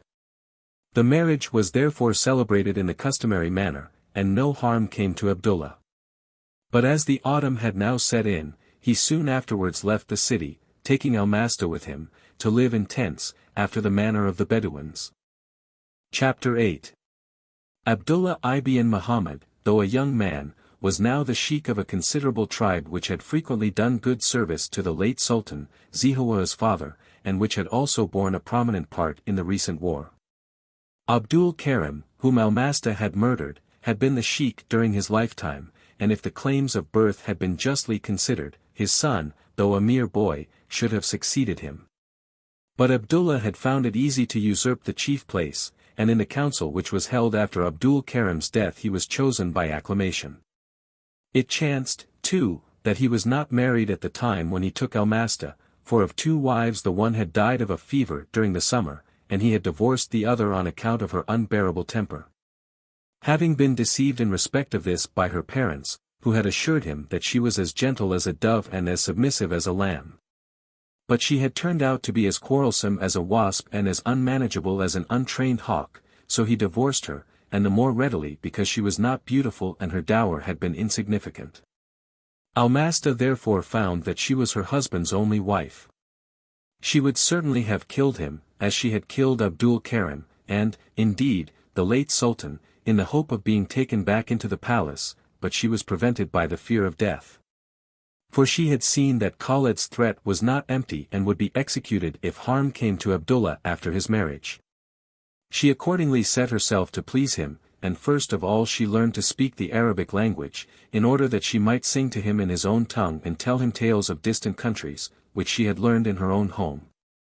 Abdullah passed the months of autumn and the early winter in the desert, moving about from place to place, as is the custom of the Bedouins, it being his intention to reach a northerly point of Ayman in the spring, in order to fall upon the Persian pilgrims and extort a ransom before they entered the territory of Najd. For it would not be lawful to attack them after that, since there was a treaty with the Emir of Basra, allowing the pilgrims a safe and free passage towards Mecca, for which the Emir paid yearly a sum of money to the Sultan of Najd. But Almasta knew nothing of this, for she was wholly ignorant of the desert. And moreover Abdullah was a cautious man, who held that whatsoever is to be kept secret must not be uttered aloud, though there be no one within 3 days' journey to hear it. Abdullah treated her with great consideration, not obliging her to weary herself overmuch with cooking and other work of the tents. For he rejoiced in her beauty and in the sweetness of her voice, and his chief delight was to sit in the door of the tent at night, chewing frankincense, while Almasta sat within, close behind him, and told him tales of her own country, or of the life in the palace of Riyadh. The latter indeed was as strange to him as the former, and much more interesting. Now one evening they were alone together in this manner, and it was not yet very cold. But the stars shone brightly as though there would be a frost before morning, and the other tents were all closed and no one was near the coals which remained from the fire after baking the blanket bread. One might hear the chewing of the camels in the dark and the tramping of a mare that moved slowly about, her hind feet being chained together. "Tell me more of the palace at Riyadh," said Abdullah. "For your Kara, and your snow-covered Kasbek, and your Tiflis with its warm springs and gardens, I shall never see. But I have seen the courts of the palace from my youth, and the Sultan's Kawa, and the latticed windows of the harem, from which you say that you saw me and loved me in the last days of summer." Almasta had said this to please him, though it was not true. For she knew that men easily believe what flatters them, as women believe that what they desire must come to pass. "The palace is a wonderful palace," said Almasta, "and I will tell you of the treasures which are in it." "That is what I wish to hear," answered Abdullah, putting a piece of frankincense into his mouth and beginning to chew it. "Tell me of the treasures, for it is said that they are great and of extraordinary value." "The value of them cannot be calculated, O Abdullah. For if you had 70,000 hands and on each hand 70,000 fingers you could not count upon your fingers in a whole lifetime the gold sharifs and sequins and tomans which are hidden away there in bags.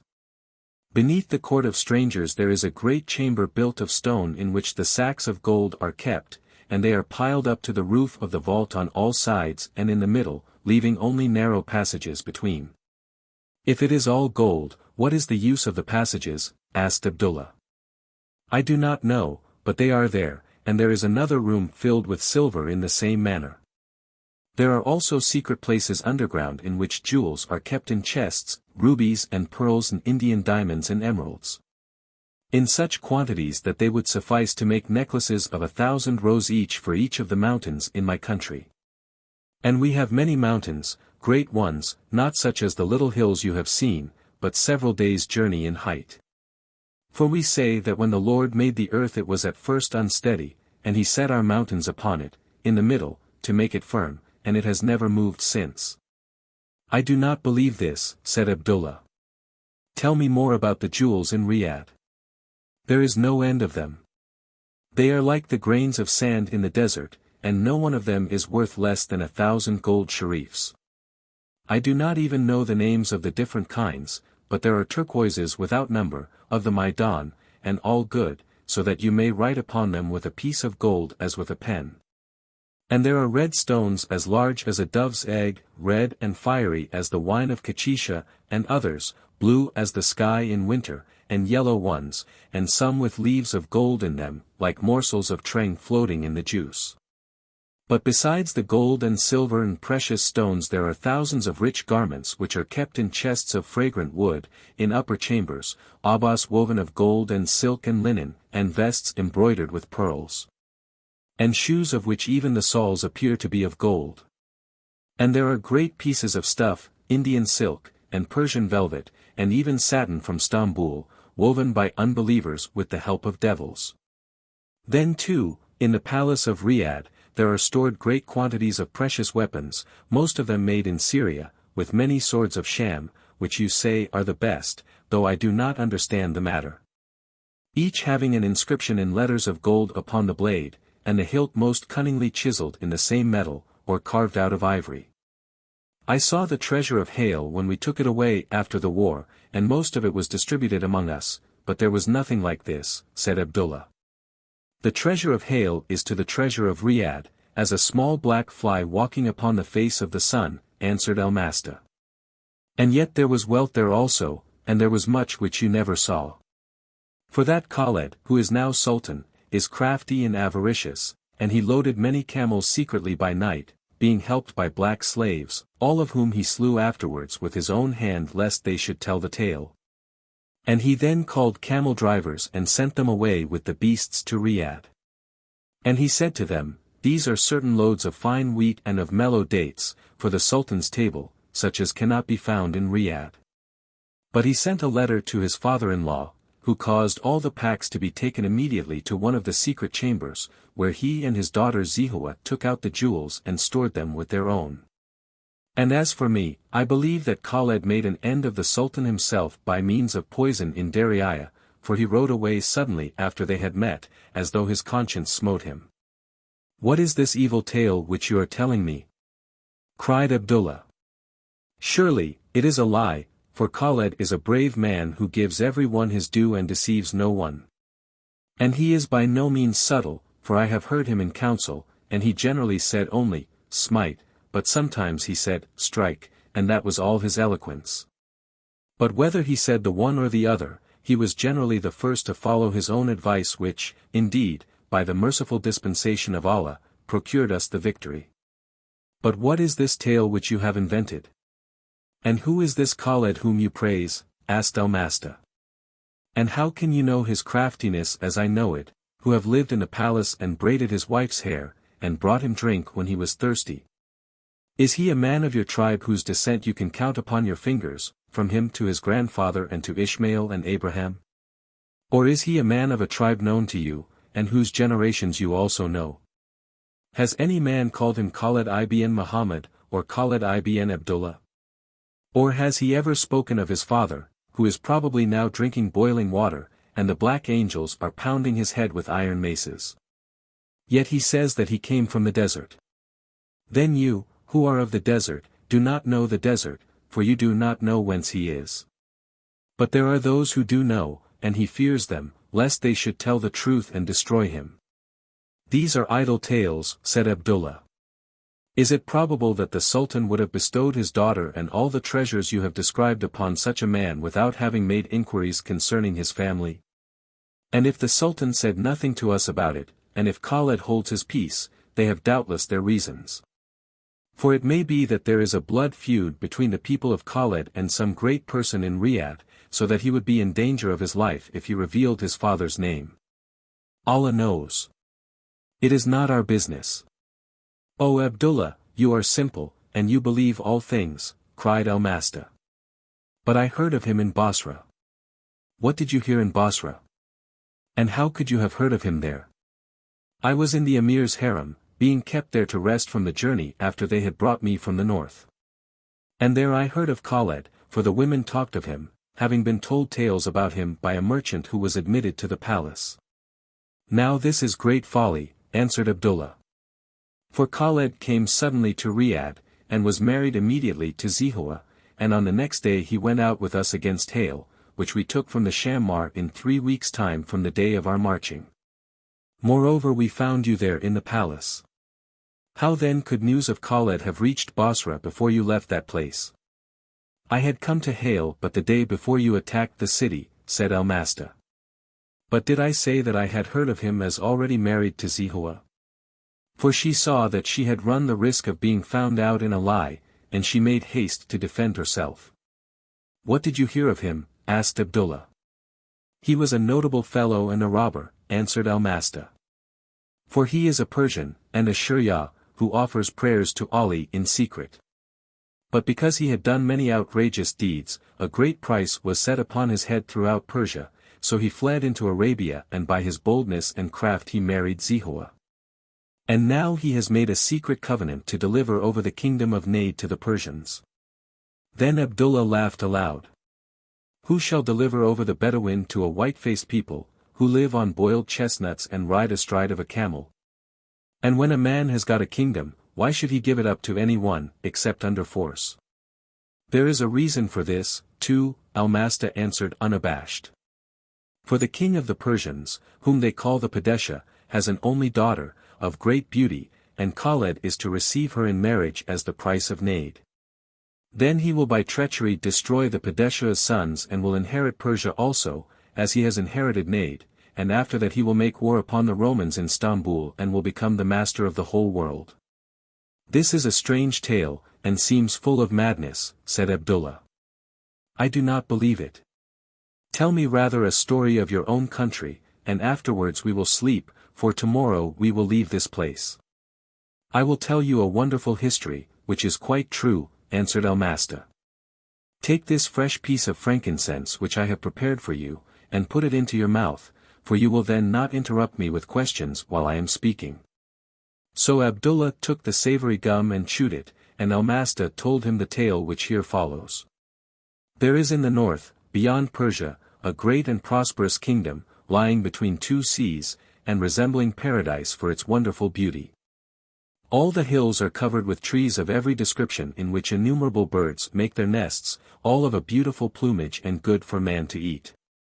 And in these forests there are also great herds of animals, whose name I do not know in Arabic, having branching horns and kindred to the little beast which you call the cow of the desert, but far better to eat and as large as full-grown camels. A man who is hungry need only shoot an arrow at a venture, for the birds and animals are so numerous that he will certainly hit something.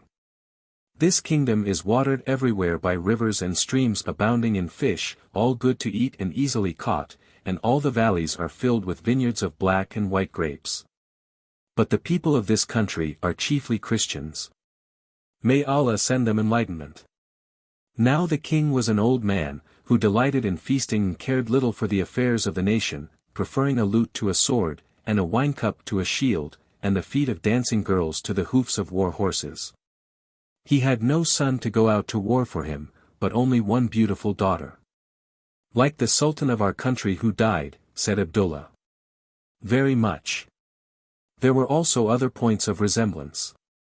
Now there was a certain Tartar in the kingdom of Samarkand, called Ismail, who was a robber and had destroyed many caravans on the march, and had broken into many houses both in Samarkand and Tashkent, a notable evildoer.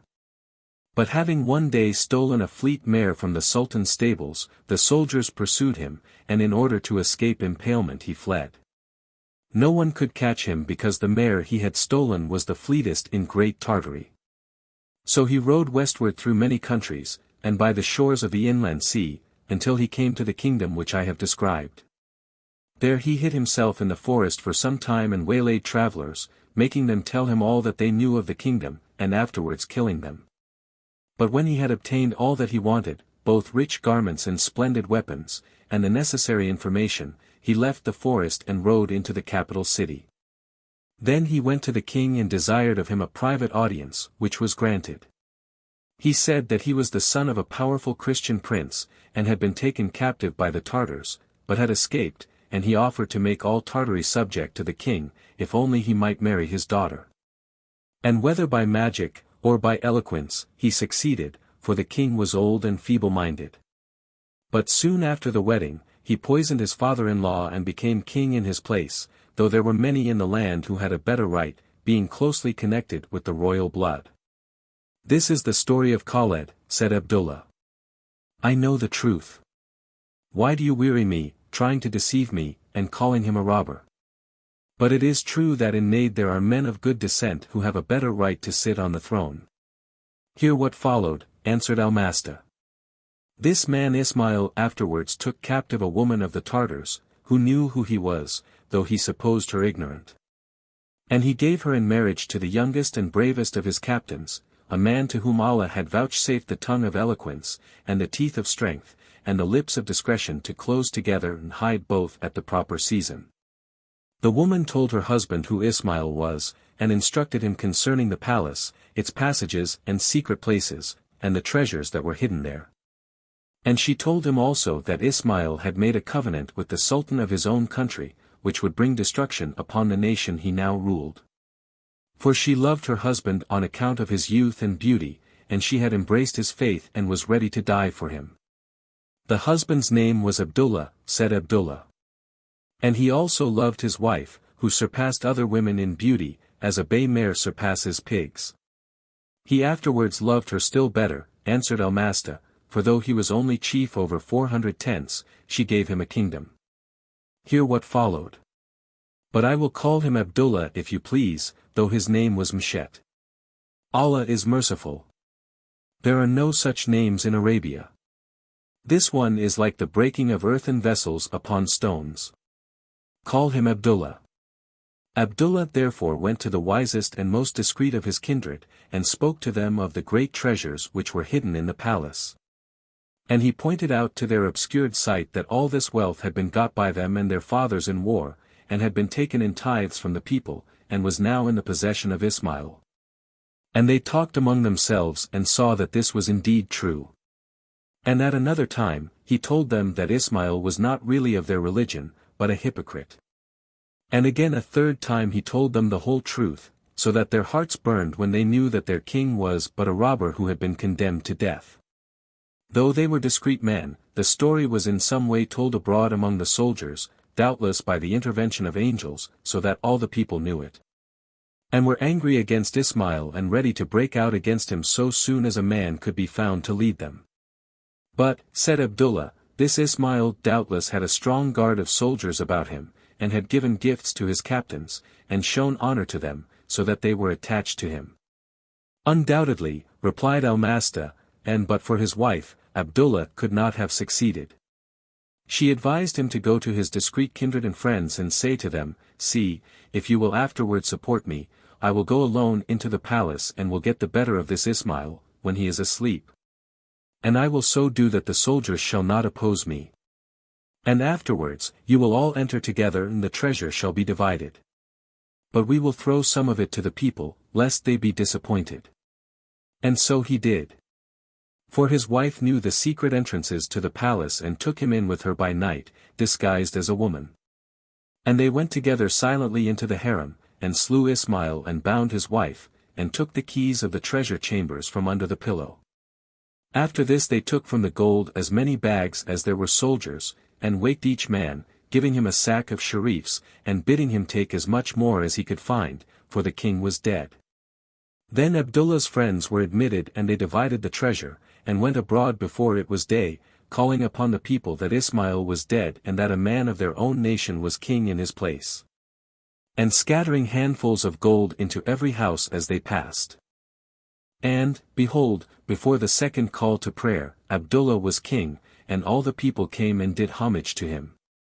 And Abdullah himself was astonished when he saw how easy it had been, and loved his wife even better than before. So Almasta finished her tale and there was silence for a time, while Abdullah sat still and gazed at the closed tents in the starlight, and listened to the distant chewing of the camels. Give me some water, he said at last. I am very thirsty. She brought him drink from the skin, and soon afterwards he lay down to rest. But they said nothing more to each other that night of the story which Almasta had told. On the following day they journeyed fully 11 hours, to a place where there was much water, and in the evening, when the camels were chewing, and all the Bedouins had eaten and were resting in their tents, Abdullah sat again in his accustomed place. Almasta, light of my darkness, he said, I would gladly hear again something of the tale you told me last night, for I have not remembered it well, being overburdened with the cares of my people and the direction of the march. Surely you said that when the woman and her husband had killed Ismail they took the keys of the treasure chambers from under his pillow. Is it not so? They did so, Abdullah. And they immediately went and took the gold and gave it to the guards. But I have forgotten, for it is a matter of little importance, being but a tale. That is what they did, answered Almasta. But surely this is a fable. How could the woman know the way to the treasure chambers and find it in the dark? For you said also that these secret places were underground and therefore a great way from the harem. I did not say that, Abdullah, for the secret places underground are those in Riyadh, which I described to you before I began the other story. This may be true, for I am very forgetful. But I dare say that the treasures in the city you described were also hidden in similar places. Since you speak of this, I remember that it was so. The glorious light of your intelligence penetrates the darkness of my memory and makes it clear. The places were exactly similar. How then could the woman, who only knew the harem, find her way in the dark, and lead her husband, to a part of the palace which she had never visited? This is a hard thing. It was not hard for her. She had seen Ismail open with his key a door in his sleeping chamber, and he had gone in and after some time had returned bearing sacks of gold pieces. Was this a hard thing? Or does a wise man make 2 doors to his treasure house, the one for himself and the other for thieves? The one leading to his own chamber, for his own use, and the other opening upon the highway for the convenience of robbers? It is possible, but I think not. Ismail had but 1 door. He was not an Egyptian jackass. This is reasonable, said Abdullah. And I am now satisfied. But my imagination was not at rest, for the story is a good one and deserves to be well told. After this Abdullah wandered for a long time with the Bedouins who accompanied him, often changing his direction, so that they wondered whither he was leading them, and began to question him. But he answered that he had heard secretly of a great spoil to be taken, and that they should all have a share of it. And whenever they came upon Arabs of another tribe, Abdullah invited the sheikh and the most notable men to his tent and entertained them sumptuously with camel's meat, afterwards talking long with them in private. Before many weeks had passed, the skillful men of the tribe, who knew the signs, were aware that many other Bedouins were traveling in the same direction as themselves, though they could not be seen.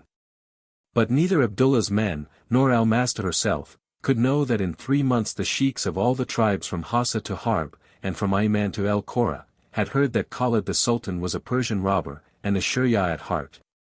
Venerating Ali and execrating the true Sana, a man who in all probability drank wine in secret, and who was certainly plotting to deliver up all Najd to the power of the Ajam. Some of them believed the tale readily enough, for all had asked whence Khaled was and none had got an answer. Could a man be of the desert, they asked, and yet not be known by name in any of the tribes, nor his father before him? Surely, there was a secret, they said, and he who will not tell the name of his father has a reason for changing his own. And as for his being brave and having fought well in the war with the Shammar, how could a man have been a robber if he were not brave, and why should he not fight manfully, since he had everything to gain and nothing to lose? As for the spoils, too, he had made a pretense of dividing them justly, but it was now well known that he had laden camels by stealth at Hale and had sent them secretly to Riyadh, slaughtering with his own hand all those who had helped him. Little by little, too, the story came to Riyadh and was told in a low voice by merchants in the bazaar, and repeated by their wives among their acquaintance. And by the slaves in the market and among the beggars who begged by the doors of the great mosque but were fed daily from the palace. And though many persons of the better sort thought that the story might be true, and wagged their heads when Khaled's name was spoken, yet the beggars with one accord declared that it was a lie. For Khaled was generous in almsgiving, and they said, if Khaled is overthrown and another sultan set up in his place, how do we know whether there will be boiled camel's meat from time to time as well as blanket bread and a small measure of barley meal? And will the next sultan scatter gold in the streets as Khaled did on the first day when he rode to the mosque? Truly these chatterers of Bedouins talk much of the treasure in the palace which will be divided, but they who talk most of gold, are they who most desire it, and we shall get none. Therefore we say it is a lie, and Khaled is a true man, and a Sana like ourselves, not a swiller of wine nor a devourer of pigs. Allah show him mercy now and at the day of resurrection. The cock-sparrow is pluming his breast while the hunter is pulling the string of the snare. Thus the beggars talked among themselves all day, reasoning after the manner of their kind. But they suffered other people to talk as they pleased, for one who desires alms must not exhibit a contradictory disposition, lest the rich man be offended and eat the melon together with the melon peels. And exclaim that the dirt scraper has become a preacher. For the rich man's anger is at the edge of his nostrils and always ready. As the winter passed away and the spring began, the tribes of the desert drew nearer and nearer to the city, as is their wont at that season. For many of the sheiks had houses in the city, in which they spent the hot months of the year, while their people were encamped in the low hill country not far off, where the heat is less fierce than in the plains and the deserts. And now also the season of the Hajj was approaching, for Ramadan was not far off, and the beggars congregated at the gates waiting for the first pilgrims, and expecting plentiful alms, which in due time they received. For in that year Abdullah did not molest the Persian pilgrimage, his mind being occupied with other matters. Chapter 9. The story which was thus repeated from mouth to mouth in Riyadh reached the palace at the last, and the guards told it to each other as they sat together under the shadow of the great wall. The cooks related it among themselves in the kitchen, and the black slaves gossiped about it in the corners of the courtyard, and the women slaves stood and listened while they talked and carried the tale into the harem. But the people of the palace were more slow to believe than the people of the city, for they shared in a measure in Khaled's right of possession, and desired no change of master. So that for a long time neither Zehowah nor Khaled heard anything of what was commonly reported. Yet at last the old woman who had been Zehowah's nurse told her the substance of the story, with many protestations of unbelief, and of anger against those who had invented the lie. "It is right that my lady and mistress should know these things," she said, "and when our lord the Sultan has been informed of them, he will doubtless cause his soldiers to go forth with sticks and purify the hides of the chief evil speakers in the bazaar. There is one especially, a merchant whose shop is opposite the door of the little mosque, who is continually bold in falsehood, being the same who sold me this garment for linen. But it afterwards turned out to be cotton, and the gold threads are brass and have turned black. I pray Allah to be just as well as merciful." At first Zehowah laughed, but soon afterwards her face became grave, and she bent her brows, for though the story was but a lie she saw how easily it would find credence. She therefore sent the old woman away with a gift, and she herself went to Khaled, and sat down beside him and took his hand. "You have secret enemies," she said, "who are plotting against your life, and who have already begun to attack you by filling the air of the city with falsehoods which fly from house to house like flies in summer, entering at the window and going out by the door. You must sift this matter, for it is worthy of attention. And what are these lies of which you speak? It is said openly in the city that you are a Sharia and a Persian, having been a robber before you came here, and that you are plotting to deliver over Najd to the Persians. Look to this, Khaled, for they say that you are no Bedouin, since no one knows your descent or the name of your father. Do you believe this of me, Zehowah?" Khaled asked. "Do I believe that the sun is black and the night as white as the sun? But it is true that I do not know your father's name." Then Khaled was troubled, for he saw that it would be a hard matter to explain, and that without explanation his safety might be endangered. Zehowah sat still beside him, holding his hand and looking into his face, as though expecting an answer. "Have I done wisely in telling you?" she asked at last. "You are troubled." "I should have said nothing." "You have done wisely," he answered. "For I will go and speak to them, and if they believe me, the matter is finished, but if not I have lost nothing. It will be well to give the chief men presents, and to distribute something among the people, for gifts are great persuaders of unbelief." "Shall I give them presents because they have believed evil of me?" asked Khaled, laughing. "Rather would I give you the treasures of the whole earth because you have not believed it. If I had the wealth of the whole world I would give it to them rather than that they should hurt a hair of your head," Zehowah answered. "Am I more dear to you than so much gold, Zehowah? What is gold that it should be weighed in the balance with the life of a man? You are dearer to me than gold." "Is this love, Zehowah?" Khaled asked, in a low voice. "I do not know whether it be love or not. The wing of night is lifted for a moment, and the false dawn is seen, and afterwards it is night again. But the true dawn will come by and by, when night folds her wings before the day." "You speak in a riddle, Khaled." "It is no matter. I will neither make a speech to the people, nor give them gifts. What is it to me? Let them chatter from the first call to prayer until the lights are put out in the evening. My fate is about my neck, and I cannot change it, any more than I can make you love me. Allah is great. I will wait and see what happens." "Everything is undoubtedly in Allah's hand," said Zehowah. "But if a man, having meat set before him, will not raise his right hand to thrust it into the dish, he will die of hunger. And do you think that Allah does not know before whether the man will stretch out his hand or not? Undoubtedly Allah knows. And He also knows that if you will not sift this matter and stop the mouths of the liars, I will, though I am but a woman, for otherwise we may both perish. If they destroy me, yet they cannot take the kingdom from you, nor hurt you," said Khaled. "How then are you in danger? If I am slain you will then choose a husband, whose father's name is known to them. They will be satisfied and you will be no worse off than before and possibly better. This is truth. I will therefore wait for the end." "Who has put these words into your mouth, Khaled? For the thought is not in your heart. Moreover, if the tribes should rise up and overthrow you, they would not spare me, for I would fight against them with my hands and they would kill me. Why should you fight for me, since you do not love me? But this is folly. No one ever heard of a woman taking arms and fighting. I have heard of such deeds. And if I had not heard of them, others should through me, for I would be the first to do them. I think that so long as Khaled lives, Zehowah need not bear arms, said Khaled. I will therefore go and call the chief men together and speak to them. And so he did.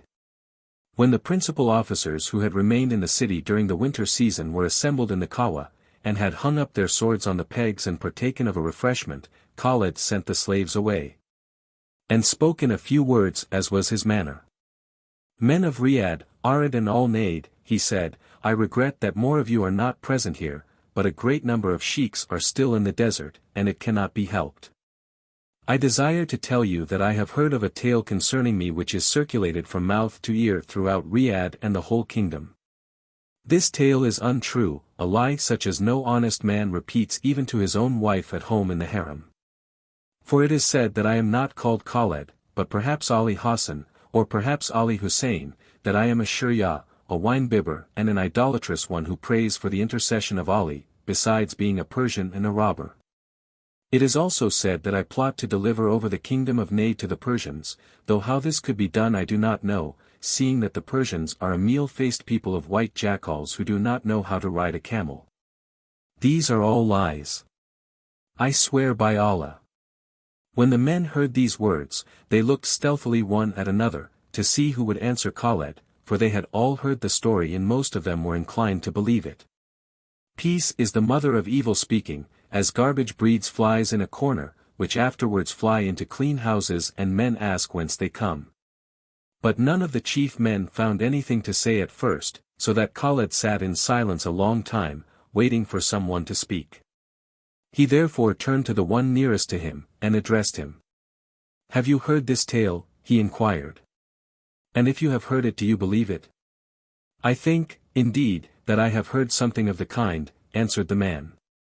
But it was as the chattering of an uncertain vision in a dream, which rings in the ears for a moment while it is yet dark in the morning, but is forgotten when the sun rises. By the instrumentality of a just mind Allah caused that which entered at one ear to run out from the other as the rinsing of a waterskin. Good, answered Khaled. Yet it is not well to rinse the brains with falsehoods. And you? He inquired, turning to the next. Have you heard it also? Just Lord, I have heard, replied this one. But if I have believed, may my head be shaved with a red-hot razor having a jagged edge. This is well, Khaled said, and he questioned a third. O Khaled, cried the man. Is the milk sour, because the slave has imagined a lie saying, I will say it is bad and then it will be given to me to drink? Or is honey bitter because the cook has put salt in the sweetmeats? Or is it night because the woman has shut the door and the window, to keep out the sun? The next also found an answer, having collected his thoughts while the others were speaking. A certain man, said he, kept sheep in Table Shammar, and the dog was with the sheep in the fold. Then 2 foxes came to the fold in the evening and one of them said to the man, All dogs are wolves, for we have seen their like in the mountains, and your dog is also a wolf and will eat up your sheep. Make haste to kill him therefore and cast out his carcass. And to the sheep the other fox said, How many sheep hang by the heels at the butcher's? And how many dogs live in sheepfolds? This is an evil world for innocent people. And the sheep were at first persuaded, but presently the dog ran out and caught one of the foxes and broke his neck, and the man threw a stone at the other and hit him, so that he also died. Then the sheep said one to another, The foxes have suffered justly, for they were liars and robbers, and the dog and our master have protected us against them, which they would not have done had they desired our destruction. And so are the people, O Khaled. For if you let the liars go unhurt the people will believe them, but if you destroy them the faith of the multitude will be turned again to you. This is a fable, said Khaled, and it is not without truth.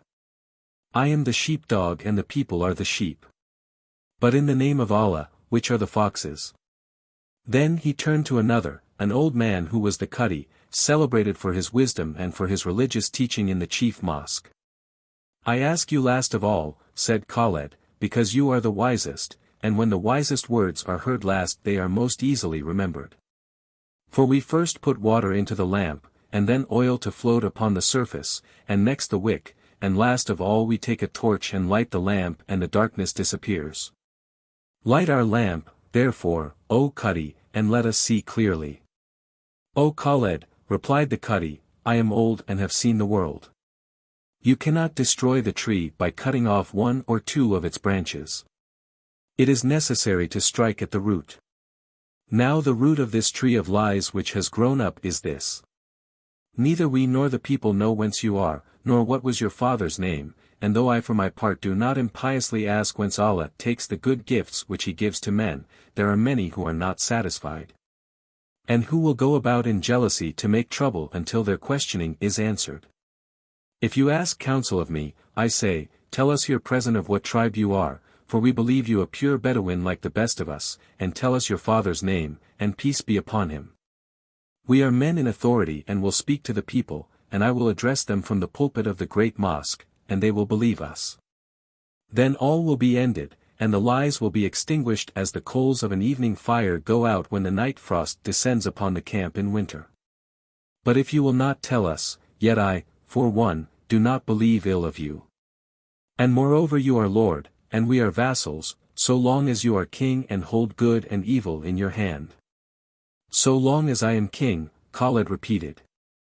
And you think that if I do not tell my father's name, I shall not be where I am for a long time. Allah is wise, and knows, answered the Cuddy, but he would say nothing more. This is plain speaking, said Khaled, such as I like. But I might plainly take advantage of it. You desire to know my father's name and whence I come. Then is it not easy for me to say that I come from a distant part of the great Dana? Is there a man in Najd who has crossed the Red Desert? And if I say that my father was Muhammad ibn Abd el-Hamid ibn Abd el-Latif, and so on to our father Ismail, upon whom be peace, shall anyone deny that I speak truth? This is a very easy matter. So much the more will it be easy for us to satisfy the people, answered the Cuddy. No doubt. I will think of what you have said. And now, I pray you, partake of another refreshment and go in peace. At this all the chief men looked one at the other again, for they saw that Khaled would not tell them what they wished to know. And those of them who had doubted the story before now began to believe it. But they held their peace, and presently made their salutation and took their swords from the wall and departed. Khaled then left the Kawa and returned to Zehowah in the harem. I have told them that these tales are lies, he said, but they do not believe me. He repeated to Zehowah all that had been said, and she listened attentively, for she began to understand that there was danger not far off. And I told them, he said at last, that it would be as easy for me to invent names, as for them to hear them. Then they looked sideways each at the other and kept silent. This is a foolish thing which you have done, answered Zehowah. They will now all believe that your father was an evildoer and that you yourself are no better. Otherwise, they will say, why should he wish to conceal anything? You should have told them the truth, whatever it is. You also wish to know it, I see, said Khaled, looking at Zehowah curiously. But if I were to tell you, you would not believe me, I think, any more than they would. Then Zehowah looked at him in her turn, but he could not understand the language of her eyes. What is this secret of yours? She asked. I would indeed like to hear it, and if you swear to me that it is true, by Allah, I will believe you. For you are a very truthful man, and not subtle. But Khaled was troubled at this. For he knew that she would find it hard to believe. And that if she did believe it, she would be terrified to think that she had married one of the genii, and if not, she would suspect him of a hidden purpose in telling her an empty fable, and he would then be further from her love than before. He held his peace, therefore, for some time, while she watched him, playing with her beads. In reality she was very curious to know the truth, though she had always been unwilling to ask it of him, seeing that she had married him as a stranger, of her own will and choice, without inquiry. Is it just, she asked at last, that the people should accuse you of evil deeds and fill the air of the city with falsehoods concerning you, so that the very slaves hear the guards repeating the lies to each other in the courtyard, and that I who am your wife, should not know the truth? What have I done that you should not trust me? Or what have I said that you should regard me no more than a slave who sprinkles the floor and makes the fire, and while she is present in the room you hold your peace lest she should know your thoughts and betray them? Am I not your wife, and faithful? Have I not given you a kingdom and treasure beyond counting? Surely there were times when you talked more freely with that barbarian slave woman, whose hair was red, than you ever talk with me. This is not true, said Khaled. And if I talked familiarly with Almasta, you know the reason, for you yourself found it out, and called me simple for trying to deceive you. And now she is gone to the desert with her husband and there is no more question of her, or her red hair. But all the rest is true, and you have indeed given me a kingdom, which I am likely to lose and wealth which I do not desire, though you have not given me that which I covet more than gold or kingdoms, for I desire it indeed, and that is your love. Moreover, if you have given me the rest, I have done something in return, for I have fought for your people, and shed my blood freely, and given you a nation captive, besides loving you and refusing to take another wife into my house. And this last is a matter of which some women would think more highly than you. But Zehowah's curiosity was burning within her like a thirst, for although she had at first cared little to know of Khaled's former life, she was astonished at his persistency in keeping the secret now. Seeing that the whole country was full of false rumors about him. How can a man expect that a woman should love him, if he will not put his trust in her? She asked. Then Khaled did not hesitate any longer, for he was never slow to do anything by which there seemed to be any hope of gaining her love. He therefore took her hand in his, and it trembled a little so that he was pleased, though indeed the unsteadiness came more from her anxiety to know the story he was about to tell, than from any love she felt at that moment. You have sworn that you will believe me, Zehowah, he said. But I forewarn you that there are hard things to understand. For the reason why I will not tell my father's name, nor the name of my tribe is a plain one, seeing that I was not born like other men, and have no father at all, and my brethren are not men but genii of the air. Created from the beginning and destined to die at the second blast of the trumpet before the resurrection of the dead. At this Zehowah started suddenly in fright and looked into his face, expecting to see that he had coals of fire for eyes and an appalling countenance. But when she saw that he was not changed and had the face of a man and the eyes of a man, she laughed. What is this idle tale of Afrits? She exclaimed. Frighten children with it. This is what I foresaw in you, said Khaled. You cannot believe me. Of what use is it then to tell you my story? Zehowah answered nothing, for she was angry, supposing that Khaled was attempting to put her off with a foolish tale. She had heard, indeed, of genii and afrits and she was sure that they had existence, since they were expressly mentioned in the Quran, but she had never heard that any of them had taken the shape and manner of a man. She remembered also how Khaled had always fought with his hands in war, like other men and been wounded, and she was sure that if his story were true he would have summoned whole legions of his fellows through the air to destroy the enemy. You do not believe me, he repeated somewhat bitterly. And if you do not believe me, how shall others do so? You ask me to believe too much. If you ask for my faith, you must offer me truths and not fables. It is true that I am curious, which is foolish and womanly. But if you do not wish to tell me your secret, I cannot force you to do so, nor have I any right to expect confidence. Let us therefore talk of other things, or else not talk at all, for though you will not satisfy me you cannot deceive me in this way. So you also believe that I am a Persian and a robber, said Khaled. Is it not so? How can I tell what you are, if you will not tell me? Is your name written in your face that I may know it is indeed Khaled and not Ali Hassan as the people say?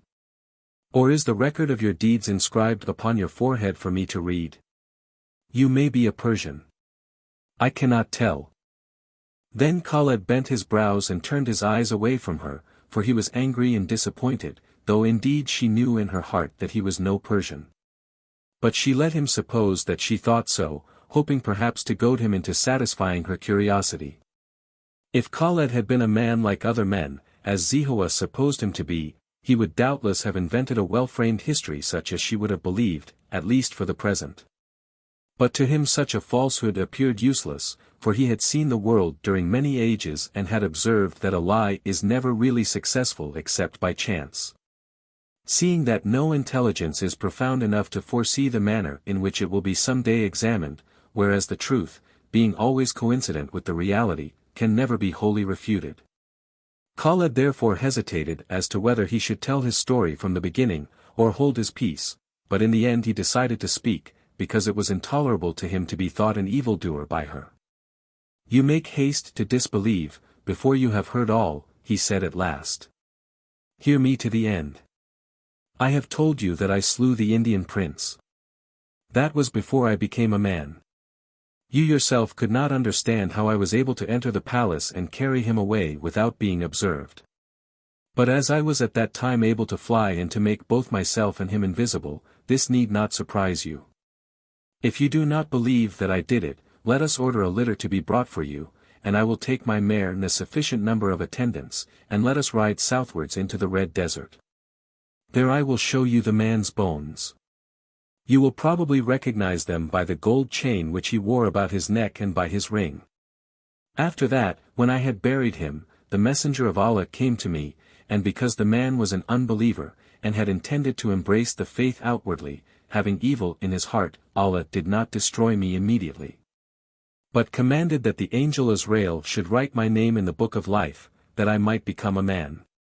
But Allah gave me no soul, promising only that if I could win your love, whose suitor I had killed, I should receive an immortal spirit, which should then be judged according to my deeds. This is truth. I swear it in the name of Allah, the Merciful, the Compassionate. Then an angel gave me garments such as men wear, and a sword, and a good mare, and I travelled hither to Riyadh, eating locusts for food. And though no man knew me, you married me at once, for it was the will of Allah, whose will shall also be done to the end. The rest you know. If, therefore, you will love me before I die, I shall receive a soul and it may be that I shall inherit paradise, for I am a true believer and have shed blood for the faith. But if you do not love me, when I die I shall perish as the flame of a lamp that is blown out at dawn. This is the truth." He ceased from speaking and looked again at Zehowah. At first he supposed from her face that she believed him, and his heart was comforted, but presently she smiled, and he understood that she was not convinced. For the story had interested her greatly and she had almost forgotten not to believe it, but when she no longer heard his voice, it seemed too hard for her. "This is a strange tale," she said, "and it will probably not satisfy the people." "I do not care whether they are satisfied or not," Khaled answered. "All I desire is to be believed by you, for I cannot bear that you should think me what I am not. What can I do? I cannot say to my intelligence, take this and reject that, any more than I can say to my heart, love or love not. It would indeed have been easier if you had said, I am a certain Persian, a fugitive, protect me, for my enemies are upon me. I could perhaps give you protection if you require it, as you may. But you come to me with a monstrous tale, and you ask me to love, not a man, but a jinn or an afrit, or whatever it pleases you to call yourself. Assuredly this is too hard for me." And again Zehowah smiled scornfully, for she was really beginning to think that he might be a Persian disguised as the people said. "I need no protection from man or woman," said Khaled, "for I fear neither the one nor the other. For I am strong, and if I am able to give out of charity I am also able to take by force. My fate is ever with me. I cannot escape it. But neither can others escape theirs. I will fight alone if need be, for if you will not love me I care little how I may end. Moreover, in battle, it is not good to stand in the way of a man who seeks death." But Zehowah thought this might be the speech of a desperate man such as Ali Hassan, the robber, as well as of Khaled, the jinn, and she was not convinced, though she no longer smiled. For she knew little of supernatural beings, and a devil might easily call himself a good spirit, so that she was convinced that she was married either to a demon or to a dangerous robber. And she could not even decide which of the two she would have preferred, for either was bad enough, and as for love there could no longer be any question of that. Khaled understood well enough and rose from his seat and went away, desiring to be alone. He knew that he was now surrounded by danger on every side and that he could not even look to his wife for comfort, since she also believed him to be an impostor. Truly, he said to himself, this is a task beyond accomplishment, which Allah has laid upon me.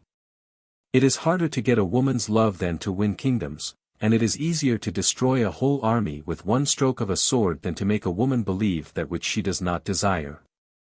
And now the end is at hand.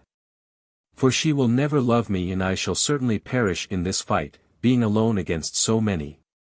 Allah assuredly did not intend me to run away, and moreover there is no reason left for remaining alive. On that day Khaled again called the chief men together in his kawa, and addressed them briefly. Men of Riyadh, he said, I am aware that there is a conspiracy to overthrow and destroy me, and I dare say that you yourselves are among the plotters. I will not tell you who I am, but I swear by Allah that I am neither a Persian nor a robber, nor yet a Shirya. You will doubtless attack me unawares, but you will not find me sleeping. I will kill as many of you as I can, and afterwards I also shall undoubtedly be killed, for I am alone and you have many thousands on your side. Min Allah, it is in Allah's hands. Go in peace. So they departed, shaking their heads, but saying nothing. Chapter 10. The Sheikh of the beggars was an old man, blind from his childhood, but otherwise strong and full of health, delighting in quarrels and swift to handle his staff. He had at first become a beggar, being still a young man, for his father and mother had died without making provision for him, and he had no brothers. As he boasted that he was of the pure blood of the desert on both sides, the other beggars jeered at him in the beginning, calling him Ibn el-Sheikh in derision and sometimes stealing his food from him.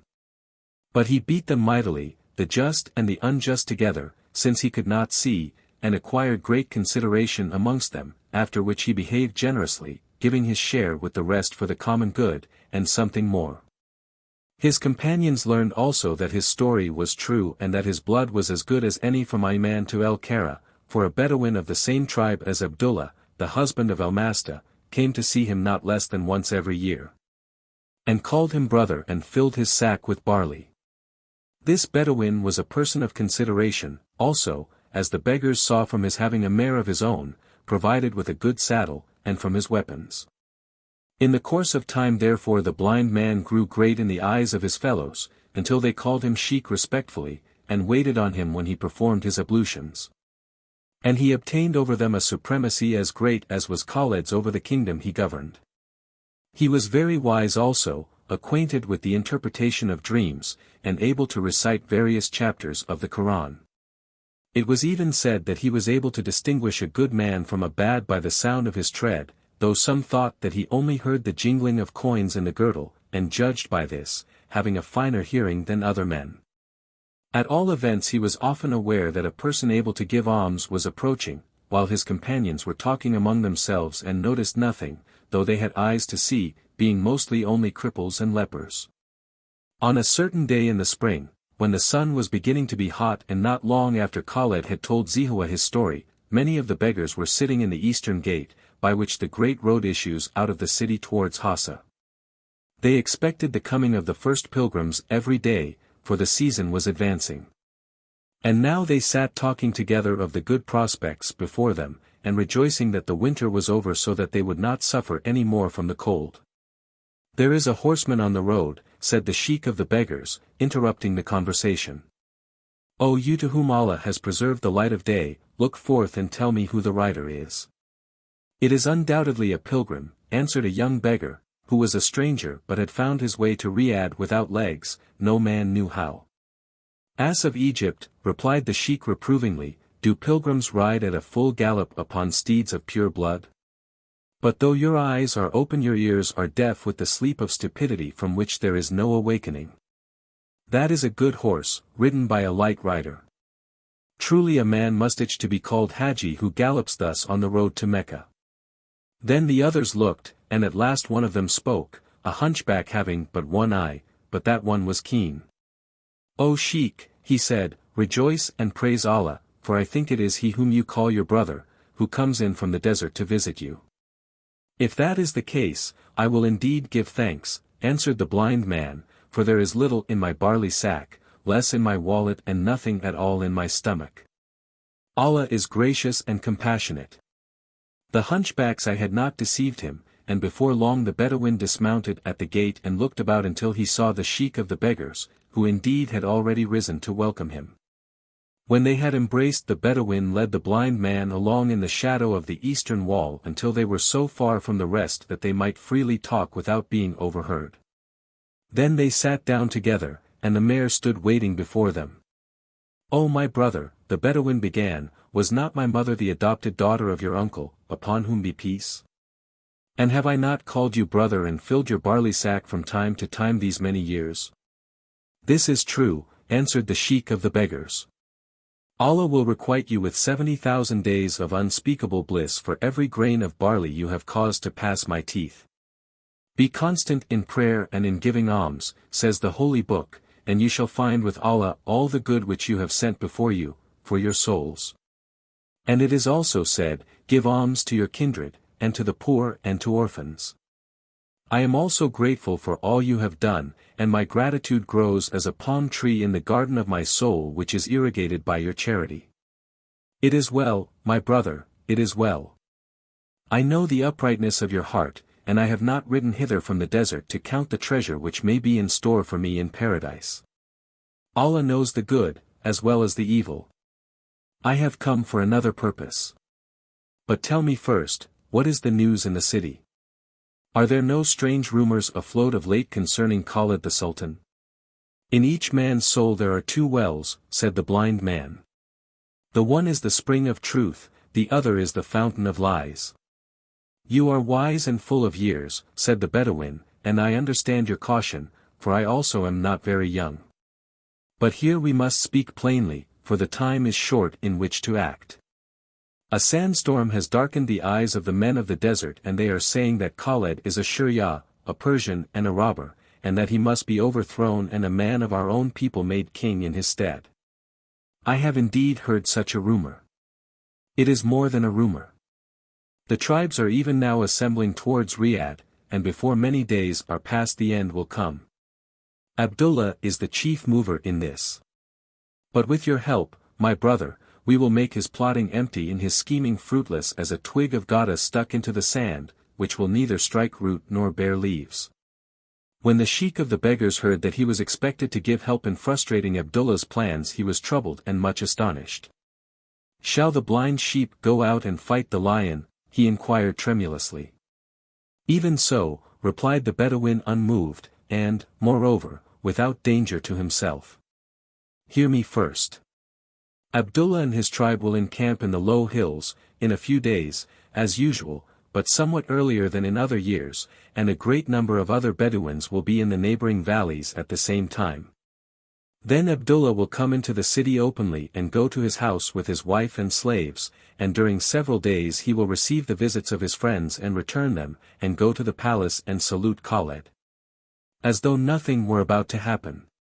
But in the meantime he will make everything ready, for it is his intention to go into the palace at night, disguised in a woman's garment, with his wife, and they will slay Khaled in his sleep, and bind Zehowah, and distribute much treasure among the guards and slaves, and before morning the city will be full of Bedouins all ready to proclaim Abdullah Sultan. And you alone can prevent all this." But the blind man laughed in his beard. "This is a good jest," he cried. "You have sought out a valiant warrior to stand between the Sultan and death. I am blind and old, and a beggar, and you would have me stand in the path of Abdullah and 1,000 armed men. They would certainly laugh, as I do. Let me take with me a few lepers and the Egyptian jackass without legs, who has flown among us lately like a locust out of the clear air. Verily, their strength shall avail against the lances of the desert." "This is no jest, my brother," answered the Bedouin, gravely. "Neither I, nor 100 armed horsemen with me could do what you will do unhurt. But I will save Khaled. For in the battle of the pass before we came to Hail last summer, when I had an arrow in my right arm and a spear thrust in my side, certain dogs of Shammars encompassed me. And darkness was already descending upon my eyes when Khaled rode in like a whirlwind of scythes, and sent 4 of them to hell, where they are now drinking molten brass like thirsty camels. Then I swore by Allah that I would defend him in the hour of need. Why do you not then lie in wait for Abdullah yourself and slay him as he passes you in the dark? Is he not the sheikh of my tribe? How then can I lay a hand on him? But I have thought of this during many nights in my tent, and you alone can do what is needed. Surely this is folly, said the sheikh of the beggars. You have met a hot wind in the desert and your mind is unsettled by it. I pray you come with me into the city to my dwelling, and take some refreshment, or at least let me send to the well for a drink of water. My head is cool and I am not thirsty, nor is the hot wind blowing at this time of year. Hear me. I will tell you how to save Khaled from destruction, and you shall receive more gold than you have dreamed of, and a house, and rich garments, and a young wife of a good family to comfort your old age. For the deed is easy and safe, but the reward will be great, and you alone can do the one and earn the other. I perceive, said the blind man, that you are indeed in earnest, but I cannot understand what I can do. We know that Khaled is forewarned, for it is not many days since he summoned the chief men in Riyadh, with the Cadi, to the palace, and refused to tell them the name of his father. But said that if they attacked him he would kill as many of them as he could. I did not know this, answered the Bedouin. But the knowledge does not change my plan. Now hear me. You are the sheikh of all the beggars in Riyadh, may Allah send you long life and much gain, they are an army and you are a captain. Moreover the beggars are doubtless attached to Khaled by his generosity, and all of you say in your hearts that under Abdullah there may be more sticks and less barley for you. This is true. But then, my brother, it is otherwise with you, for you are of Abdullah's tribe and will have honor and riches if he is made sultan. How then is my advantage also yours? And did not this Abdullah in the first place divorce with ignominy his second wife, who is my kinswoman, being the daughter of my father's sister? And has he restored the dowry as the law commands? Truly his new wife is even now sitting upon my cousin's carpet. And secondly Abdullah made himself sheikh unjustly, for our sheikh should be Abdul Karim's son. Yet you accepted Abdullah and promised him allegiance. Does the camel say to his driver, I do not like to carry a load of barley, I would rather bear a basket of dates? Eat what you please in your tent, but dress as other men, says the proverb. Hear me, for I speak wisdom. Abdullah will come into the city and go to his house, intending to prepare the way for evil. And he will walk about the streets as usual, without attendants, both because he knows that the people are mostly with him, and also in order not to attract notice. Now Abdullah is the spring from which all this wickedness flows, he is the chief camel whom the others follow, the coal and the ashes by which the fire is kept alive, the head without which the body cannot live. Dry up the spring, therefore, let the chief camel fall into a pit suddenly, extinguish the coal, strike off the head. Let them ask in the morning, where is he? And let him not be found anywhere.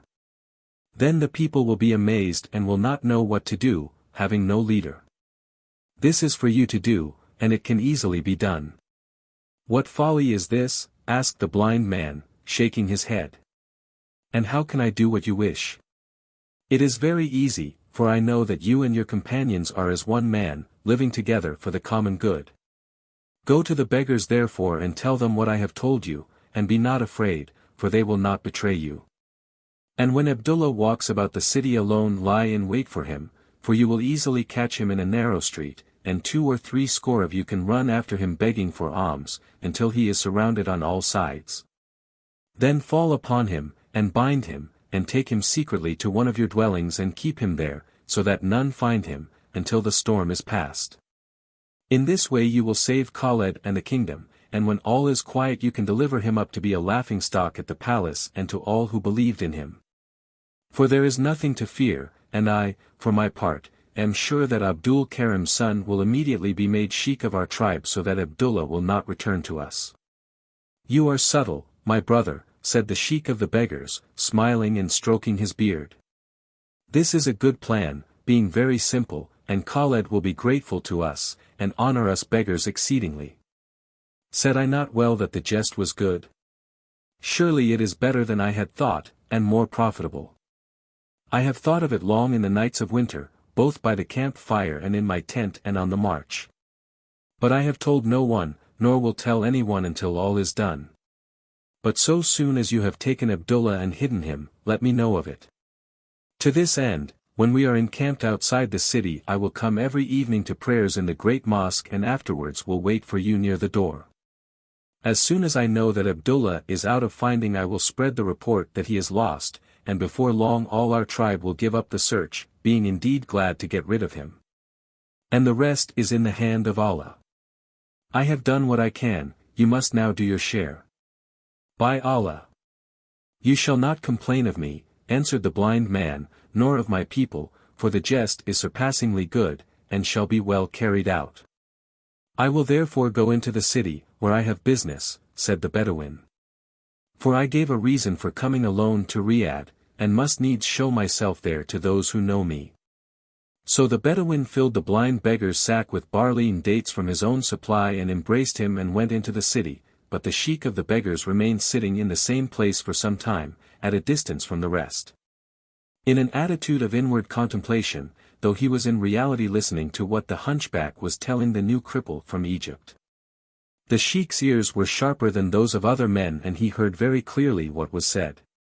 This Bedouin, said the hunchback, is a near relation of our sheik, and holds him in great veneration, coming frequently to see him even from a considerable distance, and always bringing him a present of food. And you may see by his mare and by his weapons that he is a person of consideration in his tribe. For our sheik is not a Negro, nor the son of a Syrian camel driver, but an Arab of the best blood in the desert, and wise enough to sit in the council in the Sultan's palace. You, who are but lately arrived, being transported into our midst by the mercy of Allah, must learn all these things, and you will also find out that our sheik has eyes in his ears, and in his fingers and in his staff, though he is counted blind. And you cannot deceive him easily as you might suppose. The sheik of the beggars was pleased when he heard this and listened attentively to hear the answer made by the Egyptian, whom he did not yet trust because he was a newcomer and a stranger. Truly, replied the cripple, Allah has been merciful and compassionate to me, for he has brought me into the society of the wise and the good, which is better than much feasting in the company of the ignorant and the ill-mannered. And as for the sheik, he is evidently a very holy man, to whom eyes are not in any way necessary, his inward sight being constantly fixed upon heavenly things. This answer did not altogether please the blind man, for it savored somewhat of flattery. But the other beggars approved of the speech, deeming that it showed a submissive spirit, and readiness to obey and respect their chief. O you of Egypt! Cried the sheik, calling to him. Come here and sit beside me, for I have heard what you said and desire your company. The cripple immediately began to crawl along by the wall, dragging himself upon his hands and body, for he had no legs. He is obedient, thought the blind man, though it costs him much labor to move. When the man was beside him, the sheik took an onion and a date from his wallet and set them down upon the ground. Eat, he said, and give thanks. The cripple thanked him and taking the food, began to eat the onion. You have taken the onion in your right hand and the date in your left, said the sheik. And you are eating the onion first. This is true, answered the Egyptian. I see that my lord has indeed eyes in his fingers. I have, said the sheik. But that is not all, for this is an allegory. All men like to eat the onion first and the date afterwards, for though the onion be ever so sweet and tender, its taste is bitter when a man has eaten sugar dates before it. But you have begun by giving us the mellow fruit of flattery, and when you give us the wholesome vegetable of truth it will be too sharp for our palates. Ponder this in your heart, chew it as the camel does her cud, and the well-digested food of wisdom shall nourish your understanding. The cripple listened in astonishment at the depth of the sheik's thought, and he would have spoken out his admiration, but it is not possible to eat an onion and to be eloquent at the same time. The blind man knew this and continued to give him instruction. The onion has saved you, he said, for your mouth being full you could say nothing flattering, and now you will think before you speak. Consider how I have treated you. Have I at once rendered thanks to Allah for sending into our midst a young man whose gifts of eloquence are at least equal to those of the Cadi himself? I have said nothing so foolish. I have called you an ass of Egypt and otherwise rebuked you, for the good of your understanding, though I begin to think that you are indeed a very estimable young man, and it is possible that your wit may ripen in our society. But now I perceive by my hearing that you are eating the date. I pray you now, eat another onion after it. I cannot, answered the cripple, for my lips are puckered at the thought of it. Neither is truth sweet after flattery, said the sheik, who then began to eat the other onion himself. I will endeavor to profit by your precepts, my lord, replied the Egyptian. Allah will then certainly enlighten you, my son. Remember also another thing. We are ourselves here a community, distinct from the citizens of Riyadh, and what we do for the common good. Remember therefore to share what you receive with the rest, as they will share what they have with you, and take part with them in whatsoever is done by common consent. In this way it will be well with you and you shall grow fat. But if you are against us you will find evil in every man's hand, for since it has pleased Allah to give you no legs, you cannot possibly run away. Having said this much the sheik of the beggars was silent. But afterwards on the same day he gathered about him the strongest of his companions, being mostly men who had the use of both arms and both legs, though some of them were lepers and some had but one eye, and some were deaf and dumb, according to the affliction which it had pleased Allah to send upon each. These were the most trusty and faithful of his people, and to them he communicated openly what the Bedouin had proposed to him in secret. All of them approved the plan, for they greatly feared the overthrow of Khaled. But, said one, we cannot keep this Abdullah forever, and we can surely not kill him, for we should bring upon ourselves a grievous punishment. Allah forbid that we should shed blood, replied the sheik. But when Abdul Karim's son is made sheik of the tribe, Abdullah will probably not wish to go back to his people. Moreover it shall be for Khaled to judge what shall be done to the man, and he will probably cut off his head. But in the meantime it is necessary to choose amongst us spies, 2 for each gate of the city, to the number of 22 men, to watch for Abdullah. For we do not know when he will come, and of the 2 spies who see him enter, both must follow him and see whither he goes, and then the one will immediately inform all the rest while the other waits for him. From the time he enters the city he will not be able to go anywhere without our knowledge, and we shall certainly catch him one day towards dusk in some narrow street of the city. The beggars saw that this plan was wise and safe for themselves, and they did as the sheik advised, posting men at all the gates to wait for Abdullah. He was, indeed, not far distant, and before many days he rode into the city towards evening, attended by a few slaves and 2 Bedouins, his wife Almasta riding in the midst of them upon a camel. His face was not hidden and the 2 beggars who were watching recognized him immediately.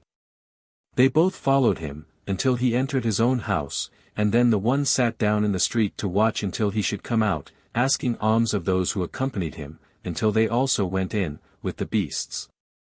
But the other made haste to find the sheik and to inform him that Abdullah had come and was now in his own dwelling.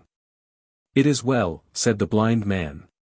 The cat is now asleep, and dreams of mice, but he shall wake in the midst of dogs.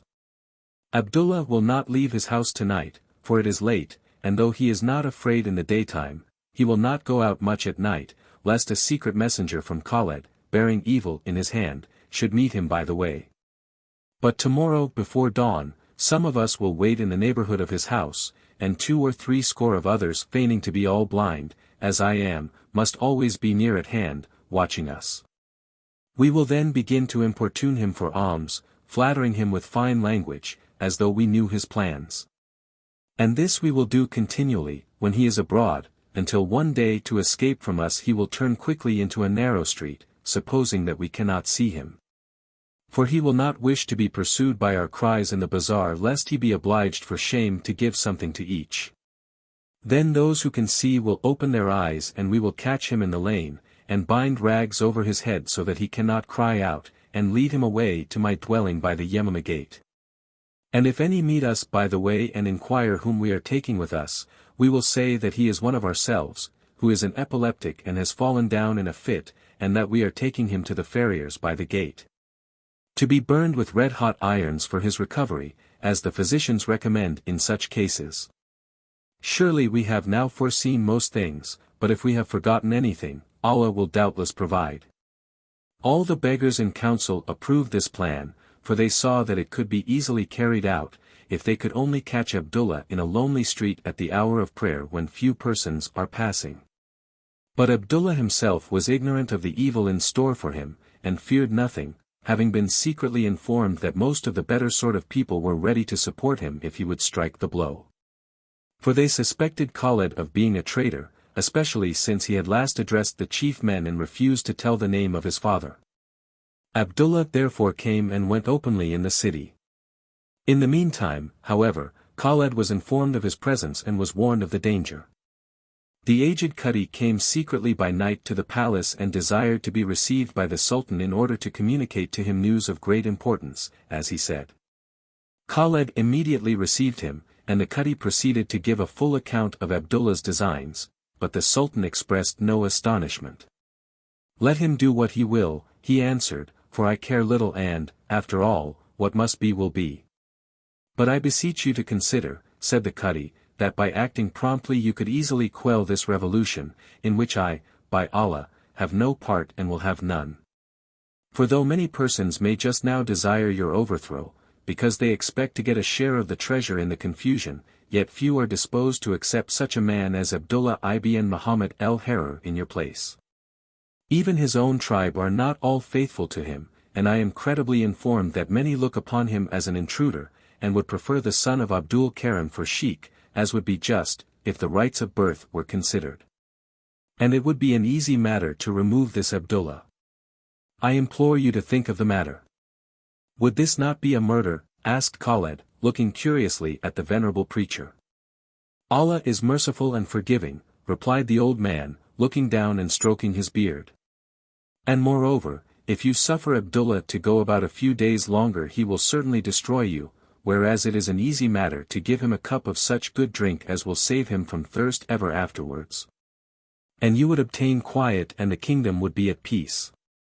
"They shall not find me sleeping," said Khaled, "and so that I may only slay a score of them first, I care not how soon I perish." "This is indeed a new kind of madness," exclaimed the Cadi. "I cannot understand it. But I have done what I could, and I can do nothing more." "Nor is there anything more to be done," said Khaled.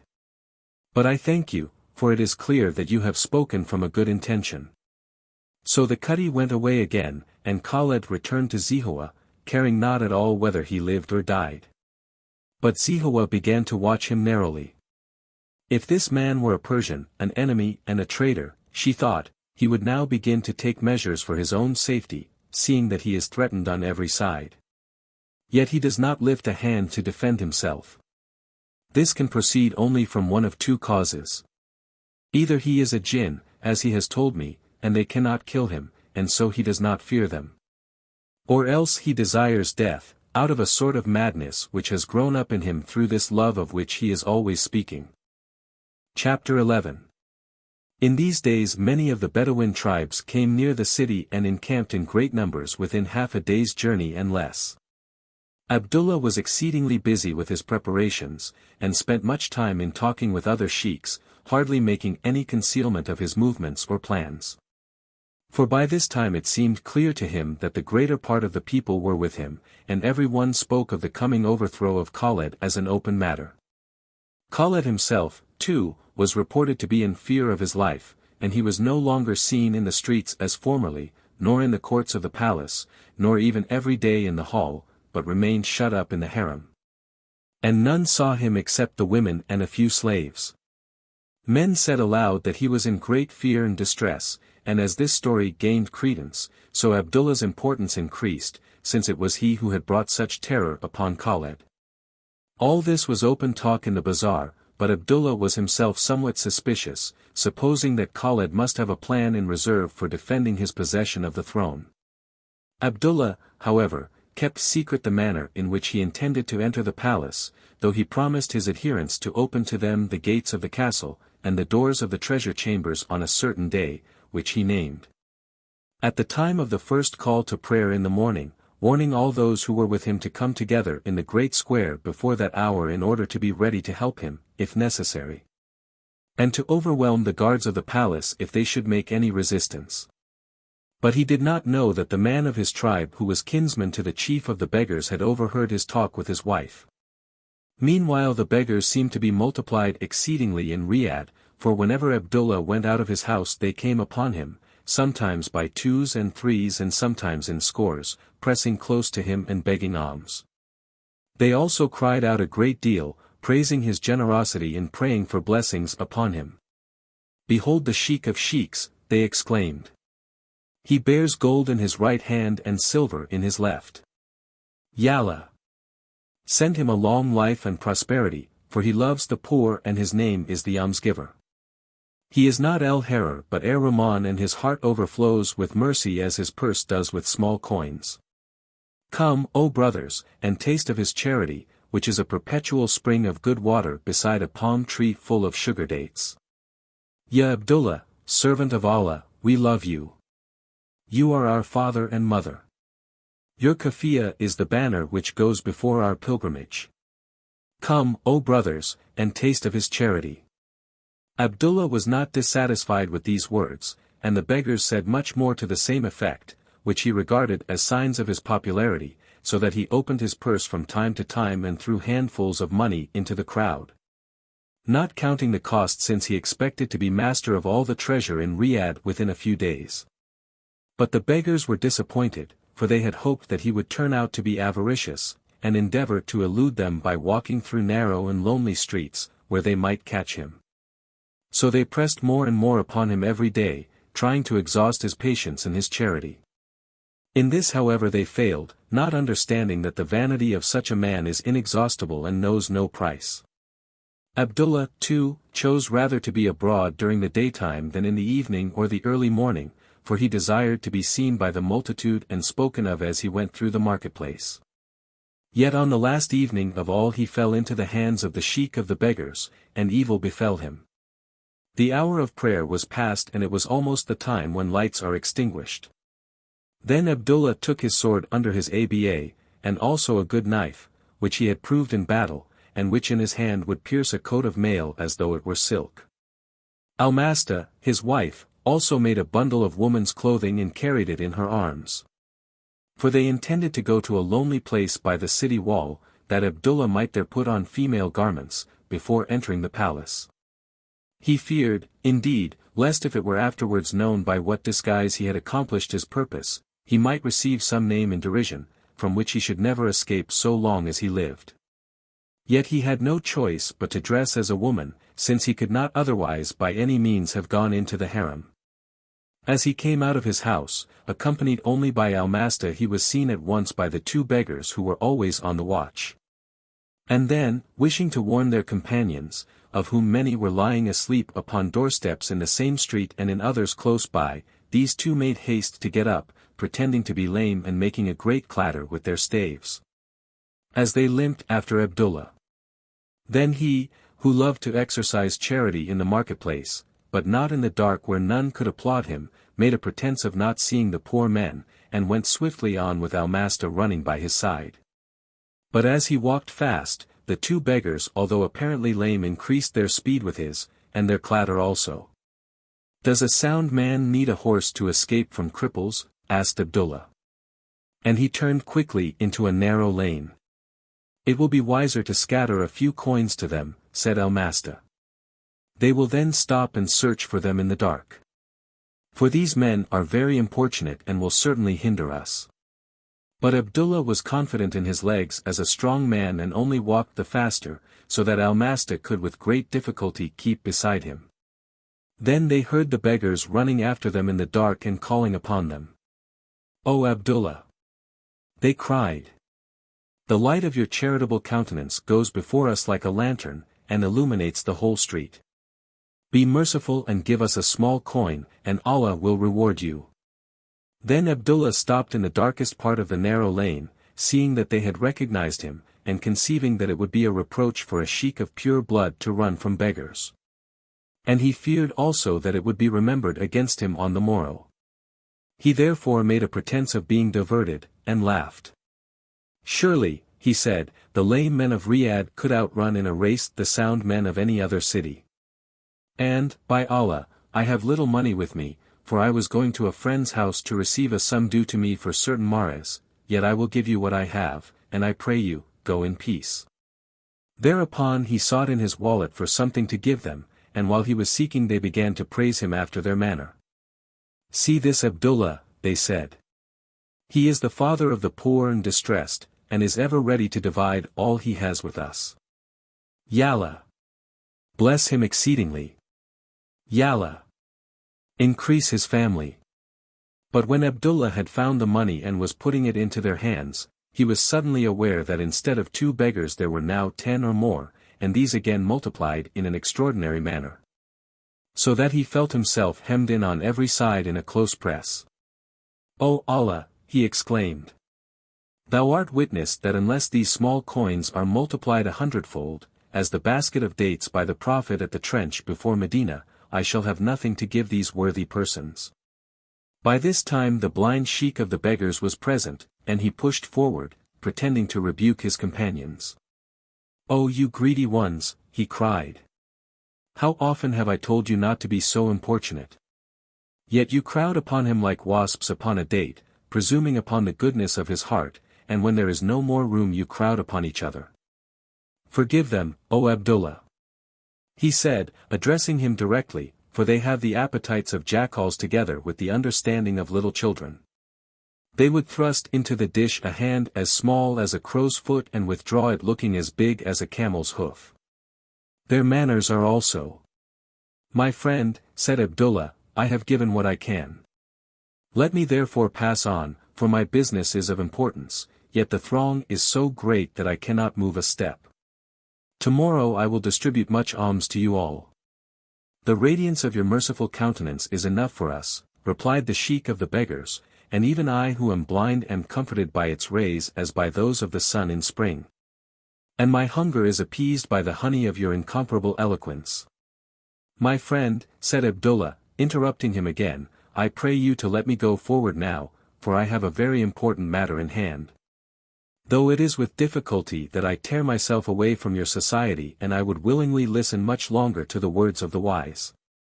Then the blind man turned to the other beggars, and his hearing told him that by this time there were at least 60 in the street. "Come, my brothers," he cried. "Let us accompany our benefactor to the house of his friend, and afterwards we will wait for him and see that he reaches his own dwelling in safety. Surely it is not fitting that a sheik of such great consideration should go about the streets at night without so much as an attendant carrying a lantern. Let us go with him." Now these last words were the signal agreed upon, and even as Abdullah began to protest that he desired no such honorable escort as the beggars offered him, one came from behind and suddenly drew a thick barley sack over his head. So that his voice was heard no more, and he was dragged down by the throat, while the one-eyed hunchback caught him by the legs and bound his feet, and 4 others laid hold of his hands and tied them firmly behind him.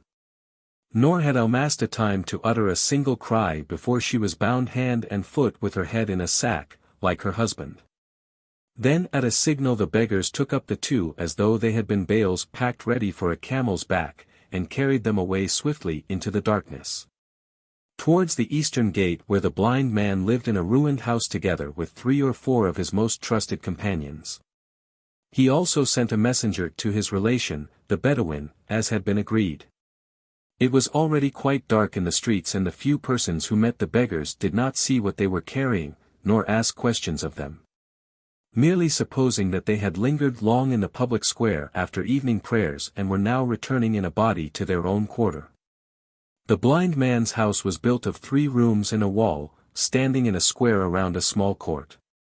But only one of the rooms had a roof of its own, though there was a sort of cellar under the floor of one of the others which served at once as a lodging for beggars in winter, as a storehouse for food when there was any in supply, and as a place of deposit for the ancient iron chest in which the common fund of money was kept. To this vault the sheik of the beggars made his companions bring the 2 prisoners, and having set them on the floor, side by side, he proceeded to hold a council, in which the captives themselves had no part, since their heads were tied up in dusty barley sacks and they could not speak so as to be heard.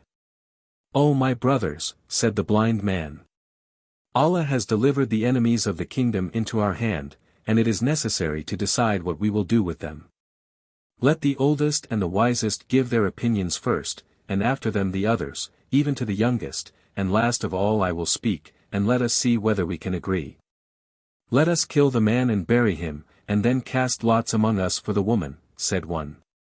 No, said the next, a man who had twice made the pilgrimage, and was much respected, we cannot do this, for the man is a true believer, and evil will befall us if we shed his blood.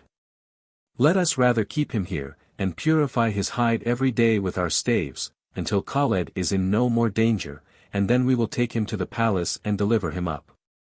It is to be feared, said the sheik of the beggars, that the man might chance to die of this sort of purification, though indeed it be very wholesome for him, and I am not altogether against it. Let us make him our slave, said a third who had himself been the slave of a poor man who had died without heirs. The fellow is strong. Let us buy millstones and make him grind barley for us in this cellar. In this way he will not eat our food for nothing. After this many others gave advice of the same kind. But while they were talking there was a great clattering and noise upon the stone steps which led down into the cellar, and a man fell over the last step and rolled over and over into the very midst of the council, railing and lamenting. It is that ass of Egypt, said the sheik of the beggars. I know him by the clattering of the wooden hoofs he wears on his hands, and also by his braying. Let him also give his opinion when he is recovered from his fall. It is strange and marvelous, said one, that he who has no legs should suffer so many falls, being, by the will of Allah, always upon the earth. For when we first saw him we found him fainting upon the ground, having fallen from the wall of a garden, though no man could tell how he had climbed upon it. I had been transported to the top of the wall as in a dream, replied the cripple, for there were dates in that garden. But having eaten too greedily of them I fell asleep on the top and I dreamed that my body was torn by hyenas. And waking suddenly I fell down. For the dates were yet green. This may or may not be true, said the blind man. For you are an Egyptian. Let us, however, hear what you have to advise in the matter of Abdullah and his wife, whom we have taken prisoners. I fear that you mock me, O my lord, answered the man. But if I am mocked, I will advise that this Abdullah be also made a sport of, for us first, and for the people of Riyadh afterwards. Tell us how this may be done, for a good jest is better than salt for roasting, and the sheep lie here bound before us. Take this man, then, said the cripple, and uncover his face, and hold him fast. Then let one of us get the razor and shave off all his beard and his eyebrows, and the hair of his head even to the nape of his neck. Then if he came suddenly before her who bore him and cried, Mother, she would cover her face and answer, Begone, thou ostrich's egg. For she would not know him. And tomorrow we will take his excellent clothes from him and put them upon our sheik.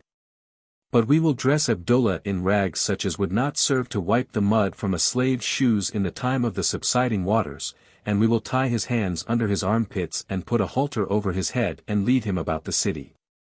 Then he will cry out against us to the people, saying that he is Abdullah, but we will also cry out in answer, See this madman, who believes himself to be a sheik of Bedouins though Allah has given him no beard.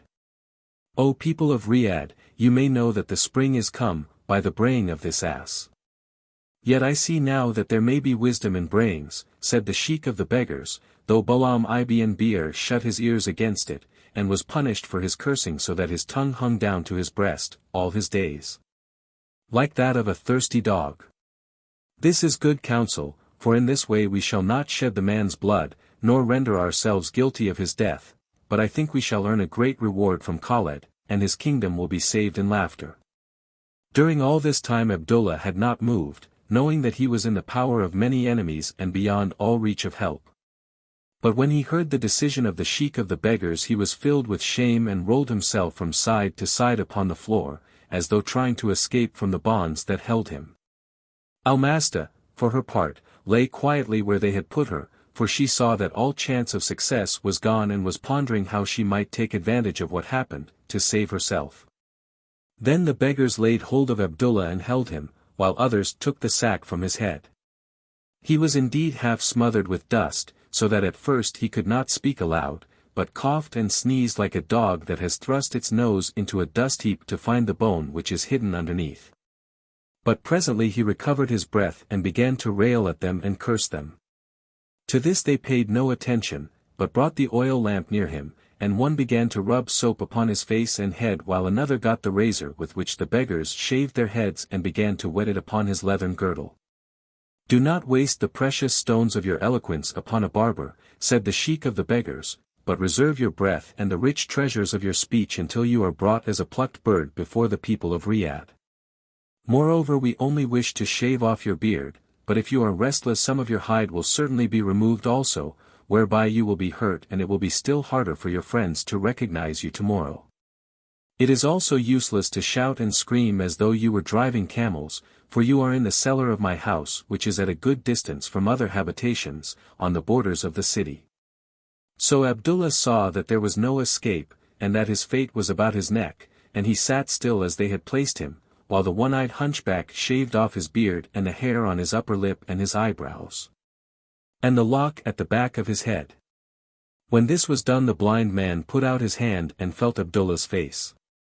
"Surely," he said, "this is not a man's head, but the round end of a walking staff, rubbed smooth by much use." They also tied his hands under his armpits and put upon him a ragged shirt with sleeves so that he seemed to have lost both arms at the elbow. "This is very well done," said the hunchback turning his head from side to side in order to see all with his one eye. "But what shall we do with the woman? Let us cast lots for her, and he who wins her shall marry her, and we will hold the feast immediately, for we have not yet supped and there is some of the camel's meat which we received today at the palace." "O my brothers," answered the sheik of the beggars, "let us do nothing unlawful in our haste. For this woman is certainly one of Abdullah's wives, as you may see by her clothes, and unless he divorces her none of us can take her for ourselves, seeing that she is the wife of a believer. Take the sack from her head, however, and if she deafens us with her screaming we can put it on again. But you must by no means put her to shame by taking the veil from her face, for she may be an honest wife, though her husband be a dog. If she has done well, we shall find it out, and no harm will have come to her. But if she is a sharer in this fellow's plans, her punishment will be grievous, since she will be the wife of an outcast, having neither beard nor eyebrows and rejected by all men." Some of the beggars murmured at this, but most of them praised their sheik's wisdom, and would indeed have feared greatly to break the holy law, being chiefly devout men who prayed daily in the mosque and listened to the khutbah on Friday. They therefore placed Almasta in one corner of the cellar and Abdullah in another, so that the two could not converse together, and then they took out such food as they had and began to eat their supper, laughing and talking over the jest and anticipating the reward which awaited them for saving Khaled. In the meanwhile the night was advancing and many of Abdullah's friends left their houses secretly and gathered in the neighborhood of the palace to wait for the first signal from within.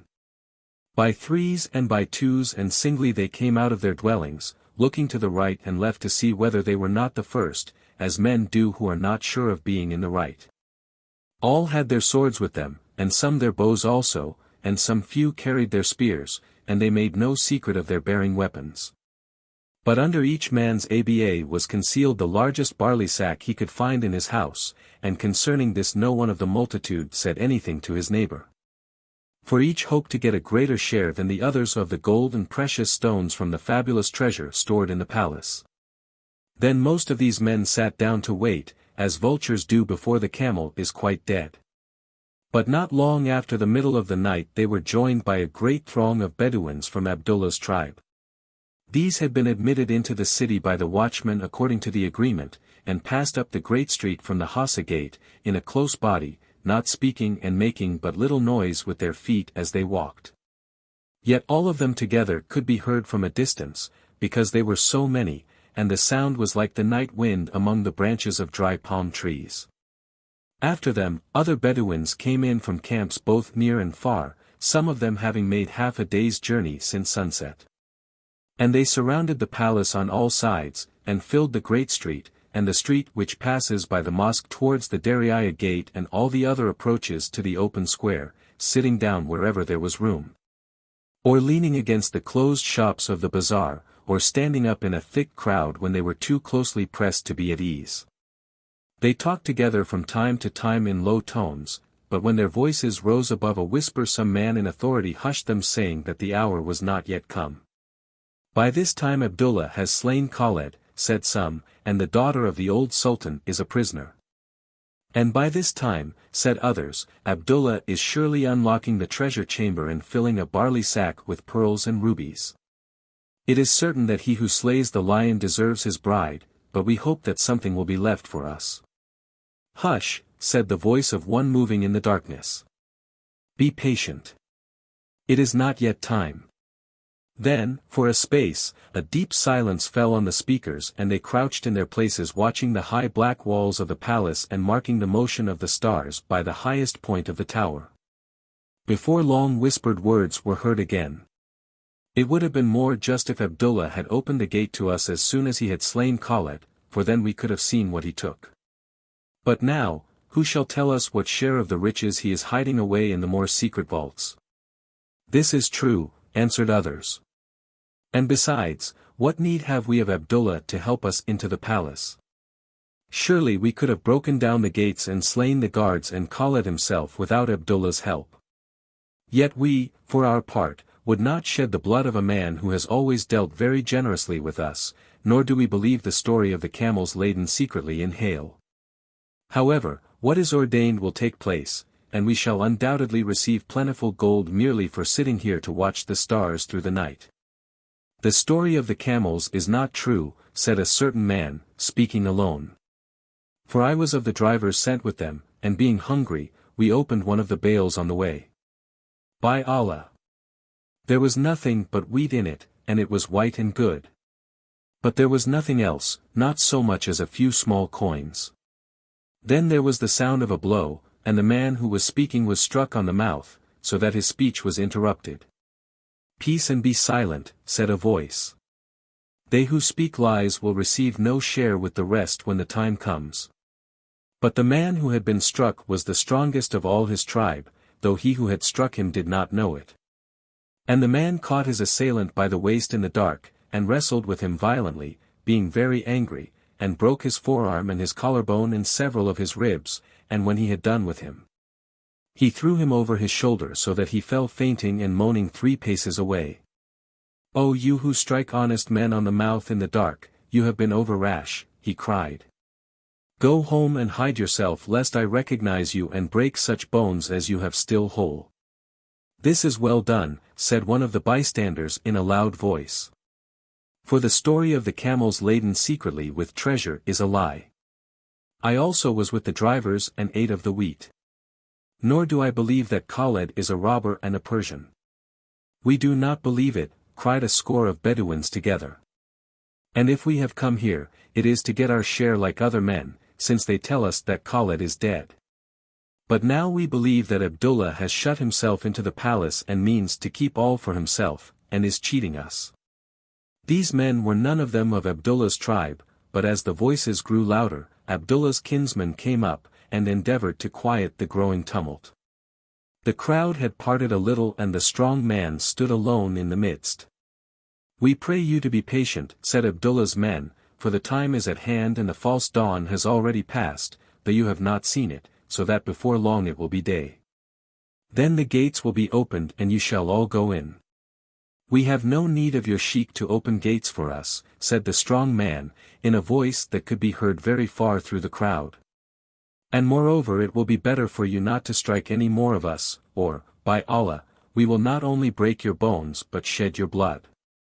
At this there was a sullen cry and men sprang to their feet and laid their hands upon their weapons.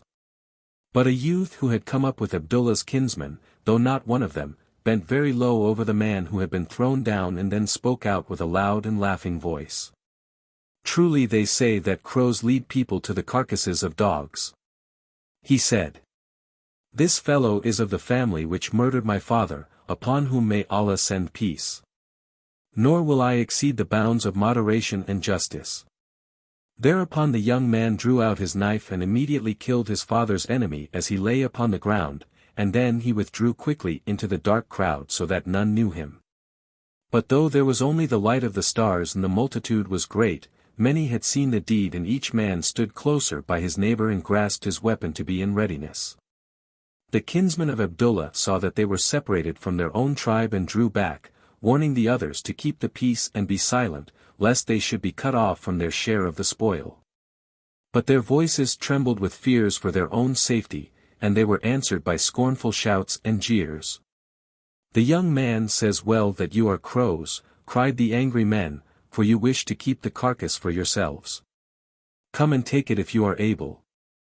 Now indeed the quarrel which had been begun by the blow struck in the dark spread suddenly to great dimensions, for the words spoken were caught up as grains of sand by the wind and blown into all men's ears. Many were ready enough to believe that Abdullah cared only for enriching himself and his tribe. And many more who had been persuaded to the enterprise by the hope of gain turned again to their faith in Khaled as the dream of gold disappeared from their eyes. Yet Abdullah's tribe was numerous, and it was easy to see that if the dissension grew into a strife of arms the fight would be long and fierce on both sides. Then certain of those who were against Abdullah raised the cry that he had slain Khaled and escaped with the treasure by a secret passage leading under the walls of the city, which passage was spoken of in old tales, though no one knew where to find it. But the multitude believed and pressed forward in a strong body and began to beat against the iron-bound gate of the palace with great stones and pieces of wood. Abdullah's men came on fiercely to prevent them, but were opposed by many, and as the wing of night was lifted and the dawn drank the stars, the wide square was filled with the clashing of arms and the noise of a terrible tumult. Chapter 12. At the time when the beggars were carrying away Abdullah and his wife, Khaled was sitting in his accustomed place, silent and heavy at heart, and Zehowah played softly to him upon a barbat and sang a sad song in a low voice.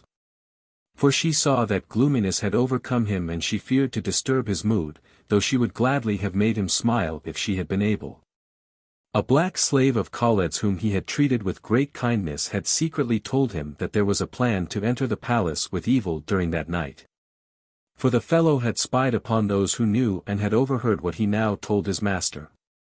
He had also asked whether he should not warn the guards of the palace, in order that a strict watch should be kept, but Khaled had bidden him be silent. "Either the guards are conspiring with the rest," said Khaled, "and will be the first to attack me, or they are ignorant of the plan, and if so how can they withstand so great a multitude?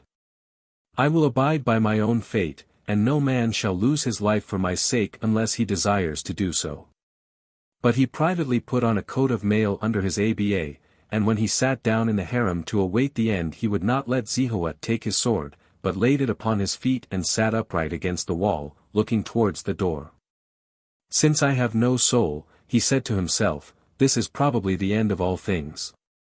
But there is no reason why I should not kill as many of these murderers as possible." He was gloomy and desponding, however, since he saw that his hour was at hand, and that Zehowah was no nearer to loving him than before. He watched her fingers as she played upon the instrument, and he listened to the soft notes of her voice. "It is a strange thing," he thought, "and I believe that she is not able to love any more than my sword upon my feet, which is good and true and beautiful, and ever ready to my hand, but is itself cold, having no feeling in it." Still Zehowah sang and Khaled heard her song, listening watchfully for a man's tread upon the threshold and looking to see a man's face and the light of steel in the shadow beyond the lamps. "The night is long," he said at last, aloud. "It is not yet midnight," Zehowah answered. "But you are tired. Will you not go to rest?" "I shall rest tomorrow," said Khaled. "Tonight I will sit here and look at you, if you will sing to me." Zehowah gazed into his eyes, wondering a little at his exceeding sadness. Then she bowed her head and struck the strings of the instrument to a new measure more melancholy than the last, and sang an old song of many verses, with a weeping refrain. "Are you also heavy at heart tonight?" Khaled asked, when he had listened to the end. "It is not easy to kindle a lamp when the rain is falling heavily," Zehowah said. "Your sadness has taken hold of me, like the chill of a fever. I cannot laugh tonight. And yet you have a good cause, for they say that tonight the earth is to be delivered of a great malefactor, a certain Persian, whose name is perhaps Hassan, a notorious robber. Khaled turned away his head, smiling bitterly, for he desired not to see the satisfaction which would come into her face. "This is a poor jest," she answered in a low voice, and the barbat rolled from her knees to the carpet beside her. "I mean no jesting, for I do not desire to disappoint you, since you will naturally be glad to be freed from me. But I am glad if you are willing to sing to me, for this night is very long." "Do you think that I believe this of you?" asked Zehowah, after some time. "You believed it yesterday, you believe it today, and you will believe it tomorrow when you are free to make choice of some other man, whom you will doubtless love." "Yet I know that it is not true," she said suddenly. "It is too late," Khaled answered. "The more I love you, the more I see how little faith you have in me, and the less faith can I put in you. Will you sing to me again? This is very cruel and bitter." Zehowah sighed and looked at him. "Will you sing to me again, Zehowah?" he repeated. "I like your sad music." Then she took up the barbat from the carpet, but though she struck a chord she could not go on, and her hand lay idle upon the strings, and her voice was still. "You are perhaps tired," said Khaled after some time. "Then lay aside the instrument and sleep." He composed himself in his seat, his sword being ready in his eyes towards the door.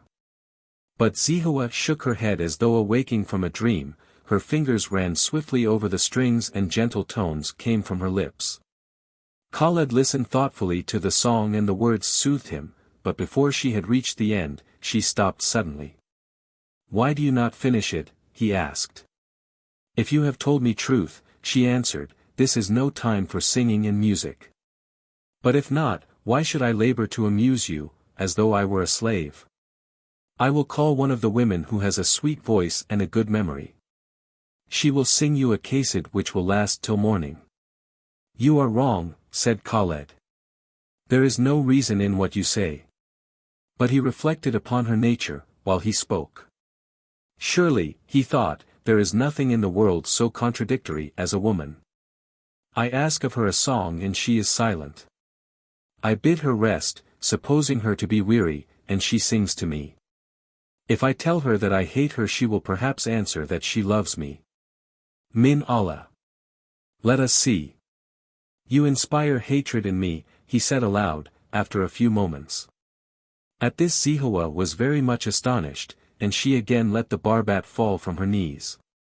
"You wished me to believe that you loved me, and this not long since," she answered. "It may be so. I did not know you then." He looked towards the door as though he would say nothing further. Zehowah sighed, not understanding him yet, being wounded in that sensitive tissue of the heart which divides the outer desert of pride from the inner garden of love, belonging to neither but separating the two as a veil. And when there is a rent in that veil, pride looks on love and scoffs bitterly, and love looks on pride and weeps tears of fire. "I am sorry that you hate me," she said, but the words were bitter in her mouth as a draught from a spring into which the enemy have cast wormwood, that none may drink of it. "Allah is great," thought Khaled. "This is already an advantage." Then Zehowah took up the barbat and began to sing a careless song not like any which Khaled had ever heard. This is the song. The fisherman of Oman tied the halter under his arms. The sky was as blue as the sea in winter. The fisherman dived into the deep waters. As a ray of light shoots through a sapphire of price. The sea was as blue as the sky, for it was winter. Among the rocks below the water it was dark and cold. Though the sky above was as blue as a fine sapphire. The fisherman saw a rough shell lying there in the dark between two crabs. "In that shell there must be a large pearl," he said. But when he would have taken it the crabs ran together and fastened upon his hand. His heart was bursting in his ribs for lack of breath. And he thought of the sky above, as blue as the sea in winter. So he pulled the halter and was taken half fainting into the boat. The crabs held his hand but he struck them off. And his heart beat merrily as he breathed the wind. Blowing over the sea as blue as the sky in winter. "There are no pearls in this ocean," he said to his companions. But there are crabs if any one cares to dive. One of them saw the shell caught between the legs of the crabs. He opened it and found a pearl of the value of a kingdom. The pearl is mine, but you may eat the crabs, he said to the fisherman.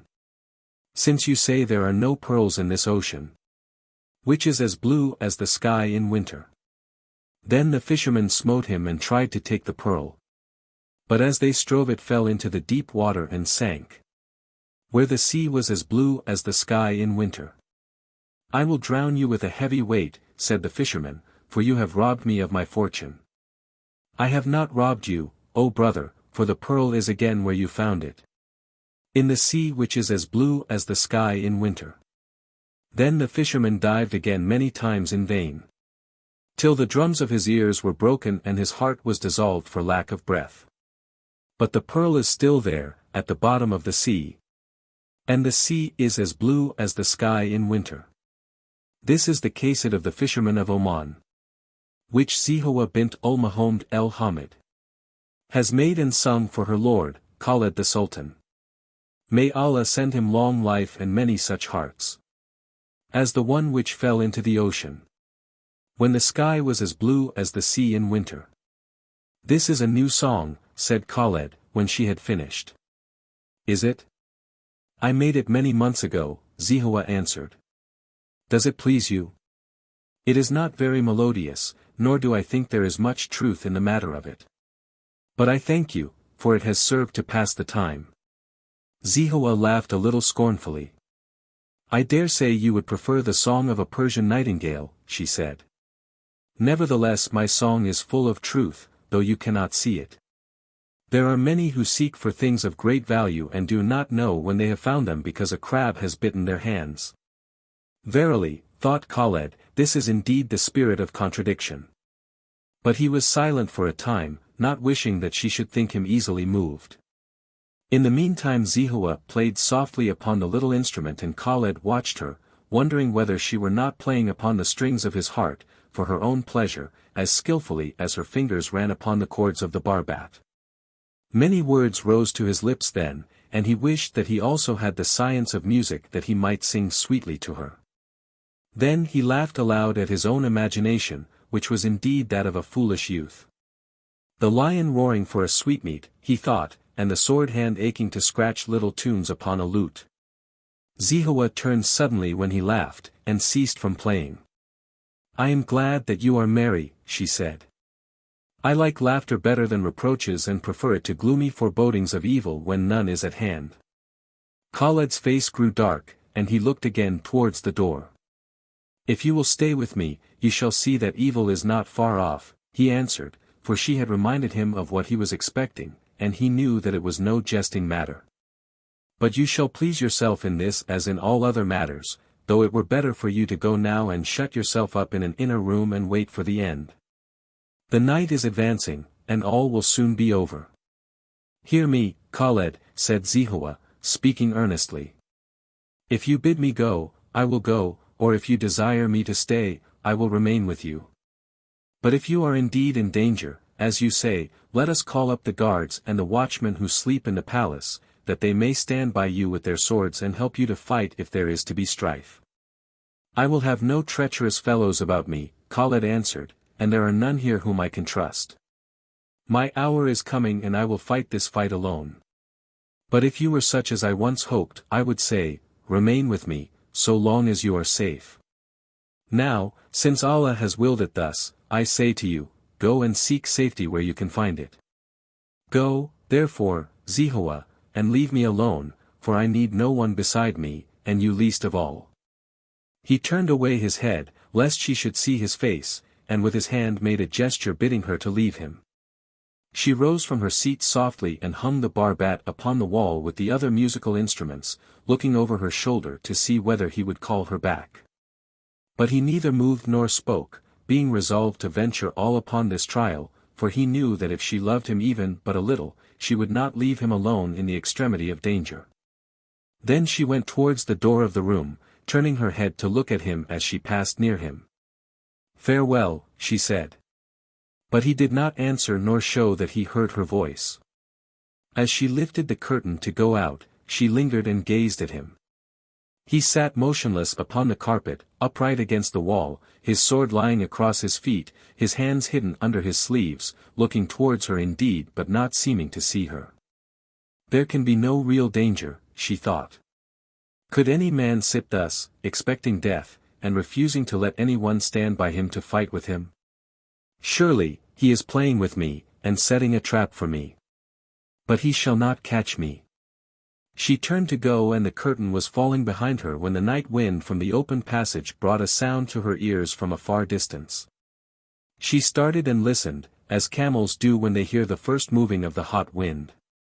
There were no voices in the noise, which was low and dull, like the breathing of a great multitude and the soft moving of feet, and altogether it was as the slow rising and falling back of the sea upon the shores of Oman.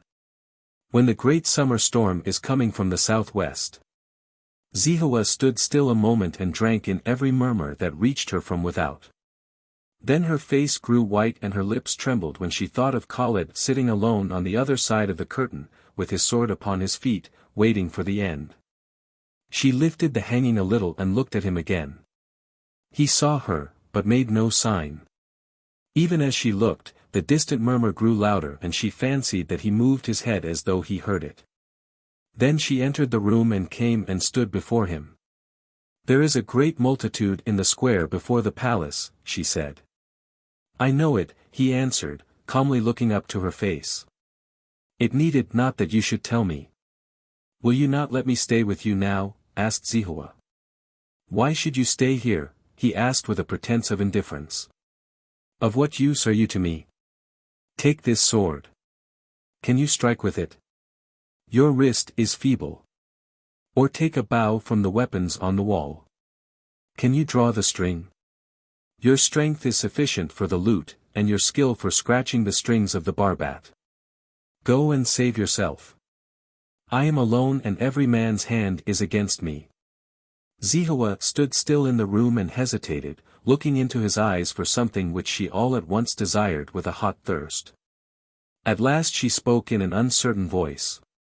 "Yet you said not long since that if I were such as you once hoped, you would bid me remain." "I do not care," he answered. "Yet for your own sake, I advise you to go away." "For my own sake," she repeated, trying to speak scornfully, and turning to go a second time. But she did not reach the door. She stood still before the weapons which hung upon the wall, and paused a moment and then took a sword from its place. Khaled watched her. She grasped the hilt as well as she could and swung the weapon in the air once with all her might. Then she uttered a little cry of pain, for she had twisted her wrist. The sword fell to the floor. "He is right," she said in a low tone, speaking aloud to herself. "I am weak and can be of no use to him." She went on once more towards the door, slowly, her head bent down, then stopped and then looked back again. She feared that she might see a smile on his face, but his eyes were grave and calm. Then he saw her turn and lean against the wall as though she were suddenly weak. She hid her face, and there was silence for a moment, and after that a low sound of weeping filled the still room. "Why do you shed tears?" Khaled asked presently. "There is no danger for you, I think. If you will go and shut yourself in the inner rooms you will be safe." She turned fiercely and their eyes met. "What do I care for myself?" she cried. "Among so many deaths there is surely one for me." Even as she spoke Khaled felt a cool breath upon his forehead, stirring the stillness. He knew that it came from the beating of an angel's wings. All his body trembled, his head fell forward a little and his eyes closed. "This is death," he thought, "and my fate has come. A little longer, and she would have loved me." But he did not speak aloud. Again Zehowah's face was turned towards the wall, and still the sound of her weeping filled the air, not subsiding and dying away, but rather increasing with every moment. "Life is not yet gone," said Khaled in his heart. "There is yet hope." For he no longer felt the cold breath on his forehead, and the trembling had ceased for a moment. He tried to speak aloud, but his lips could not form words nor his throat utter sounds, and he was amazed at his weakness. A great despair came upon him and his eyes were darkened so that he could not see the lights. If only I could speak to her now, she might love me yet, he thought. The distant murmur from without was louder now and reached the room, and he heard it. He tried with all his might to raise his hand, to lift his head, to speak a single word. It may be that this is the nature of death, he thought again, and I am already dead. The noise from the multitude came louder and louder. Zehowah heard it and her breath was caught in her throat. She looked up and saw that the high window of the chamber was no longer quite dark. The day was dawning. Then pressing her bosom with her hand she looked again at Khaled. His head was bent upon his breast and he was so still that she thought he had fallen asleep. A cry broke from her lips. "He cares not," she exclaimed. "What is it to him, whether I go, or stay?" Again Khaled felt the cool breeze in the room, fanning his forehead, and once more his limbs trembled. Then he felt that his strength was returning and that he could move. He raised his head and looked at Zehowah, and just then there was a distant crashing roar, as the Bedouins began to strike upon the gates. "It is time," he said, and taking his sword in his hand he rose from his seat. Zehowah came towards him with outstretched hands, wet cheeks and burning eyes. She stood before him as though to bar the way, and hinder him from going out. "What is it to you, whether I go, or stay?" he asked, repeating her own words. "What is it? By Allah, it is all my life, I will not let you go." And she took hold of his wrists with her weak woman's hands, and tried to thrust him back. "Go, Zehowah," he answered, gently pressing her from him. "Go now, and let me meet them alone, knowing that you are safe. For though this be pity which you feel, I know it is nothing more." He would have passed by her, but still she held him and kept before him. "You shall not go," she cried. "I will prevent you with my body." "Pity, you say? Oh, Khaled! Is pity fierce? Is pity strong? Does pity burn like fire? You shall not go, I say."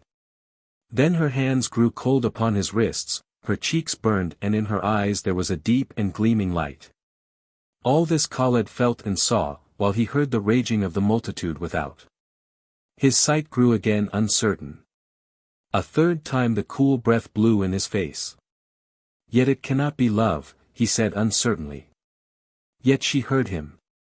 "Not love?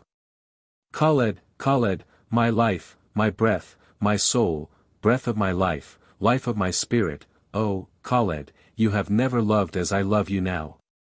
Her hands let go his wrists and clasped about his neck, and her face was hidden upon his shoulder while her breath came and went like the gusts of the burning storm in summer. But as he held her, Khaled looked up and saw that the angel of Allah was before him, having a smiling countenance and bearing in his hand a bright flame like the crescent moon. "It is well done, O Khaled," said the angel, "and this is thy reward. Allah sends thee this to be thy own and to live after thy body, saying that thou hast well earned it, for love such as thou hast got now is a rare thing, not common with women and least of all with wives of kings. And now Allah alone knows what thy fate is to be, but thou shalt be judged at the end like other men, according to thy deeds, be they good or evil. And so receive thy soul and do with it as thou wilt." The angel then held out the flame which was like the crescent moon and it immediately took shape and became the brighter image of Khaled himself, endowed with immortality, and the knowledge of its own good and evil. And when Khaled had looked at it fixedly for a moment, being overcome with joy, the vision of himself disappeared, and he was aware that it had entered his own body and taken up its life within him. "Return thanks to Allah, and go thy way to the end," said the angel, who then unfolded his wings and departed to paradise whence he had come. But Khaled clasped Zehowah tightly in his arms, and looking upwards repeated the first chapter of the Quran and also the 110th chapter, which is entitled, Assistance. When he had performed these inward devotions he turned his gaze upon Zehowah and kissed her. "Praise be to Allah," he said, "for this and all blessings. But now let us defend ourselves if we can, my beloved, for I think my enemies are at hand." And so he would have stooped to take up his sword which had fallen upon the floor. But still Zehowah held him and would not let him go. "Not yet, Khaled," she cried. "Not yet, soul of my soul. The gates are very strong, and will withstand this battering for some time. Would you have him whom you love sit still in the net until the hunters come to catch him?" he asked in a tender voice. "You said you would wait here," she pleaded. "If we must die, let us die here, our life will be a little longer so." "Did I say so? I thought you did not love me then, and I would have slain a few only, for my own sake, that my blood might not be unavenged. But now I will slay them all, for your sake, and the bodies of the dead shall be a rampart for you." "Oh, do not go," she cried again. "I know a secret passage from the palace, that leads out by the wall of the city. Come quickly, there is yet time, and we shall escape, for Allah will protect us. Surely, when I was fainting in your arms I heard an angel's voice, and surely the angel is yet with us, and will lighten the way as we go. The angel was indeed here, for he brought me the soul that was promised, if you loved me. And now all is changed, for if we live, we get the victory, and if we die we shall inherit paradise." And Zehowah looked into his eyes and saw the living soul flaming within, and she believed him. "If you had always been as you are now, I should have always loved you," she said softly, and stooping down she took up his sword and drew it out and put it into his hand. "I tried to wield one when you were not looking," she said, "but it hurt my wrist. Come, Khaled, let us go together." Then he kissed her once more, and she kissed him, and putting one arm about her, he led her swiftly out by the passage towards the great gate. It was now broad dawn and the light was coming in by the narrow windows. Zehowah clung to Khaled closely, for the noise of the thundering blows was terrible and deafening, and the multitude without were shouting to each other and calling upon Abdullah to come out, for they supposed him to be in the palace. But the guards and soldiers within had all hidden themselves though they were awake, for there was no one to command them nor to lead them, and they dared not open the gate lest they themselves should be slain in the first rush of the crowd. Then Khaled and Zehowah paused for a moment near the gate. "It is better that you should go back, my beloved," said Khaled. "Hear what a multitude of angry men are waiting outside." "I will not leave you, neither in life nor in death," she answered. "Let it be so, then," said Khaled, "and I will do my best. For 100 men could not stop the way before me now, and I think that of 500 I could slay many." So he went up to the gate, and Zehowah stood a little behind him so as to be free of the first sweep of his sword. "Abdullah," cried some of the crowd without, while battering at the iron-bound doors. "Abdullah, thou son of Muhammad and father of lies, come out to us, or we will go to thee. Abdullah, thou thief, thou Persian, thou cheat, come out, and may boiling water be thy portion. Stand back from the gate, and I will open it to you," cried Khaled in a voice that might have been heard across the red desert as far as the shores of the great ocean. "I, Khaled, will open," he cried again. Then there was a great silence and the people fell back a little. Khaled drew the bolts and unfastened the locks, and opened the gates inward and stood forth alone in the morning light, his sword in his hand and his soul burning in his eyes. "Khaled," cried the first who saw him, and the cry was taken up. The shout was great, and full of joy and shook the earth. For the multitude had grown hot in anger against Abdullah, while they battered at the gates, supposing that he had slain Khaled. But he himself could not at first distinguish whether they were angry or glad. "If any man wishes to take my life," he cried, "let him come and take it." And the sword they all knew in battle, began to make a storm of lightning about his head in the morning sun. Then the strong man who had wrestled and thrown the other before dawn, stood out alone and spoke in a loud voice. "We will have no sultan but Khaled," he cried. "Give us Abdullah that we may make trappings for our camels from his skin." Then Khaled sheathed his sword and came forward from under the gate, and Zehowah stood veiled beside him. "Where is this Abdullah?" he asked. "Find him if you can, for I would like to speak with him." Then there was silence for a space.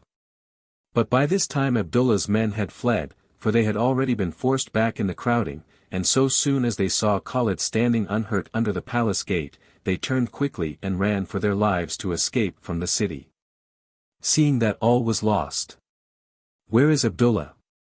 Khaled asked again. And a voice from afar off answered, as though heralding the coming of a great personage.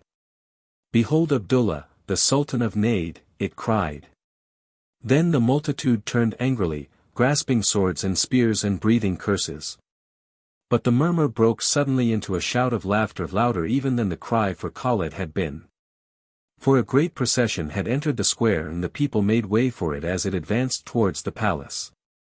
First came a score of lepers, singing in hideous voices and dancing in the early sun, filthy and loathsome to behold. And then came all manner of cripples, laughing and chattering, with colored rags fastened to their staves, an army of distorted apes. Then, walking alone and feeling his way with his staff came the sheik of the beggars. And in one hand he held the end of a halter, which was fastened about Abdullah's head and neck and between his teeth, so that he could not cry out. And the blind man chanted a qasid which he had composed in the night in honor of Abdullah ibn Muhammad el-Harar, the victorious Sultan of Najd. Upon whom may Allah send much boiling water, sang the sheik of the beggars after each stave. And Abdullah, his head and face shaven as bald as an ostrich's egg, was bent by the weight he carried, for upon his shoulders rode the cripple whom they called the ass of Egypt, clapping the wooden shoes he used on his hands, like cymbals to accompany the song of the blind man. And last of all came a veiled woman, walking sadly, for she could not escape, being surrounded and driven on by many scores of beggars, all dancing and shouting and crying out mock praises of the Sultan Abdullah and his wife. But as the procession moved on the laughter increased 100-fold, until all men's eyes were blind with mirth, and their breasts were bursting and aching with so much merriment. At last the sheik of the beggars stood before Khaled holding the halter. And here he made a deep obeisance, pulling the halter so that Abdullah nearly fell to the ground. "In the name of the beggars," he said, "I present to your High Majesty the Sultan of Najd, Abdullah ibn Muhammad, and his chief minister the ass of Egypt, and moreover the Sultan's wife. May it please your High Majesty to reward the beggars with a few small coins and a little barley, for having brought his High Majesty, the new Sultan, safely to the gate of the palace and to the steps of the throne." Thereupon all the beggars, the lepers, the cripples, the blind men and those of weak understanding fell down together at Khaled's feet. This is the story of Khaled the believing genius, which he caused to be written down in letters of gold by the most accomplished scribe in Najd, that all men might remember it. But of what afterwards occurred there is nothing told in the scribe's manuscript. It is recounted, however, in the commentaries of one Abd ol-Latif that Khaled did not cause Abdullah to be beheaded, nor in any way hurt, save that he was driven out of the city with his wife. Where certain Bedouins affirmed that he lived for many years with her in great destitution. But it is well known that after this Zehowah bore Khaled many strong sons, whose children and children's children reigned gloriously for many generations in Najd. And Khaled and Zehowah died full of years on the same day, and lie buried together in a garden without the Hassa gate, and the pilgrims from Ayman and the east visit their tombs even to the present time.